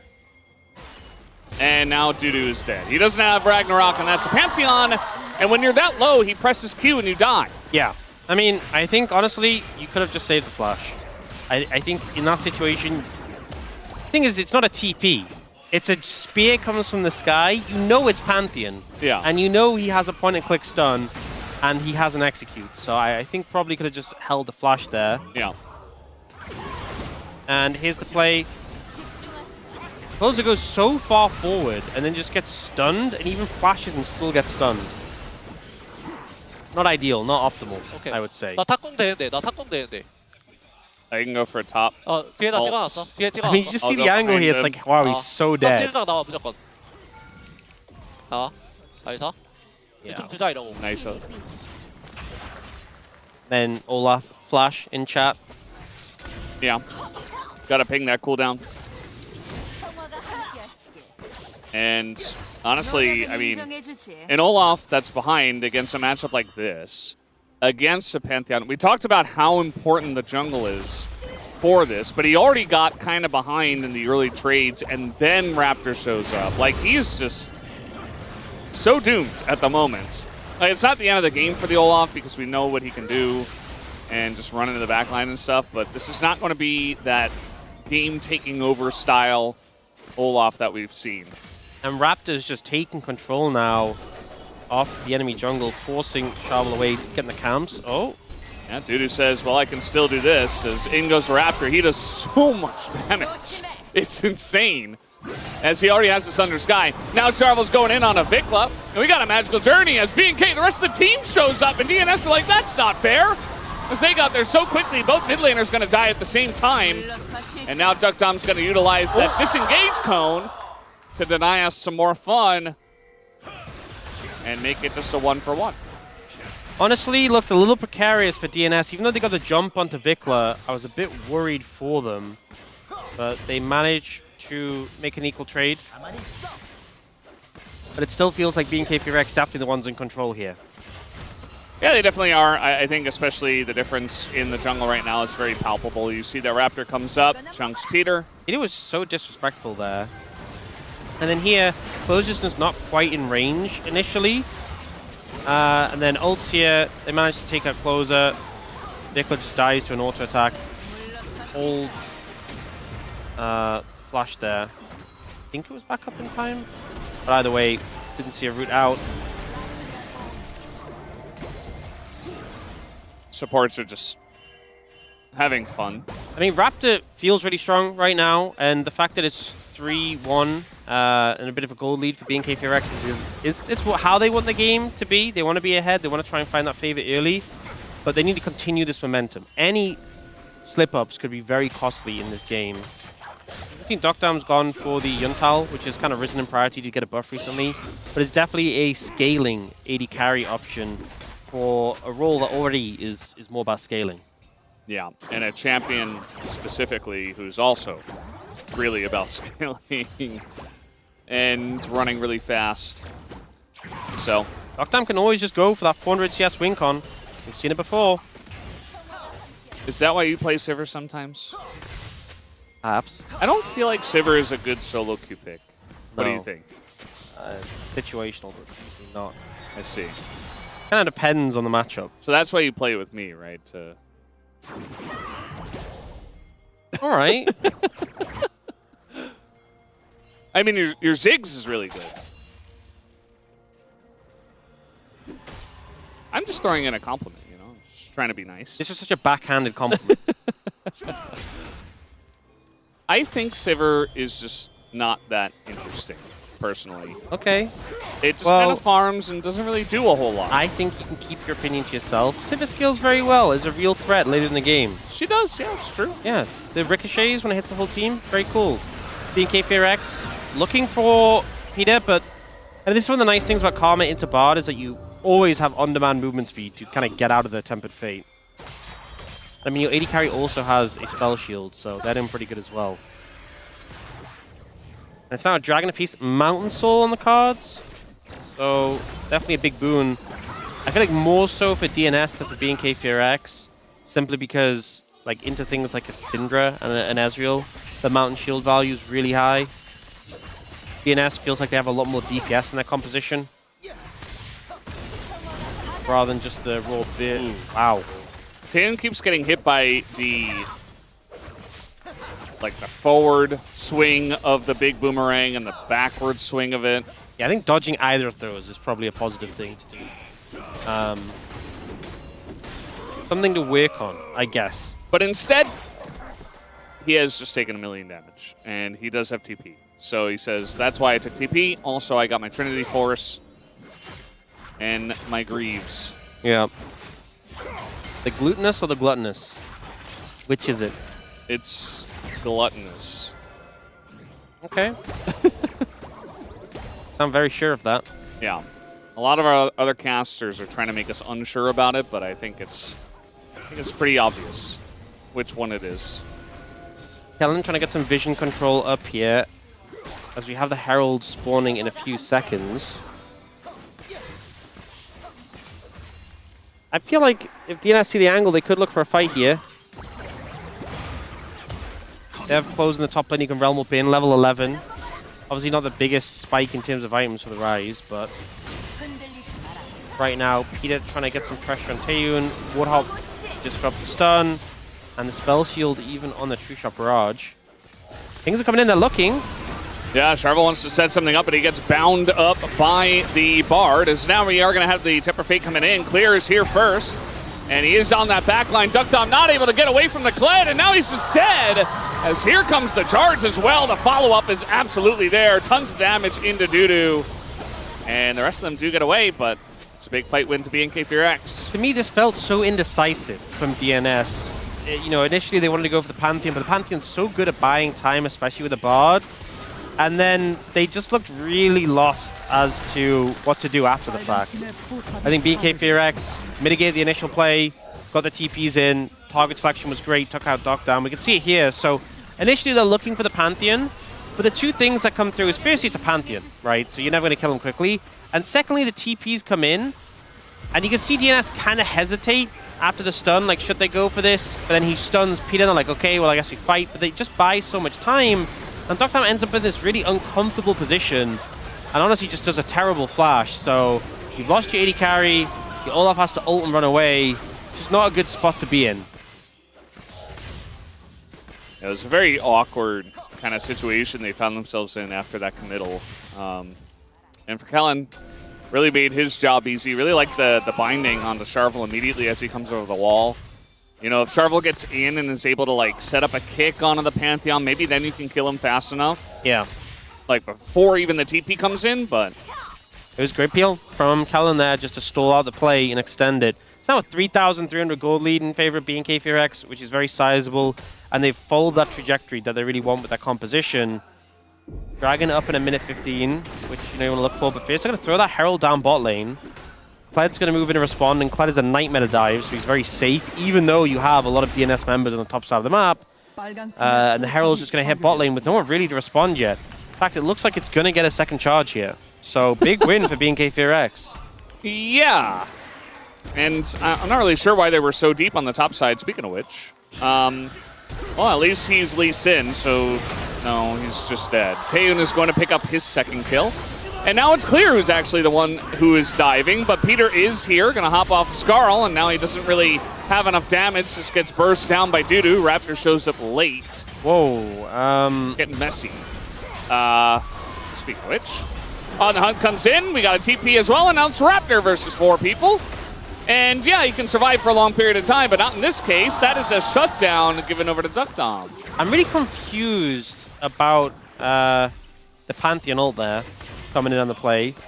It's just a situation where you had the favorable play mid, you managed to pick up the Lee Sin. I think just BNK FearX trying to do too much here. So this is good. You get the Lee Sin, fine, great, positive. You then could have taken this time just to push mid and maybe get some plates off the top tower, maybe get some vision around bot side as they're attacking your Kled. But instead, you see them all start to drift up. And the Pantheon ult comes in so late. So late.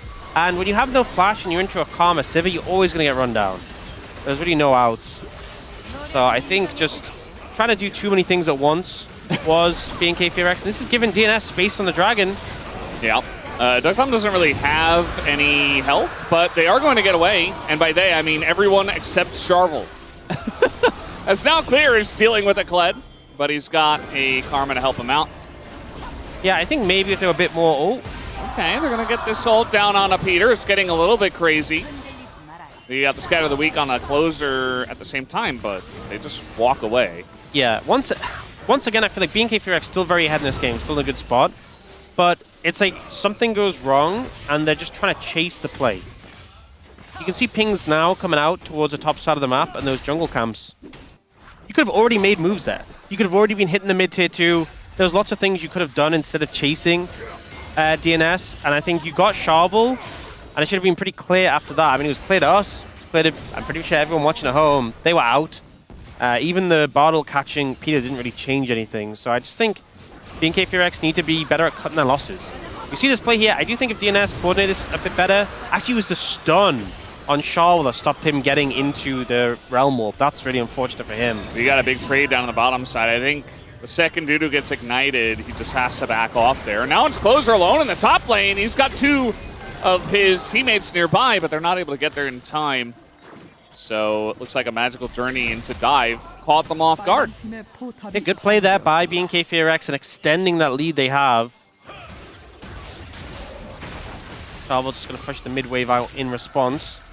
Yeah. This feels like BNK FearX are a team that, you know, for better or for worse, they're just going to keep going in. As congratulations to Kellen, by the way, 5,000 assists. He does hit it. The 4th support to do it behind Keria, Lahens, and Beryl. Huge achievement for him. And looking to get plenty more in this series. See this play in the top lane.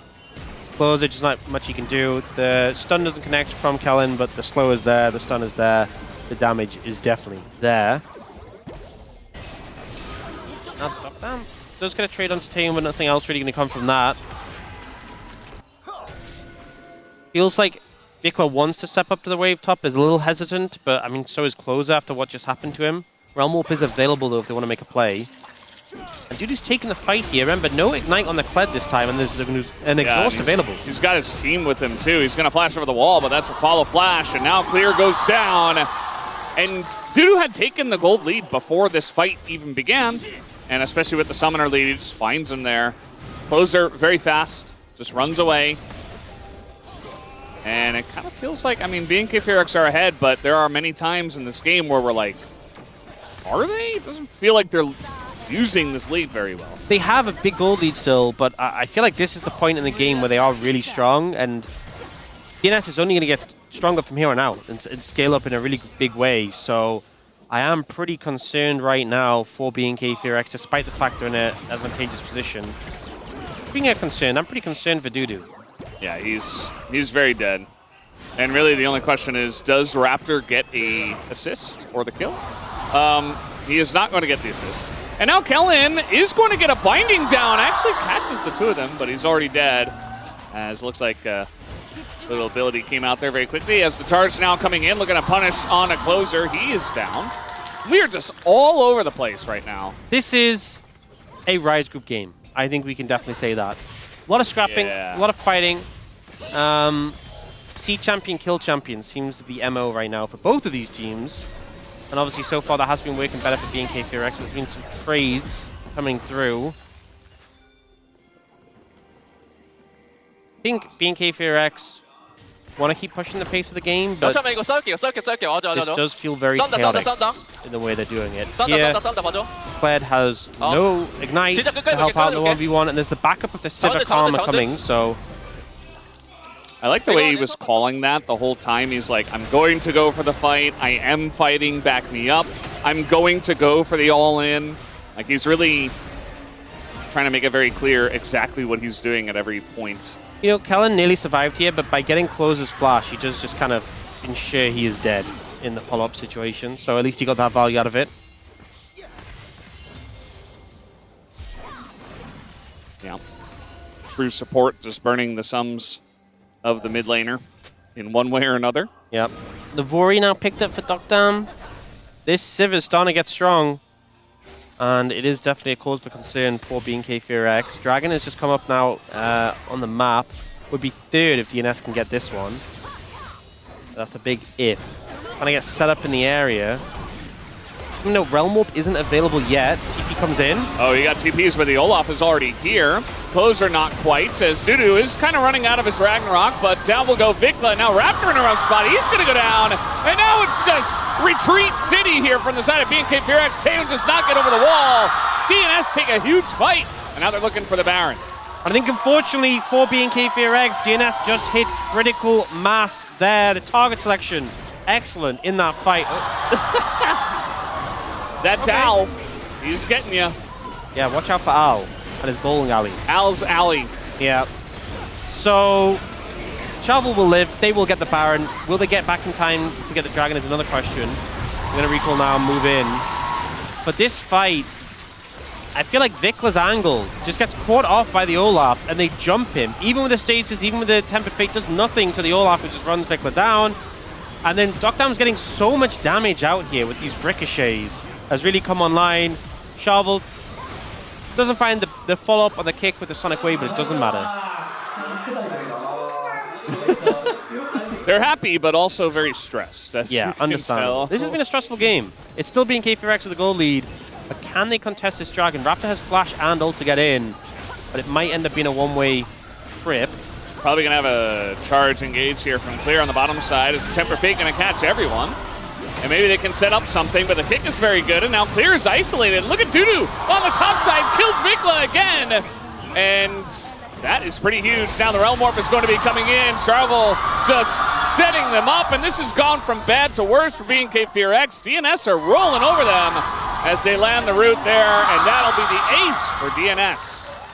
For so much of this game, BNK Fear X were ahead, and I feel like we were being pretty critical. Like, yes, you're ahead, but these little mistakes are going to cost you, and they have. They have cost BNK Fear X a lot in this game, and what might be the game itself. Just not able to contest DNS right now. This Tempered Fate I actually think kind of backfired, because Kled jumps in, and then the True Shot Barrage misses, and they're not able to get follow-up afterwards, so it kind of just buys time for DNS to re-establish themselves. Dudu goes in and trades his life with the Syndra, and then they all Realm Warp in, and Dokdam's positioning is pretty stellar throughout this entire passage of play. Just able to get these autos down, free hitting, and then even has the On the Hunt here to chase down the Ezreal.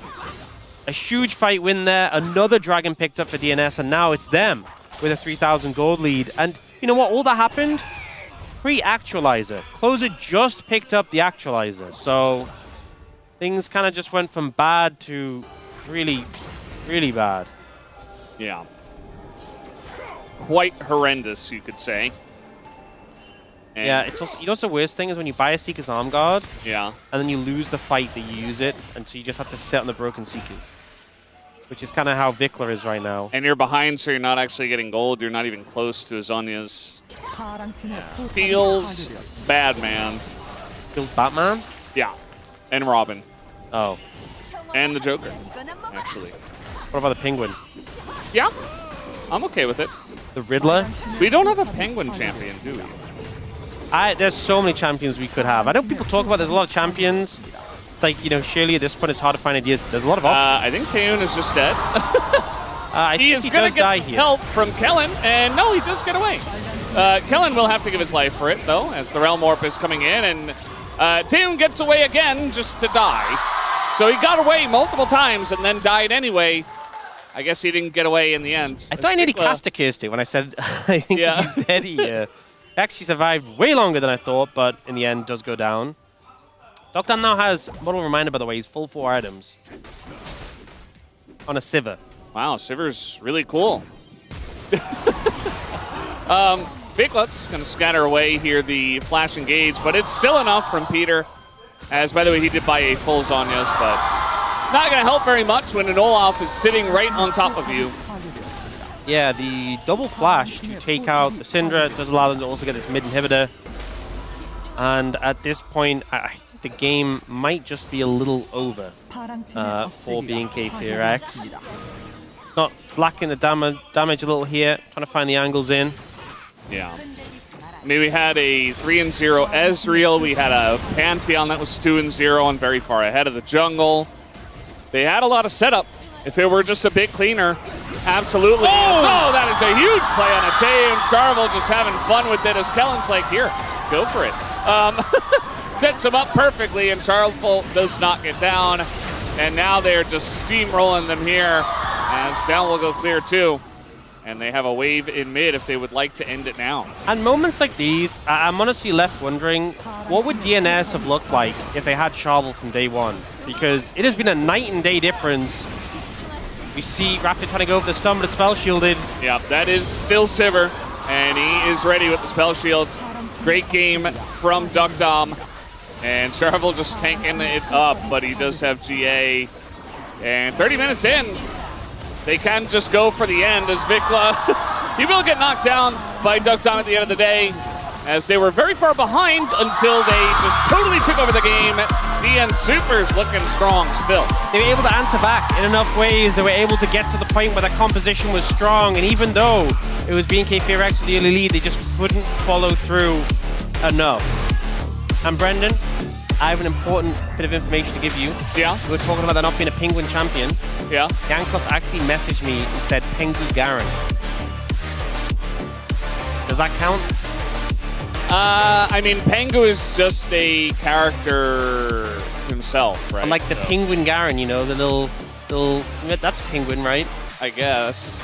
It's not a Penguin champion. You don't sound very convinced. I mean, we have like, I don't know. I guess it kind of counts. Okay. Well, I'm not really, I don't know. I don't feel great about it. I want a Penguin champion. You sound pretty flaky on it. You want a full, like the base champion I of just penguin? want a penguin, you know? Not like some kind of skin. Okay. Not some fake penguin. Whoa. Can't throw around the fake penguin allegations. I mean, it is what it is. Just make a penguin champion. That's all I'm saying. Well, hopefully they'll get on it after hearing this. It's very important. Top priority. Top priority for BNK4X is to figure it out from ahead, because generally they're pretty good. You know, they force a lot of fights proactively, and they tried to do that here, but it was very messy. And the DN Supers just were able to punish them time and time again. So 1-0 for DNS, and we'll be right back.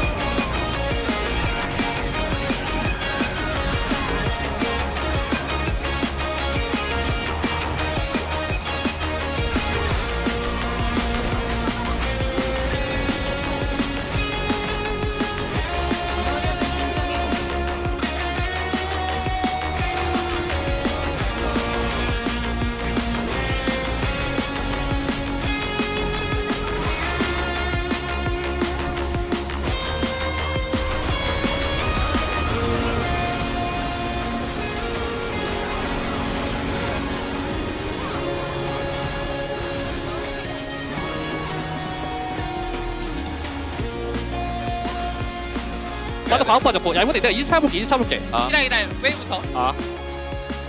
타워 쳐봐 이거. 얘네 밀려났다. 오케이. 맞아.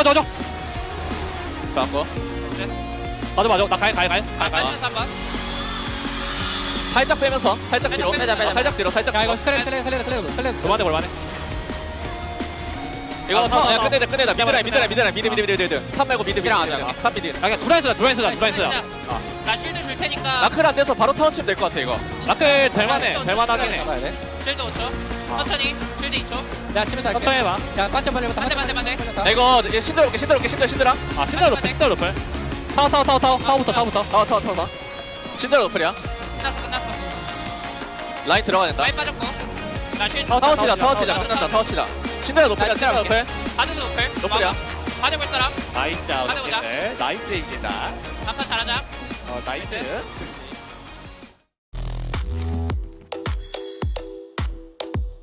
오늘은 T1 시그니처 에디션을 언박싱을 해보겠습니다. 상자가 고급스러운데요. 불이 들어오는데요, 이거? 이렇게 세워둘 수도 있네요. 2025장 한정 카드에 제 사인까지 더해지니 더 특별한 것 같아요. 이거 한정판인데요?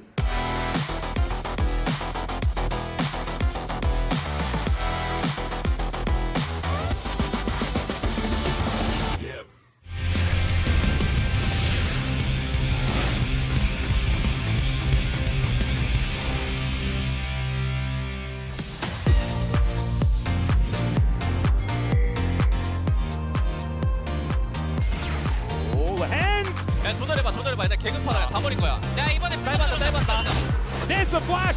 Oh, the shockwave as well! The delivery system so nice! The closer heels into the air! The shots have been called as the hands trying to get out but will fail! Ron's now trying to turn it the pulverize on top of Rosita! Is just gorgeous!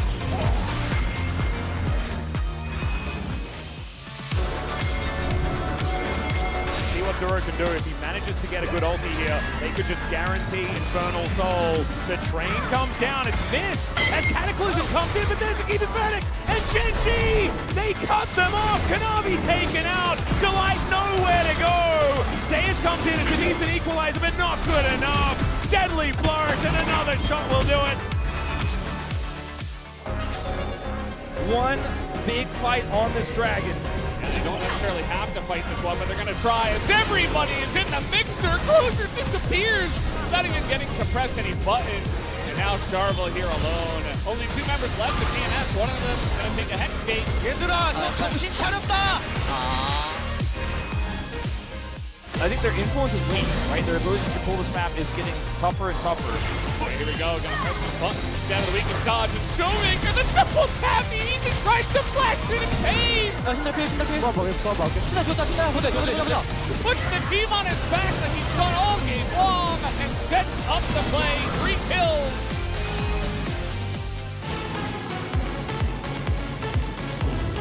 Release different vendors, you can actually put snow, you know, I'm saying maybe Well, Gideon's still gonna go in and then explode. He's down to Diego, possibly. 너무 오래 숨지는 말라고 결말이 좋지 않을 Another kill. He's still gets up the triple kill for Roma. We're gonna die as well. And Nicholas dead in the pit. The kill. Bruce may have just stolen the game. 와 나이스! 끝났게! 제발 끝날 것 같아.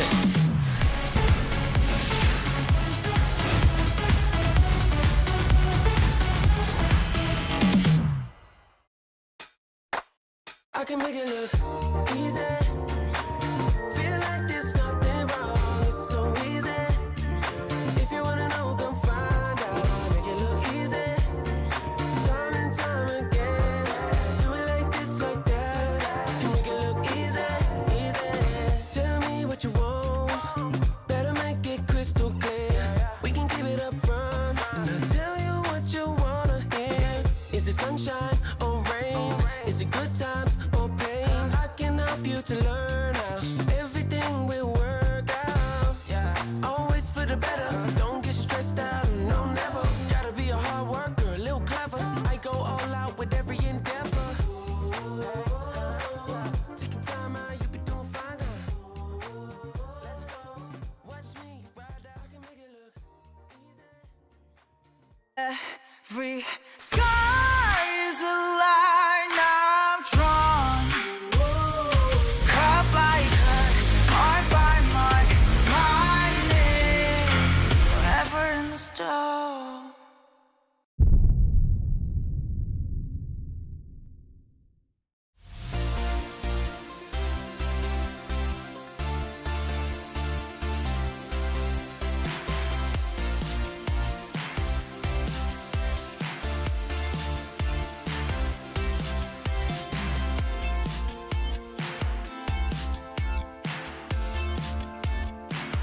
Hello, everyone. Welcome back to the space. And the BNK Fearless Foxes did everything right. They had the early lead. The Pantheon was pumping. Raptor was back to my third team all vote form. And then they got blue shelled by the blue spice of the DN Automotive Supers, who are playing the role of spoiler and did it yet again. They're up 1-0 over B&K Fear X. Some people said... Oh, wait. Some people said I was overreacting. I said that. When I said DN Supers beat Genji 2-0 in Kespa Cup. Yes. They were on a roll. They beat Nongshim twice. And we were all watching B&K last week. It wasn't the cleanest.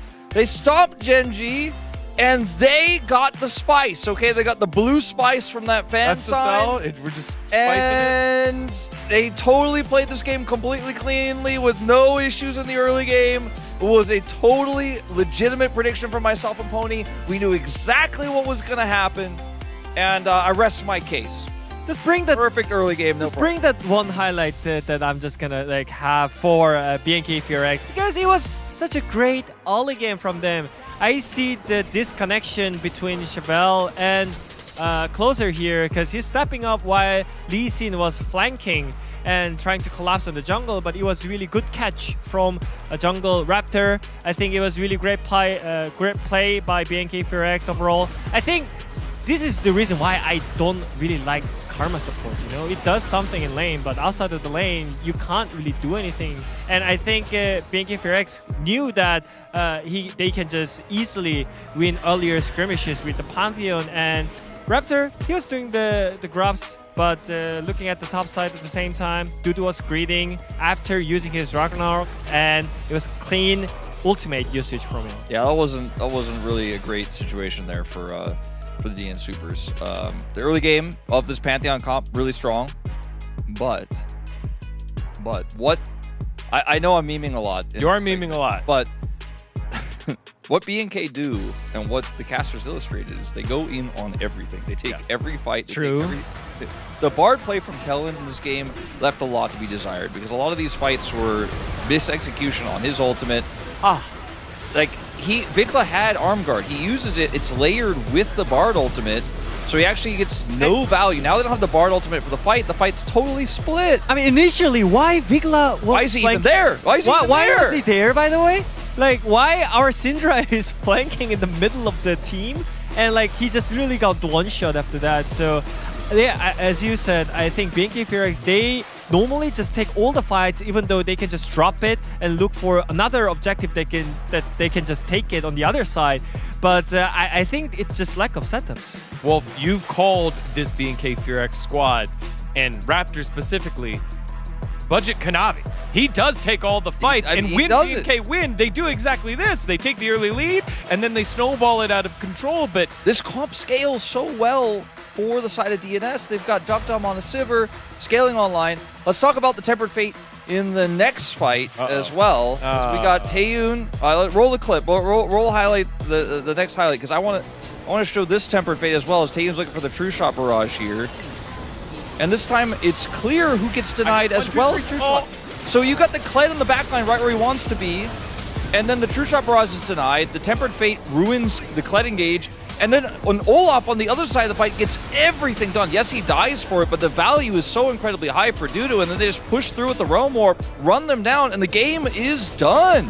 I think at the beginning of the fight, it was really great tempo usage from B&K Fear X. So it was the moment that they should just go on the target. But when the Bard uses the Tempered Fate on them, I think that was the tempo that for Olaf to just come in late, and then it was just right timing for the DNS. So I feel like it was just misusage, and then understanding about how they want to take the objective fight, because again, it's the same issue. I don't want to see this again. DNS got lucky in this game. I think we could be very upfront about it. I was trying to act like I knew all along as a bit of a bit, but in truth, like, they should have lost this game. Now they have this advantage, and the mental game for B&K, they're going to have to be the true fearless foxes here, because they really need to step it up and get back into this, because having such a lead like that, tossing it away, is not feeling great when you still have stakes. DNS do not. And DNS, remember, they've gotten lucky in the past, but they haven't always been able to close out for a victory. The change is real. Let's see if they're able to steal the whole series away.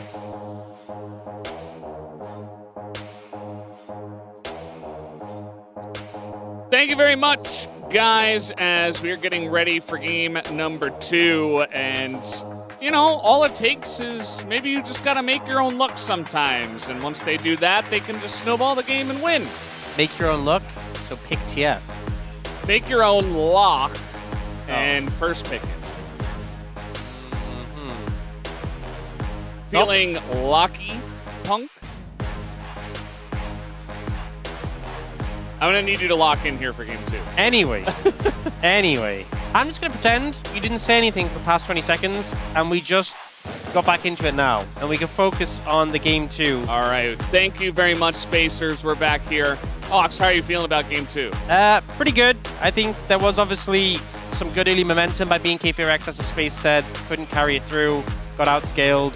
But I'm excited for their approach in game 2, how they'll mix things up, maybe have some more late game insurance to fall back on, because that looked like an uninsured journey, and they got into a car crash and they didn't have insurance, so now their car is broken and they don't have a way of getting it fixed. That doesn't sound very good, Ox. I have to say, always get insurance, and maybe they will in game 2, because they're gonna pick the blue side. First pick goes over to DN Supers. Yes, same. This draft looks like again, because last time it was also DN Supers who had first pick in that situation, and they went Poppy, Lucian, Vi as the first 3 bans. I think the Poppy ban's definitely going to stay. I'm interested to see what they shift up to try and get as their first pick priority. The Nocturne was something that was kind of just overlooked in the last draft completely. And yeah, this is just same bans across the board. Vi here, Camille here, and then. Do we look towards the Nocturne for DNS? Oh, okay. Okay, this is a change. They want Vi first pick, and they ban the Lulu. So for BNK4X, do you ban Camille, or do you ban Vi? I feel like Vi is more of the issue. There's a lot of picks you can take in Camille. We've seen Shen be very successful. The owner was successful during EWC. So I would personally ban the Vi, and then look to counter the Camille if they first pick it. Yeah, I think that's a good call. They're not going to agree. They are going to go ahead and ban the Camille. Now, we'll see if Charvel does go for the Vi. Yes, he will. Little smirk on the face of Closer. Charvel looks happy too. It's also a situation where Ezreal is gone when the Vi is being picked. So Ezreal obviously something where you can like Arcane shift over terrain.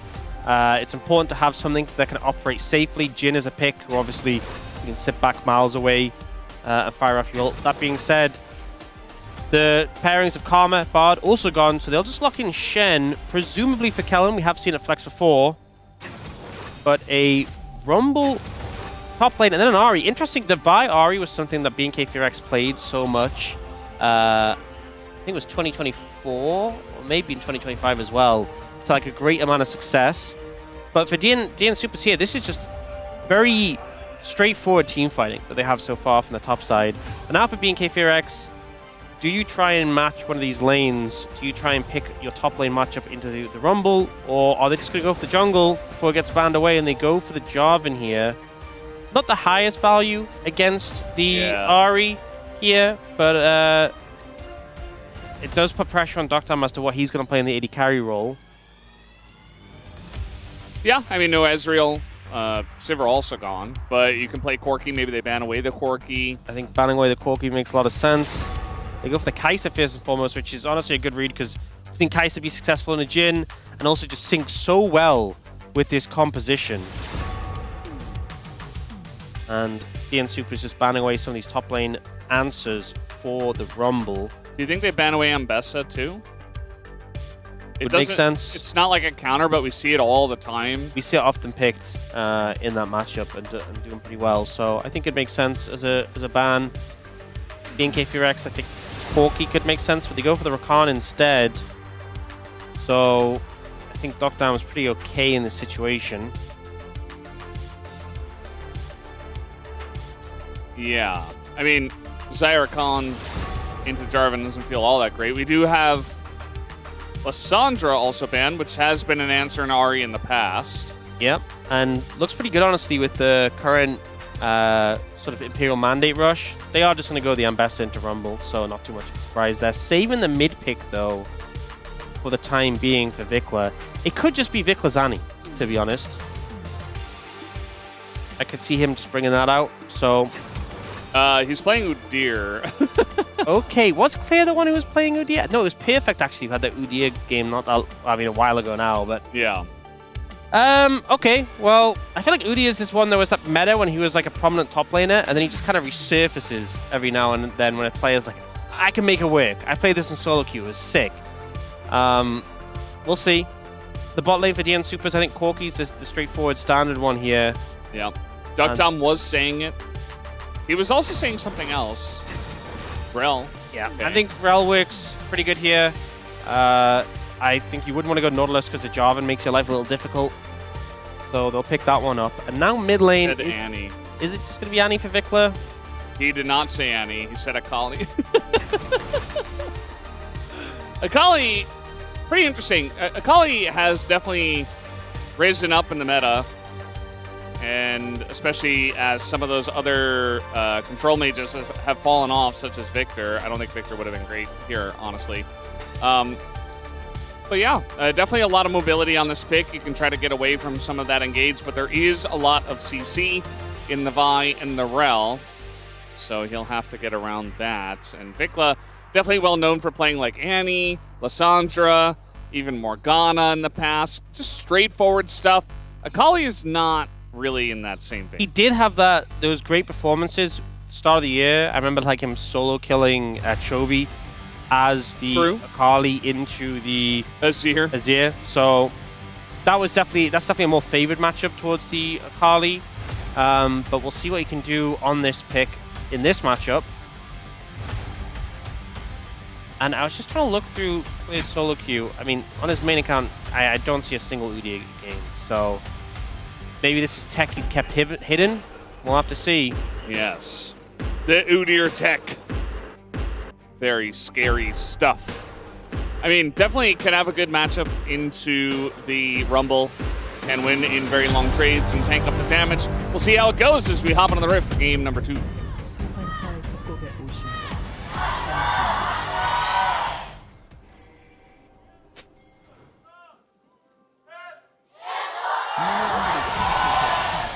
Well, game 2 starts with Vikla flashing away. Not a good start. Against a Vi Ahri. Well, he flashed very early, so maybe I think he'll definitely have it before Charvel hits level 6. So they're invading on the back of this Udyr, who is pretty crazy powerful level 1. Being able to just stun anyone he wants. He's trying to take a path round. But this does mean that Raptor got in without being spotted. There was a question mark ping though, so they suspect the possibility, and presumably Raptor will go to the Raptors eventually where there is a ward. It is his namesake. Raptor does do that pretty often. He's known for it, in fact. Spotted now. So they have the information that Raptor is doing their Raptors. No ping coming out yet. I always expect when I see someone show on the map, it's going to be like ping, ping, ping, ping, ping. Yeah. But I guess they can just say it in chat as well. We oftentimes get both, but yeah, not electing to do it this time. Yeah, Udyr pretty good at bullying the Rumble out early. Yep. And eventually the game plan is just to become tanky enough that he can't really cut through. Yeah. The problem, the major issue with Udyr is not the lane. The major issue is that eventually the lane phase will finish and you have an Udyr. Yeah. The problem is that you drafted Udyr. You know. I mean, there is sometimes where Udyr is just so tanky and annoying and difficult to deal with, but he's just like in some ways, like a worse Singed. Yeah. I mean, we've seen some other games where some really lane-focused picks get some value in team fights, like that AD in Italy game we had where he eventually entered fights and he was pretty bulky, and for some reason, everybody on the enemy team only wanted to attack the Nidalee.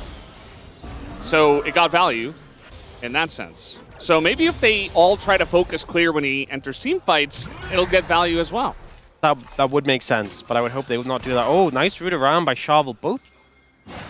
He dashed over the wall. And now, oh no, engaged on a Taeyeon. Exhaust comes in. Do you use summoners here as Taeyeon, I wonder?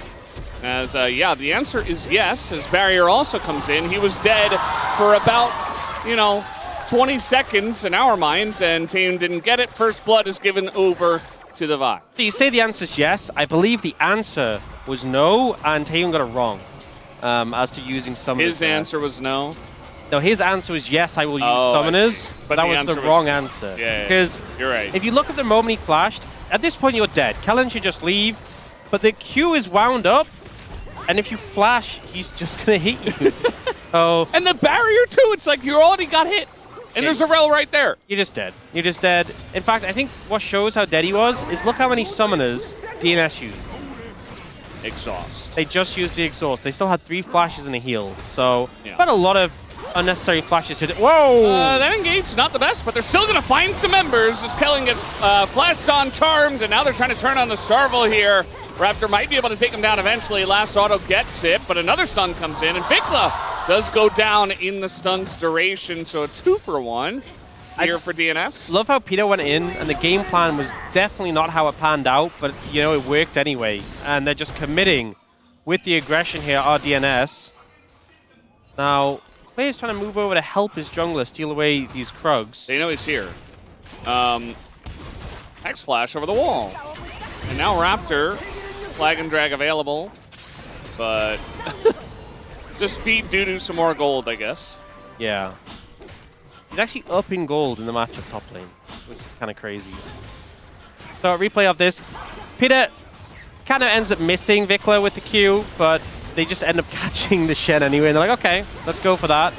Kellen flashes back to get in the Shroud to block the auto, but it just means he's very dead. And although Sharvel goes down, it takes so long that Closer gets another set of cooldowns and gets to take out Vikla. Just not a great situation for BNK FearX, ultimately. Yeah, it does feel like, you know, BNK FearX game 1, they had an early skirmishing comp. They played it really well. They got a nice lead, like 5,000 gold. And then they went a little bit too hard and a bit too messy. And they lost the lead to a scaling comp. This time, DNS have a lot of tools to fight early.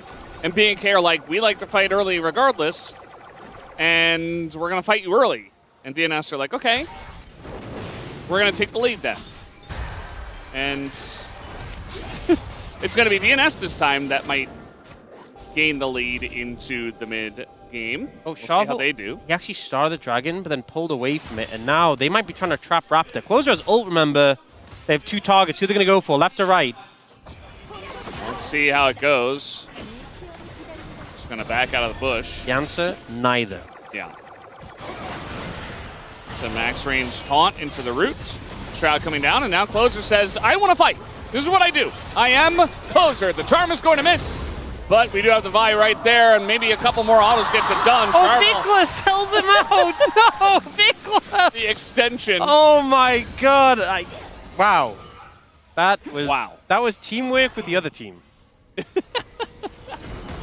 But it's still good, right? It's teamwork, right? It's still a good thing to have. No, this feels more like collusion or sabotage. He's a traitor. We did see this before, but we had a fight immediately. But yeah, it's been 706 days. The last person to do it was Keen. And Vikla just flashed in mid. Look, it happens to the best of us. But after the extension play for Sharvel, this just is not being a good game for Vikla. Sometimes happens to him. Yeah, so they go aggressive on a Raptor here. And his flag, he actually just like throws it on them, weirdly enough. But I guess his key wasn't there, but then Vikla just lets it get them through. Brother Vikla. Yeah. 나 집 갔다가 그냥 와야 I'm gonna 될 것 go 같아. home and I'll come back. Oh. 핑 찍다가 불 썼네. Oh, I was pinging and I flashed. So yeah, don't ping is the answer, please. Solo queue, teammates, please. That's why they didn't ping, please. Raptor early on the Raptor, because they didn't want to accidentally flash. Yeah, you might flash accidentally. It's not a good idea. Yeah. Wow. This certainly has been a Rise good game. They got Closer. That happened. Yeah, that's a good thing.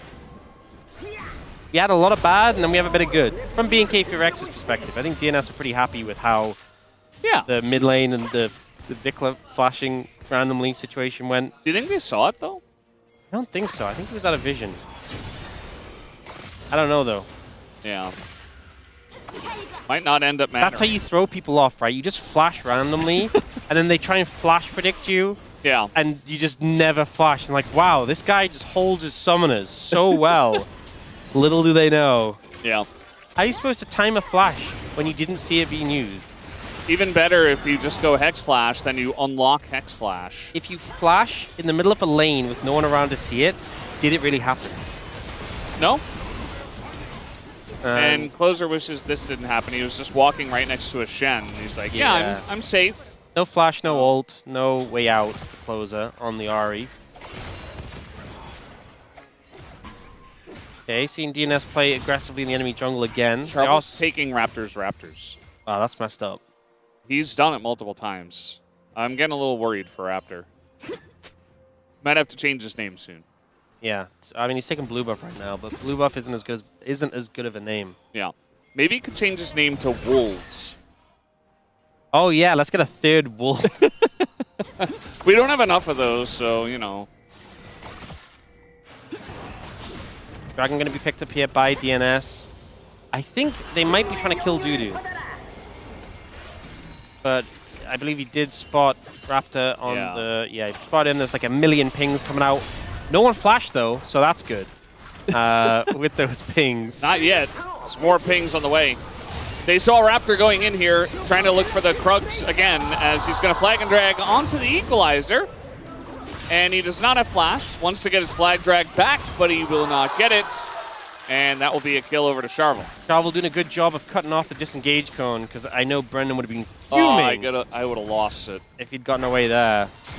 Like, you should be punished for doing stuff like that. And I'm glad that he was, because there's a world, unfortunately, where he wouldn't have been. Sounds so venomous when you because say of that the way. disengage. Yeah, yeah. That's the whole thing. All in all, DNS in a pretty good position this game. But, you know, there is a possibility it does turn the other way if they make some mistakes. They don't have that as reliable scaling of the Sivir Rise in this game. Top lane, you're not even up in gold on the UDA. I'm a little concerned.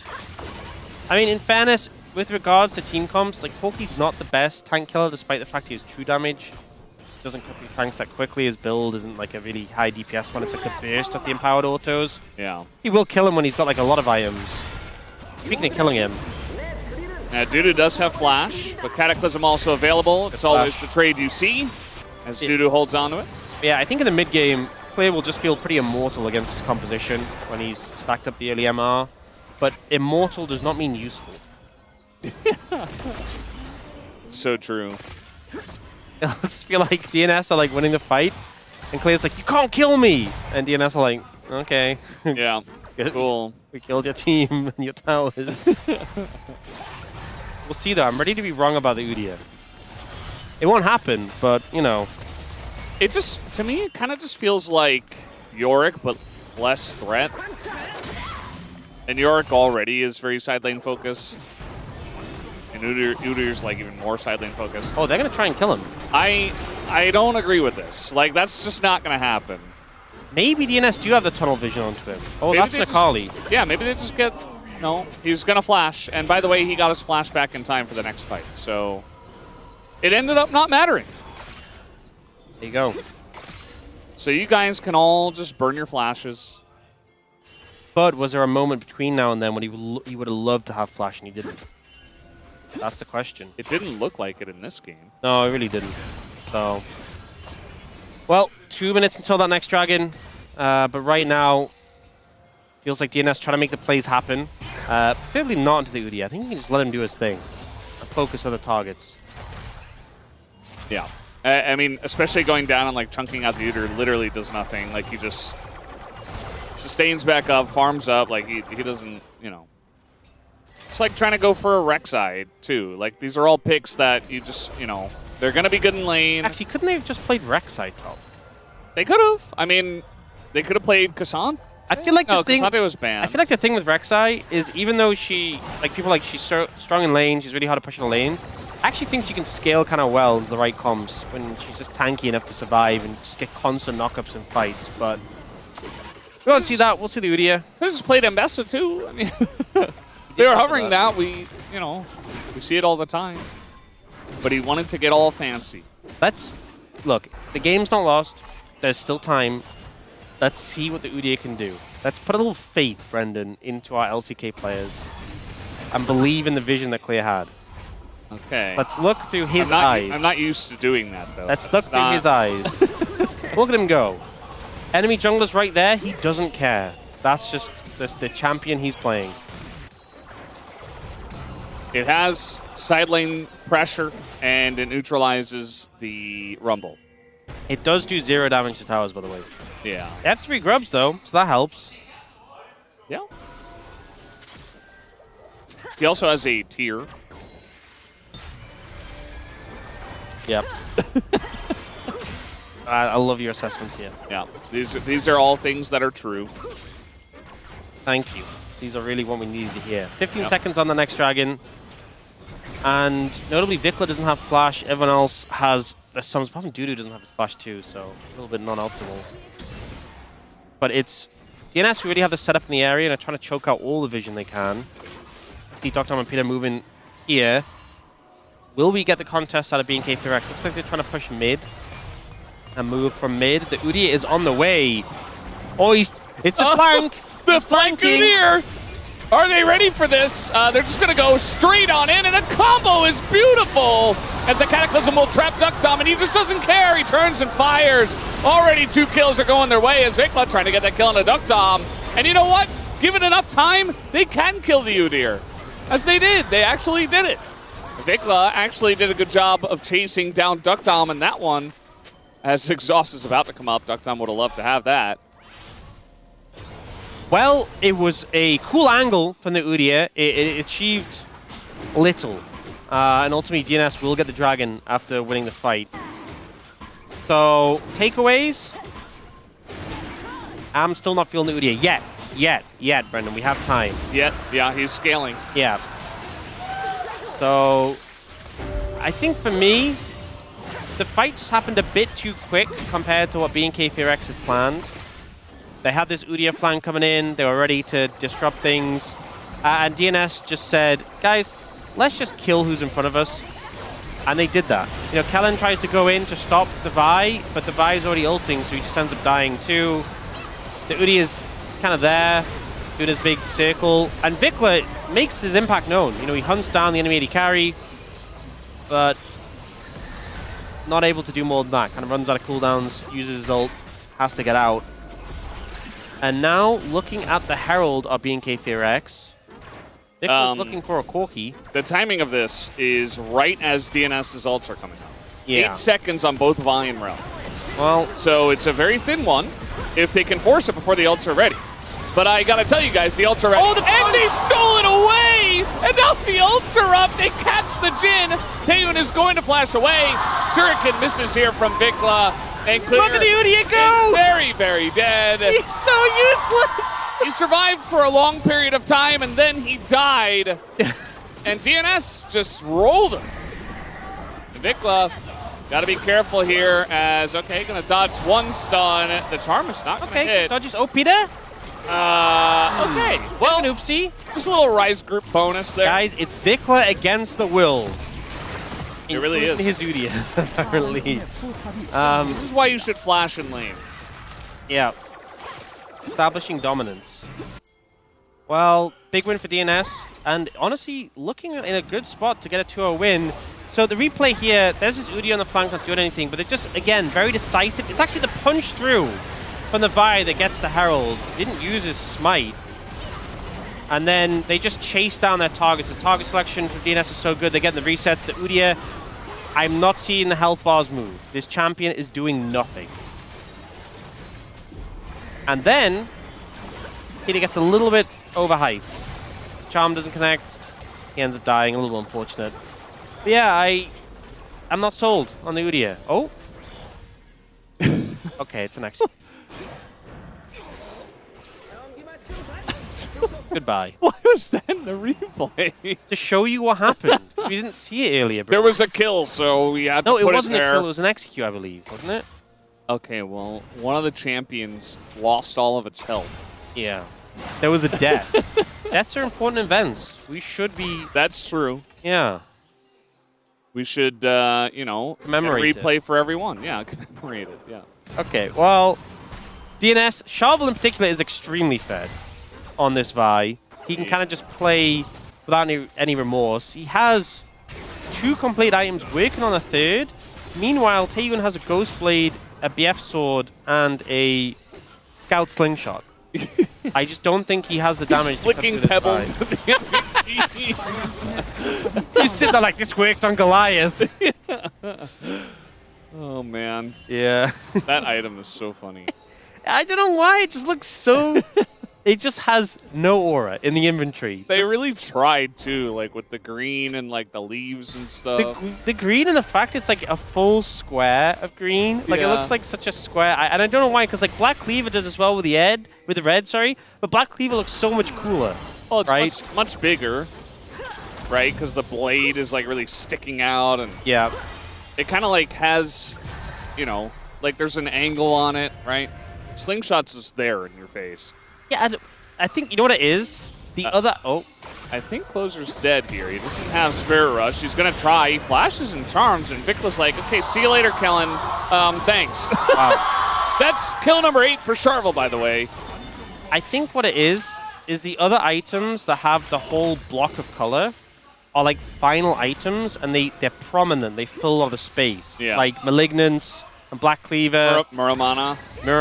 But it's just this tiny slingshot. Right, they're going to try to kill Vicla here under the turret, but as we know, he is the main character, so he cannot die at this point. There's in the Udia. story. Guys, he's here. There's here.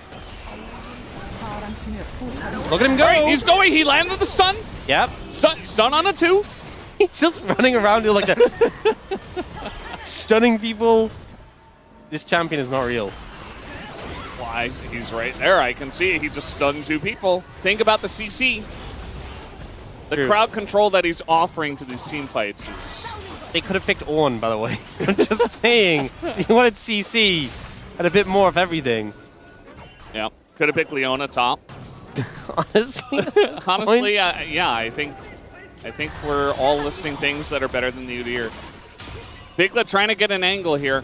He's still in a collie against a lot of CC, and if he's ever at a position, they will just focus him. Oh, they engage! Now, okay, they found him! They got Closer, he's dead! And Peter as well, the follow-up is there. And that's what you gotta do, you just gotta pull the trigger. That's gonna be the dragon here for BNK. Closer didn't have ult ready, so a great play from BNK FearX. And you know what? Did he do anything? No, but the Udyr was there, so I'm gonna count it. That's 1 point for the Udyr. Good job. Clear. This, though, was Kellen setting up this play. This goes for the Ahri, and it was literally a couple of seconds till Closer had ult, but with how much damage he took in the CC, I think he was just dead regardless. Nice play from BNK FearX to set that up. And they're starting to get some big item spikes coming in. They've got the Black Cleaver for Raptor. They've got the 2 items for Vicla as well. The Shadow Flame and the Gunblade is a great spot to be in. They are threatening at this point. There's a bit of a level differential in the jungle. There's a bit of a gold differential in the jungle. There's a bit of a farm differential in the jungle. I don't have a but. It's just a lot of things that are... There is a death differential as well. Yeah. Kill differential. Yeah. Assist differential, but in the... Not the direction you would expect. Aura differential. Yeah, I guess. Charvel joined the team, and the whole... What a difference it has made. The whole team changed. The whole trajectory, everything is just going the right direction now. And it's not impressive because, like, if a good player joins a good team and they keep winning, it's like, well, I mean, you were doing great. We can see that objectively, but they were a good team anyway. But they're turning around the DNS as a Charvel. Really doing the Lord's work here. Yeah. I mean, he was just looking for his opportunity. Oh, Clear completed his Fimbulwinter. Yeah, now he's even tankier and still does no damage. Closer's not having a great time, but he does have a team. Vicla, I'm not sure we can say the same. Trying to get away his Closer, but gets in range, hits it with the shuriken and dies.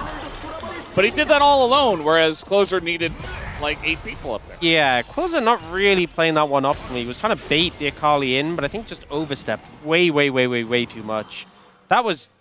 The amount of people coming in, that should have just been a 1-for-0 because you're losing plates mid, you're losing plates bot lane. The Udyr split push is alive. Yep.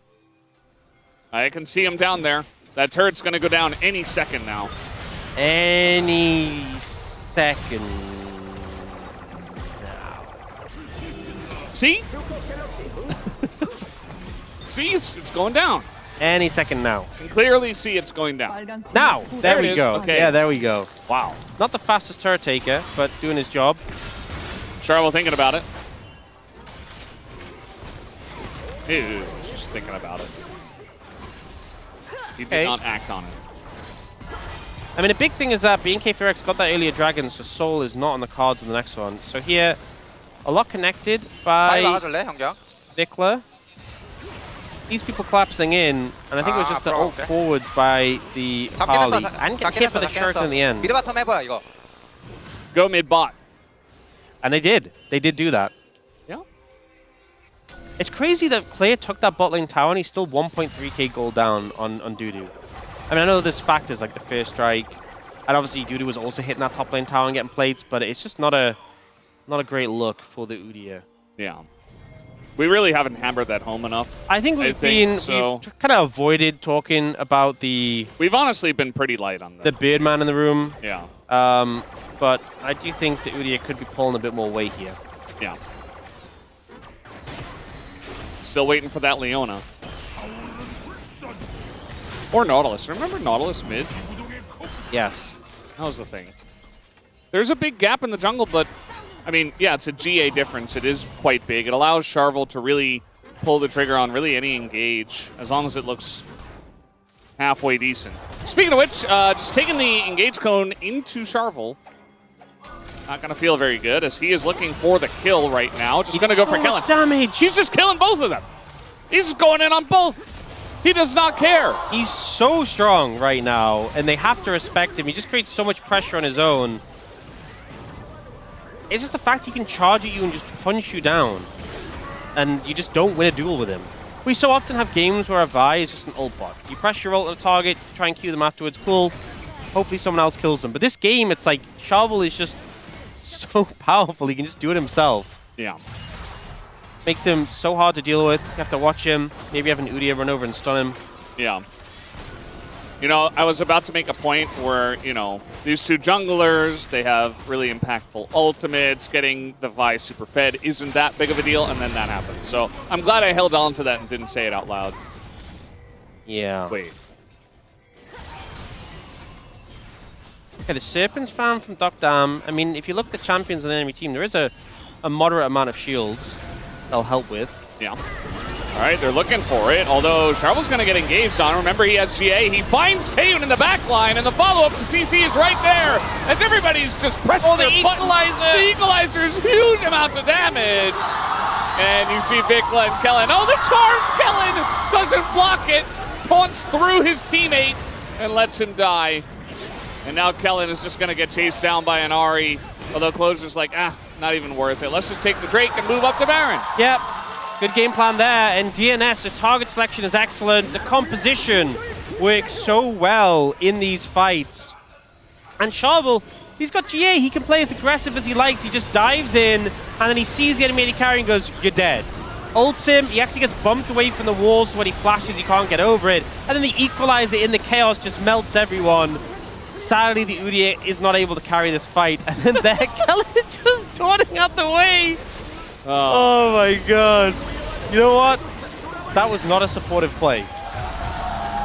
That wasn't very supportive. Yeah. He's been having a little bit of a rough and tough. Kellen getting a bit of revenge, being like, you know what, I always have to die for the team. It's your turn. Yeah, didn't he have that really great performance the last time out and he didn't get POM and Taeyoon got it instead?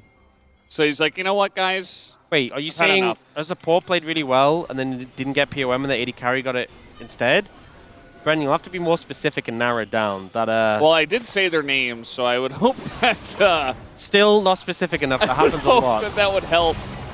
Vikla is just maybe dead. Yeah, all the CC goes in, but they traded it onto Duckdom, who flashes. Very nicely done, but he does get hit by the fourth shot.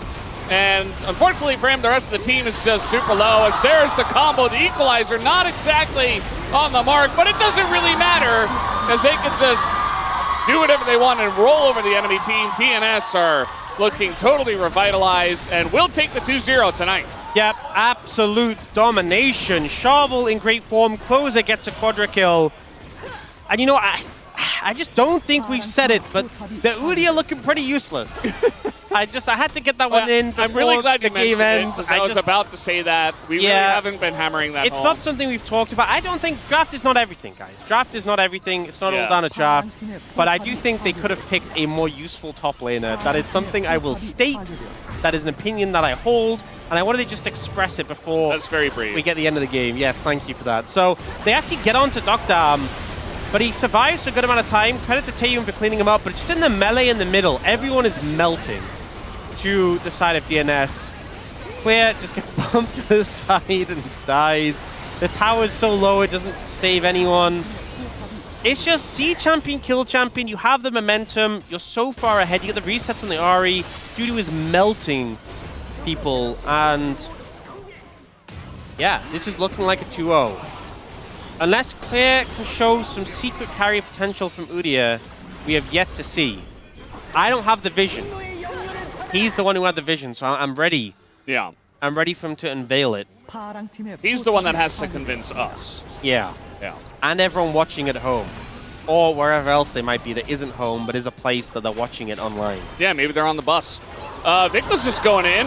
Closer a little bit low there. He's trying to get away. His nice shots blocked by Peter. He has TP. He can just recall and TP back in. The fight's just happening without him. They're like, yeah, we don't really need you, but thank you for your service. Oh, the equalizer! Will get it. And in goes the Magnet Storm. Catches all three of them. And of course, they all pile in. As the comp loves to do. DNS will not be stopped. And now, they will end the game 2-0. I close the TPs back in, just like, hey guys, good job, I'm here.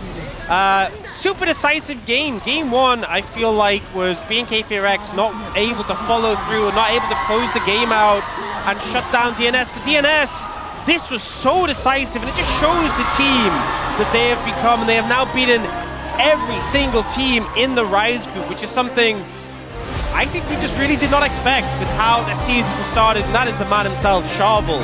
What a difference he's made to this team, and what a difference he made in the series. You could tell that production was like, get this man on the camera, and somebody in the middle rushed over to get him on camera because Charvel was running over to handshake. He is so pumped, you can tell. And this guy, I don't know what's going to happen next year. We know what's going to happen this year with DNS, but he's definitely got a lot of eyes on him now, as that is 3 wins in a row now for DN Supers. That's cute. Does he get it again? Is Yes. it another palm for Charvel? Oh, 100%. Not even close. Not even slightly close. And that's not to say, like, the rest of the team had good performances, 100%. But Charvel just was on fire. Absolutely on fire that series. Duckdom's like, hey, I remember what this was like when, I remember winning. Feels good. Yep. Same with Peter. And a tough one for BNK4X. We talked constantly about how wins are so important with how few matches there are in this period of the LCK, in this round 3, round 4. And BNK4X were top of the table prior to this, still are with their 9 wins. But it's not a good feeling. Not a good feeling to lose like this, and I think the chances that they go from this to 4th are very, very, very slim. But you would have loved to secure it. Like Honor Life Esports securing Worlds in the earlier series, having it locked in just feels so satisfying, and BNK4X will have to play more series before we see that be a reality. Yeah, so, I mean, we're going to take a look at some of the highlights here. The comp of DNS Oh, was... the Vikla betrayal! Ah! It's like, I can't every time. Oh, man. Yeah. Comp was relatively easy to play. Vi, Ahri, Rel. You go in, you pile in. I mean, equalizer over the top. Think about what dominated the Rise group last year. It was it was Annie Wukong. Yeah. And it was like, you have great ways to start fights, decisive, good team fighting power. That's what they had here. Sometimes you just don't need to overcomplicate it. Yeah. And they did still have to play well, and they played very well, but when you're not fighting against your composition to get the win, it does make it so much easier. You know, it's better to have a Rumble top than an Udia top sometimes, I just feel like. And by sometimes, I mean every day. That is true. There were so many options. Oh, poor Clear. Oh, man. Dies there at the end. Or, I guess, somewhere in the middle. I think what's frustrating is that Clear has had some amazing games this season. And some great counter picks as well. Yeah, this one just... You don't want to see this one again. Saying, let's go for Akali. Closes like, I'm going to teleport it. Vic was like, I'm out! And then it just gets equalized. And this ult from Peter was pretty big. We win this. What's crazy is that Udia is on top of Dokdam. He's actually on top of him. Charvel is screaming carry, by the way. Carry! Dokdam's like 3% HP with the Udia on him, he just doesn't die. Yeah. It's crazy. 아니 나 안 쫄았어. 아니 시작하기 전에. 아니 내 턴은 인정이잖아. 나이스. They were saying something about like being scared right before we started. I don't know what he's referring to, but Peter was definitely poking fun. You know, we obviously already put our POM votes in, but I definitely heard the Greencasts have a big when they saw Charvel's damage. It's a no-brainer. It's a Charvel. Probably full votes, but we'll see if there's any defectors. I think obviously a lot of players had a good series on the side of DNS, but I think Charvel was just the main character. He's gonna get it again. 3 palms for this guy already. And I mean, what else can you really say? That's 3 out of 4 of their wins since he joined. It's kind of crazy. Just an unreal record, and the future is very bright for this player. Yeah, it's just crazy. I mean, we saw him, I think, before even seeing him on this DNS roster, and we were like, yeah, he's a pretty good Challengers player. We didn't know what to expect, but he comes in, he declares, I'm the shot caller now. He looks up to Peanut. He's flashing the emotes. He's very confident, somewhat overconfident, and he plays like it, and I think he kind of deserves to be at this point. Yeah, I mean, I think the team has a lot of trust in him. That's clearly obvious, and for good reason. He has earned that trust in this short period of time. He also has really fun interviews. That kind of comes with the whole overconfidence thing. Clearly says what's on his mind. He doesn't hold back. So you guys can enjoy as he will be interviewed now on the stage. Let's hand it over to Deer for the translation. Thank you very much, guys, for the handoff. This is Deer for the POM interview translation, joined by Charvel on the side of DN Supers. 샤블 선수 Charvel. 굉장히 자주 뵙습니다. 3번의 POM 인터뷰를 I feel like we're seeing you quite often on the interview space. 라이즈 그룹의 왕이었던 I mean, it's such an honor to always be here. You just took down the king of Rise group, BNK4X, and you're really out here to play spoiler.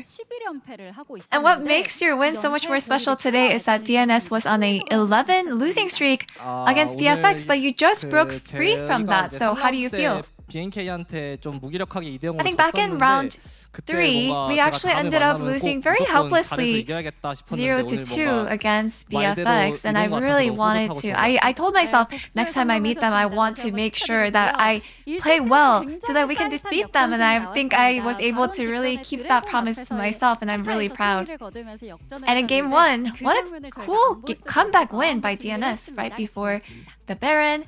DNS got a huge team fight win in front of the Drake. So can you walk us through what happened? In this moment, I think this was our 3rd Drake fight. At this point, we had known that if we actually open up a team fight, we would be able to win. And I think I was able to pull off a really cool play in front of Baron after kicking the Ezreal to get the Baron too. So I think I was actually really proud of that moment. I mean, there is actually another moment, another highlight, that one lightning fast Charvel kick. I mean, for this one, from when I hit my Q on the Bard, I actually called out that I was actually going for the Ezreal first. But I think I was just thinking about how I can actually play so that the enemy can't even react. So I think that kick ended up working out really well. So your Lee Sin, you seem very confident with it. I mean, yeah, I think compared to other champions, I definitely have more confidence when it comes to Lee Sin.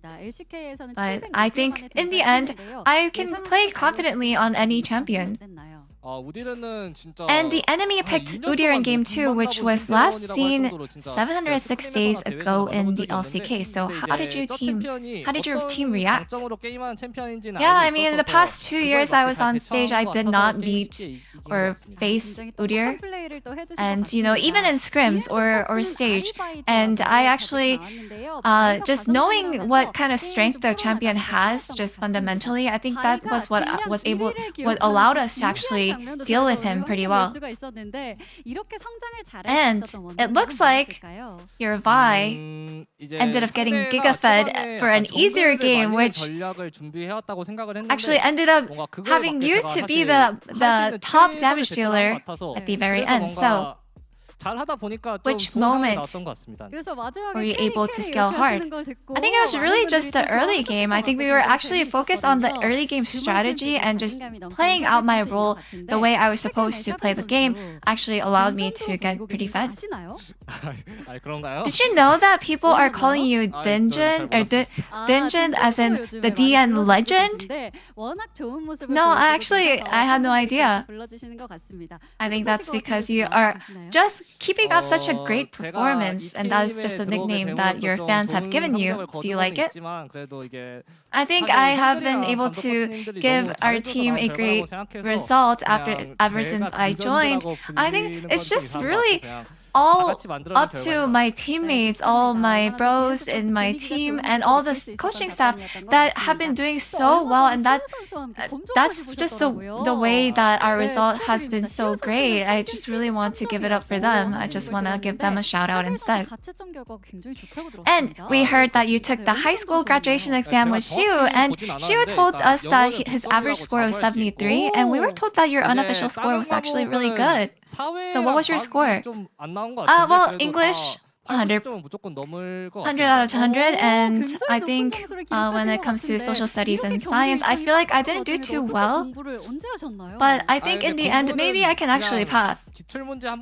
So, just based on how harsh your schedule is, how packed your schedule is with the LCK, how are you able to study? I think it's just that I was able to just kind of skim over the practice exam, and it just felt like, you know, I feel bad to say this.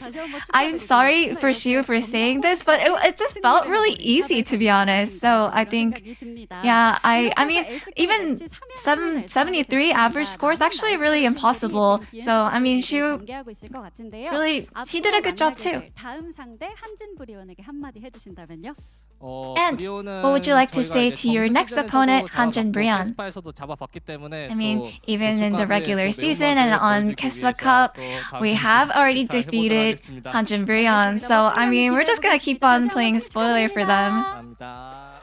And that is all from Sharvel, and back to the desk. Thank you.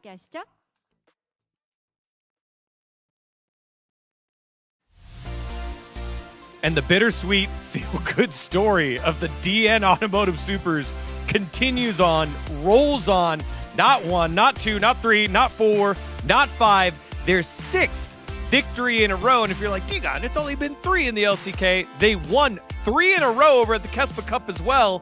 It has been 6 wins in a row for the DN Supers, 3 in the LCK. It has been such a great streak to show this isn't just a flash in the pan. It's not. I ran into Pony, by the way, just a moment ago as the game ended. I looked at him and I just said, and he was like, why are you doing that? I was like, it was just me and you who predicted the DN Supers. And his face looked like he just remembered that he had predicted the DN Supers. But I don't know if that's true or not. We just had a very brief interaction. But we both were able to see the future. And I just predicted based on Kespa Cup results. Like, they look really in form right now. And yes, game 1 was a bit of a gimme, but game 2 they dominated from start to finish. I mean, they're gonna have more believers next week for sure. I think this will not stop. I think the the momentum that Chevelle brings to the team is like not only the atmosphere. I think the gameplay is there, and I think they actually have a good quality of gameplay right now. All right, let's take a look at those POM votes. It did go the way of Charvel, but we had some other voters here. Ooh, I knew it. I watched knew it. game one. You guys are like, I watched game one. I think we're gonna. I watched the right vote. I watched the game one. Keck W, Ian, analyst. I can literally say the same thing. I watched the game one. Watched game one. I'm sorry, Charvel was, he didn't have this big of a game one, but he's great. Anyway, if we're going to do the Dusante thing, I think it's time to add Dudolaf and Dumble. We only say Dusante for some reason, but it's time to add some new ones to the list. I don't know. It sounds not good, you know. What, you don't think Dudolaf sounds cool? Dumble? It's so I like Dumble. I mean, I just really Not like one, the impact of his Olaf and Rumble as well. So he runs and burns. Yeah. Quite simple, right? I don't know why the R and the N put together. Yeah, I thought it said runs and buns. Runs and buns. Or runs and bums. Yeah. Nice. All one, right. kid. Let's see what else we have here. We will watch your career with great interest, says Ox. Great interest indeed, as if they were a TFT team. 6 wins in a row, that's a lot of interest that they would make. Thank you, Ox. I know that's what you meant. I think it was a Palpatine reference. Let's keep going with other comments here. We will never forgive the 9 teams that knocked us out. Pony cosplaying as Charvel. To be fair, unfortunately, they can't really punish the 5 teams that it's in the Legend group anymore. But yeah, I can see the point though. Yeah, I mean, time to play spoiler, right? And that's what Charvel's been saying, so I appreciate his attitude. His attitude has been awesome, to be honest. Yeah. So glad to see him. His interviews have been fun. Let's see what else we have here for our comments. You were born to join DNS, says Prince. What did Prince mean by this? Yeah, I'm kind of curious. He was like a D+ player. Yeah, but he was kind of born to join D+. But he's been born to take over and make them great. I guess this is the team that he finally shines. Yes, right. He get the chance on. Yeah, D+. I think this is such a great branding for himself as well. Like I'm excited to see more from him. Let's see what else that we have here in terms of comments. Reminds me of Lucid's debut. Well, that's the thing. It's like it's the third generation, Canyon to Lucid and now Charvel. Although Charvel didn't join D+ Kia, it does feel like his playstyle is very similar. He's playing the Lee Sin. Sometimes a little bit too much of the Lee Sin, but I think this is a really good and honest tie that you can have between the two of them. Also, the gameplay very similar, but the personality is very different. All 3 of them very, very different. So fascinating to see how D+ Kia were just sitting on all of that jungle talent. Go just with a simple same thing. Yeah, everybody's a knower right now. Everyone's knower. Yeah. Yeah. Prince, who this was. Yeah, I mean, that was kind of sussy. The other guys were like, this has got a D+ talent. No, I'm just being mean to Prince for no reason. Yeah, I think that was our final comment, as it was. Yes. So let's take a look at the standings. Take a look at this. I call for this. If you look at if we reset the scores and you just do clean slate for round 3 or round 4 only, DNS would be in first place in the Rise group at 4-2. Crazy to think. Crazy to think that this is actually the world we're living in right now. I don't like this graphic because it shows the Hanjin Brion and Kiwu TRX would be the ones out. That's crazy. But also, kind of where we're at right now as we take a look at the standings overall in the Rise group. Hanjin Brion do have the benefit of that hot run that they finished round 2 with, but as you saw in those standings, haven't done so well as BNK FuryX retain first place, but leave the door open for Hanjin Brion to sneak on in there with a victory in their next matchup. So we take a look at the standings one more time. It is Gen G and Hanwha Life Esports securing playoffs no matter what, and Hanwha Life Esports securing Worlds qualification due to their victory over at MSI. I mean, I think it's pretty easy to read who's gonna make playoffs from the Legend group, but I'm still struggling to figure out who's gonna make the planes in Rise group right now, because it's really just between these 4 teams. DNS looking most strong right now, but they're not in the planes run, so let's see what happens. from the next game. Ooh, tomorrow though, at home ground, that classic one. We were talking about the big rivalry at the Roadshow, T1 Gen G, pretty big one. Kiwum DRX versus Bro, also extremely important in that match 120. Just looking at this next matchup graphic has gotten me goosebumps. It is the best rivalry in LoL esports over the last, I don't know, half decade. And then, as I've said multiple times, Hanjin Brion are 0-3 against Kiwum DRX this year. And you saw that graphic earlier. Hanjin Brion needs to get the win against their fellow bottom of the Rise group. If we only counted rounds 3 and 4, Kiwum DRX, a huge matchup to close out the week. Y'all, it has been such a great Saturday, and we've got one more day of action here as we are going to close out the first half of round 4 on Sunday. On behalf of everyone here, thank you so much for watching. We'll see you tomorrow for more LCK action. Bye-bye.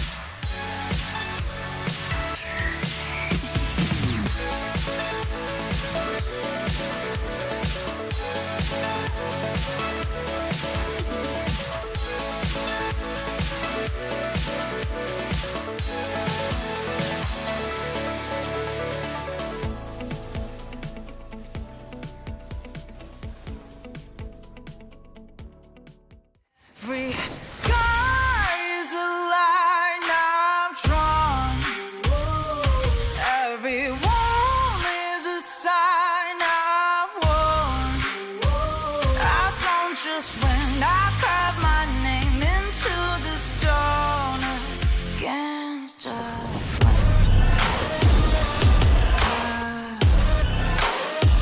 I don't just win, I live my mark into the stone.